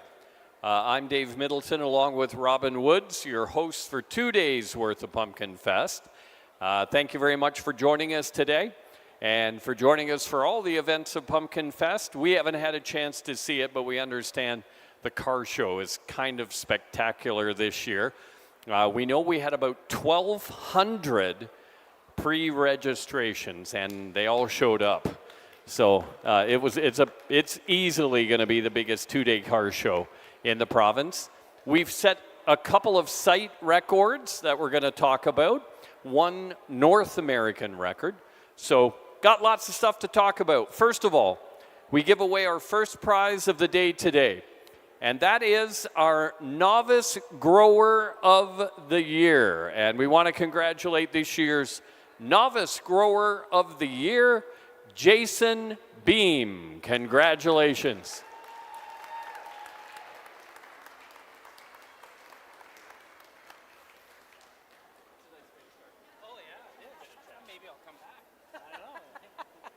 Thank you, sir. It's a pleasure. Thanks for coming. Congratulations. Next prize will be the Howard Dill Award. For those who weren't here to hear the story, Robin and I went to Nova Scotia for a vacation this year. The Howard Dill Farm is located in Windsor, Nova Scotia, which is also the birthplace of hockey in Canada. On that farm, Howard Dill was the gentleman that said pumpkins should be orange. So he bred his giant Atlantic pumpkins to be very orange. We visited that farm. In his memory, we have done this award for many years. It's called the Howard Dill Award, oddly enough, and it is for the pumpkin that is voted to be the most orange. Orangest? I'm not really sure the proper English on that one.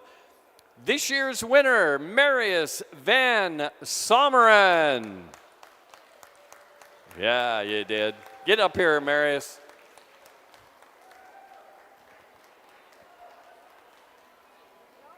I'll start with the ribbon because the check is so much better. There you go, Marius. Turn around, bow. Turn around, bow. All right, get out of here, you ham. Okay, here we go.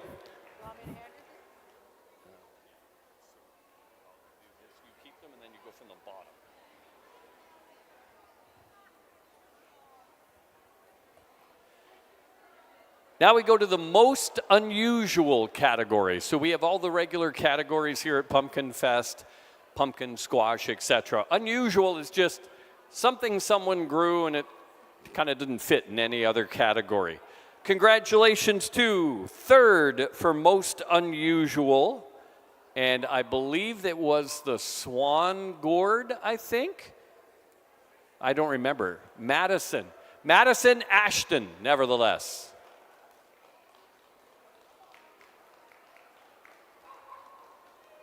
I can't remember if that was the swan. Was that the swan? What was it?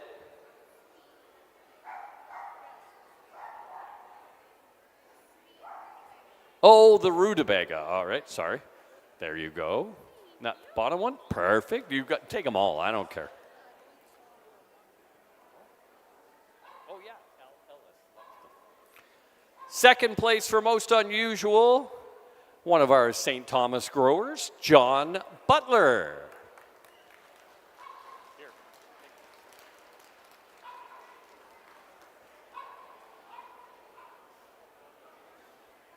All right.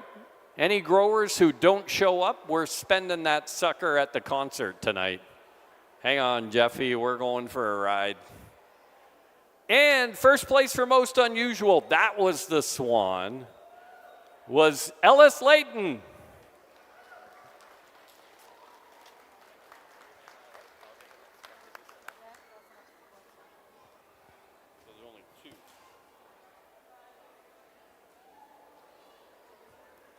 Was there only? In the corn stalk category, we had 2 entries this year, both of them very big. Finishing in second spot for the corn stalk this year also from St. Thomas, Art Johnston. Here you go.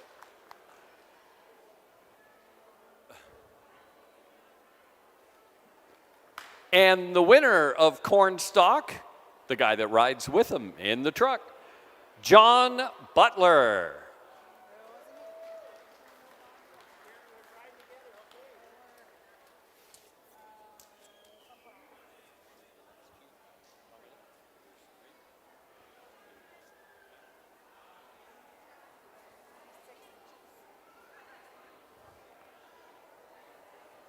We do sunflowers 2 different ways. One is for height of the plant, one is for size of the sunflower face.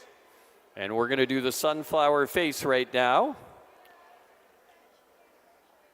The third place sunflower face is Charlie Daglish Layton. What's this say? Layton Pumpkins? I don't know. Is it a corporate one? Here we go. There she is. Clap for her. Come here, come here. Come here, Charlie. Come here. Turn around, Charlie. Turn around. Smile.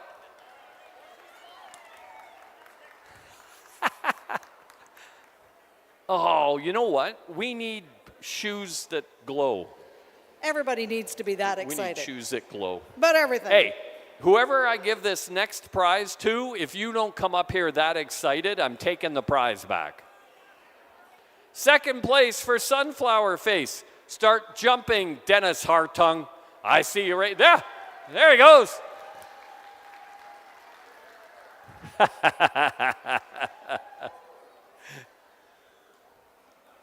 And the winner of sunflower face, just more money to spend at the concert tonight, Jeff Warner.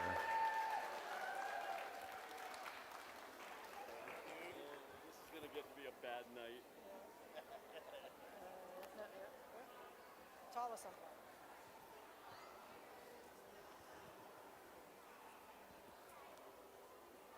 And now the other part of sunflower. So we just did the size of the sunflower face. Now we're going to talk about tallest sunflower. Finishing in third spot, Norman Kyle. Here you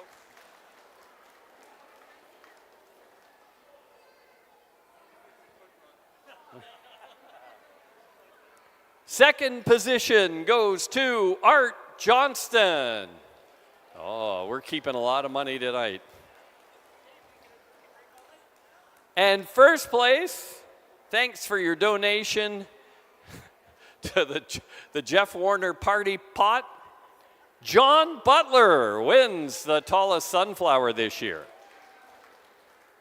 That, by the way, he deserves an extra round of applause. It is still on display on the floor over there.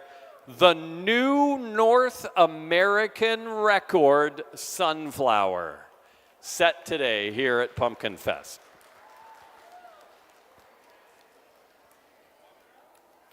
Now the cabbage category. We had a big competition this year in cabbage. This one also could have won in the strange cabbage category because it didn't even grow the head. It was just a whole bunch of leaves. Ryan Hicks in third spot.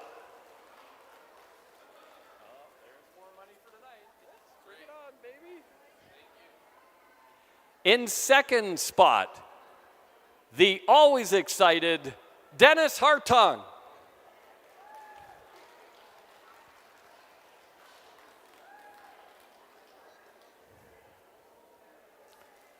And the largest cabbage here this year. We go to the local side of things from Tiverton, Bob and Elaine McKenzie.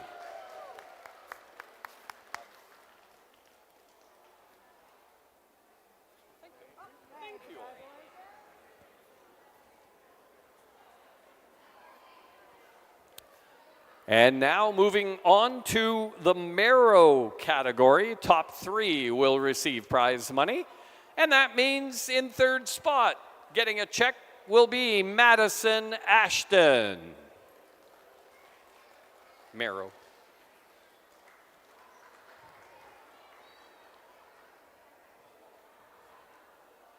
In second spot, which would be considered the family competition, Courtney McGuire.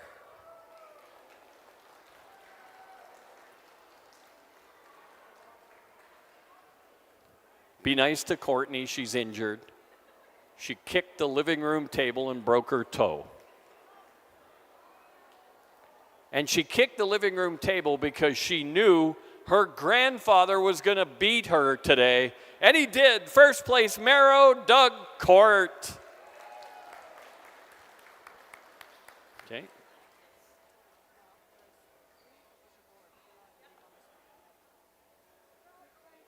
think there was only 2 bushel gourds.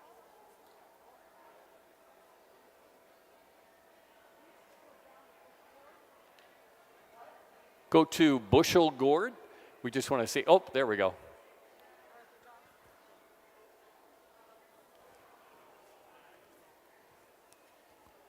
Now to the bushel gourd category, finishing in third place out of St. Thomas, Art Johnston.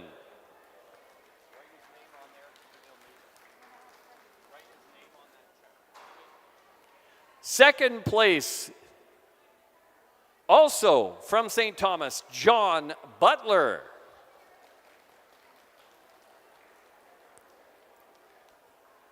And the winners of bushel gourd with a big bushel gourd. Only I'm going to say your names the other way this time, so Elaine gets her credit for this one. Elaine and Bob McKenzie.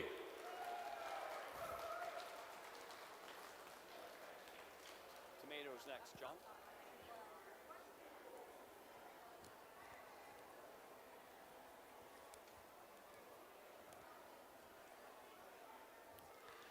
Tomato was a good fight this year. We had some big tomatoes. Third place tomato, John Butler. John, we have a bunch of checks for you here. He's back. As soon as you say you're going to keep his money, he just showed up. The second place tomato, Bob and Elaine McKenzie from Tiverton. Doug's? And the winning tomato, the big tomato, if you will, coming in at a nice smooth 6 pounds, Doug Court, founding father of Pumpkinfest.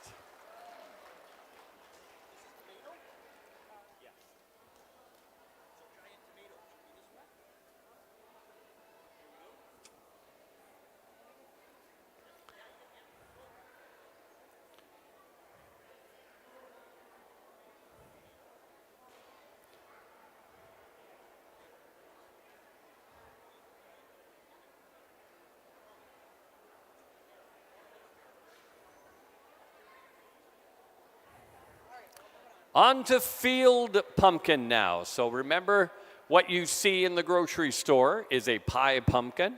The next size would be field pumpkin. So these are mass grown in the field. And then you have giant Atlantics, which are the big pumpkins that we see on display.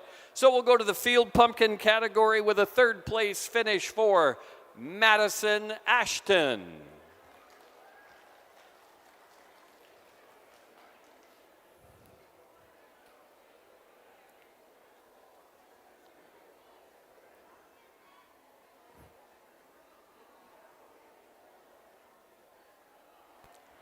Wait. Oh, okay. Display only. So Courtney McGuire from Port Elgin will finish third. I don't know if they put a name on the check. Yeah, that was honesty right there. I like that. Hey, I got a toe to pay for. Second place finish, Louise Court. Let's be honest, really the founding mother of Pumpkinfest. Founding mother. And the winner for Field Pumpkin, Doug Court. We need bigger arms for all these big ribbons. I know. We're sliding along here, baby. We're rolling.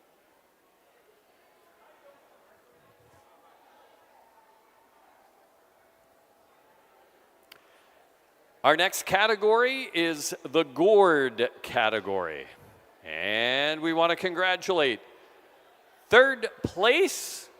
Maybe, is this the longest travel of anyone to get here? He might beat Jeff by a little bit. All the way from Shawville, Quebec. Third spot for Todd Klein.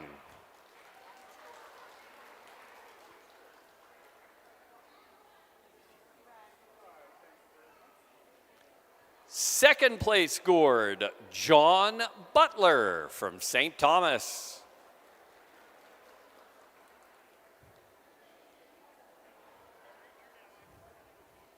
If you really want to have fun, get behind these guys as they drive home. Because they like each other when they come here, but it's a big competition, so I'm not sure how the drive home is going to be. His driving partner, first place in the gourd category, Art Johnston from St. Thomas.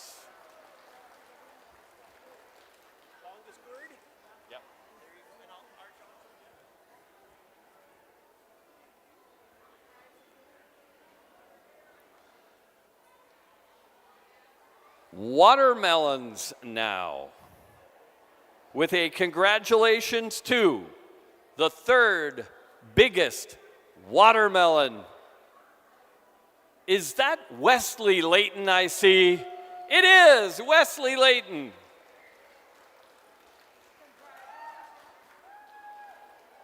Oh, grab and go, Wesley, grab and go. Give him a hug. Really embarrass him. Give him a hug.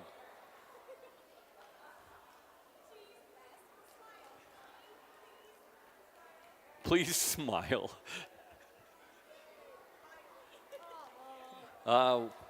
Wesley, it won't be often that you can get a woman to beg, so.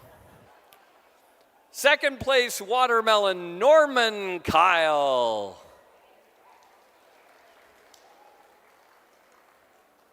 Come on, Norman, smile. There you go. And the biggest watermelon here this year also made a long trip from Quebec, Todd Klein.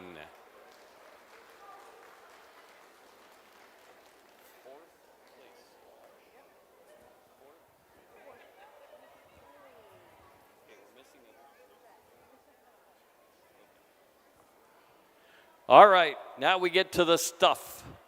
It's the squash category. We had 4 entries.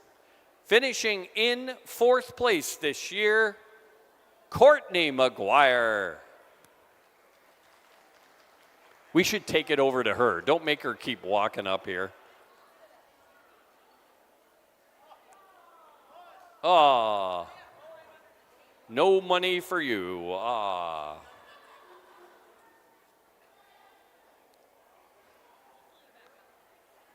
Third spot for squash. One more time for Doug Court.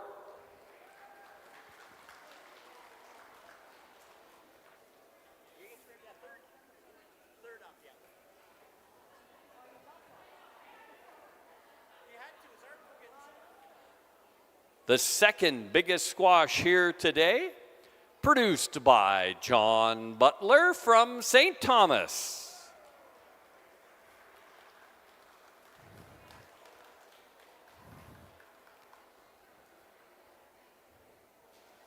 And now, the largest squash today.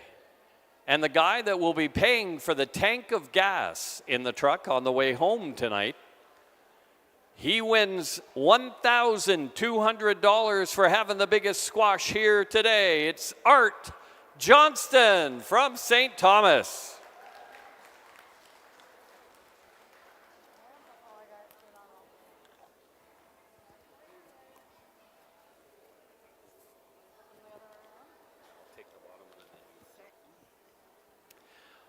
Now the pumpkin category, and we give prizes out to the top 10 for pumpkin this year. Finishing in 10th position is Dominic Van Sommeren. Here he comes. Look out! Hey, buddy.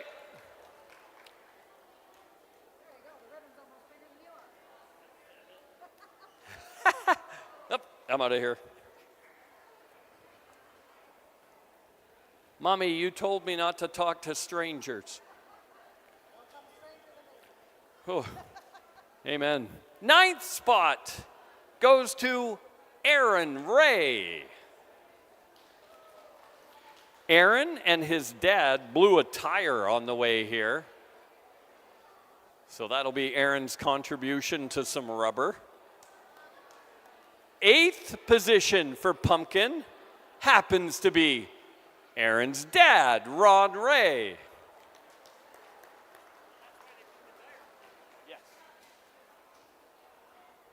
That'll teach you for growing heavy stuff. 7th place is Marius Van Sommeren. Where is he? Look out, look out, look out. Oh, yeah. Not hard to tell the people who have had beaver tails. 6th place pumpkin. Congratulations to Norm Kyle. This was a tough competition when we got into the top 5 for the pumpkins this year. The 5th place pumpkin was grown in St. Thomas by Art Johnston.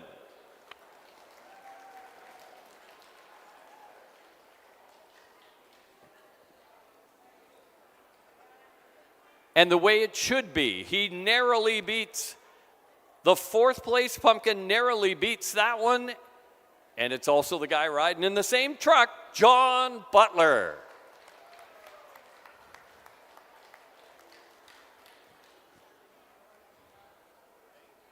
It's all the checks that are going to weigh that down on the way home. Need a bigger truck.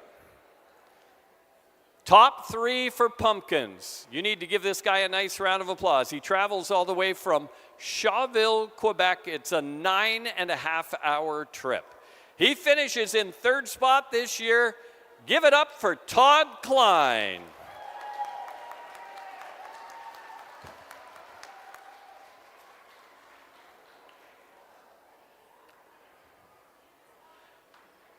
Second spot, and that's the one that we currently have on display in front of everybody if you want to take a photo with a nice big pumpkin.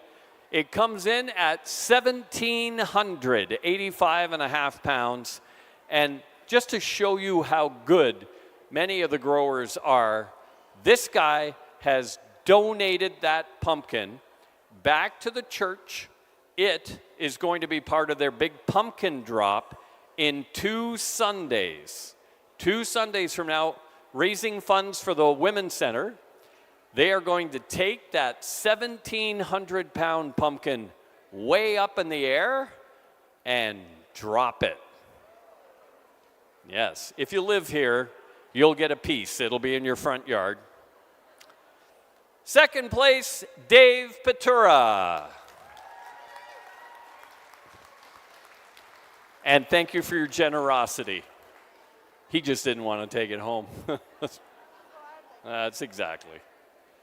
The winner comes all the way from Englehart, Ontario. He's been a part of Pumpkinfest for a long time. We didn't quite get to the 2,000-pound mark, but it is the largest pumpkin ever weighed in the history of Pumpkinfest at 1,966.5 pounds. Your champion, Jeff Warner.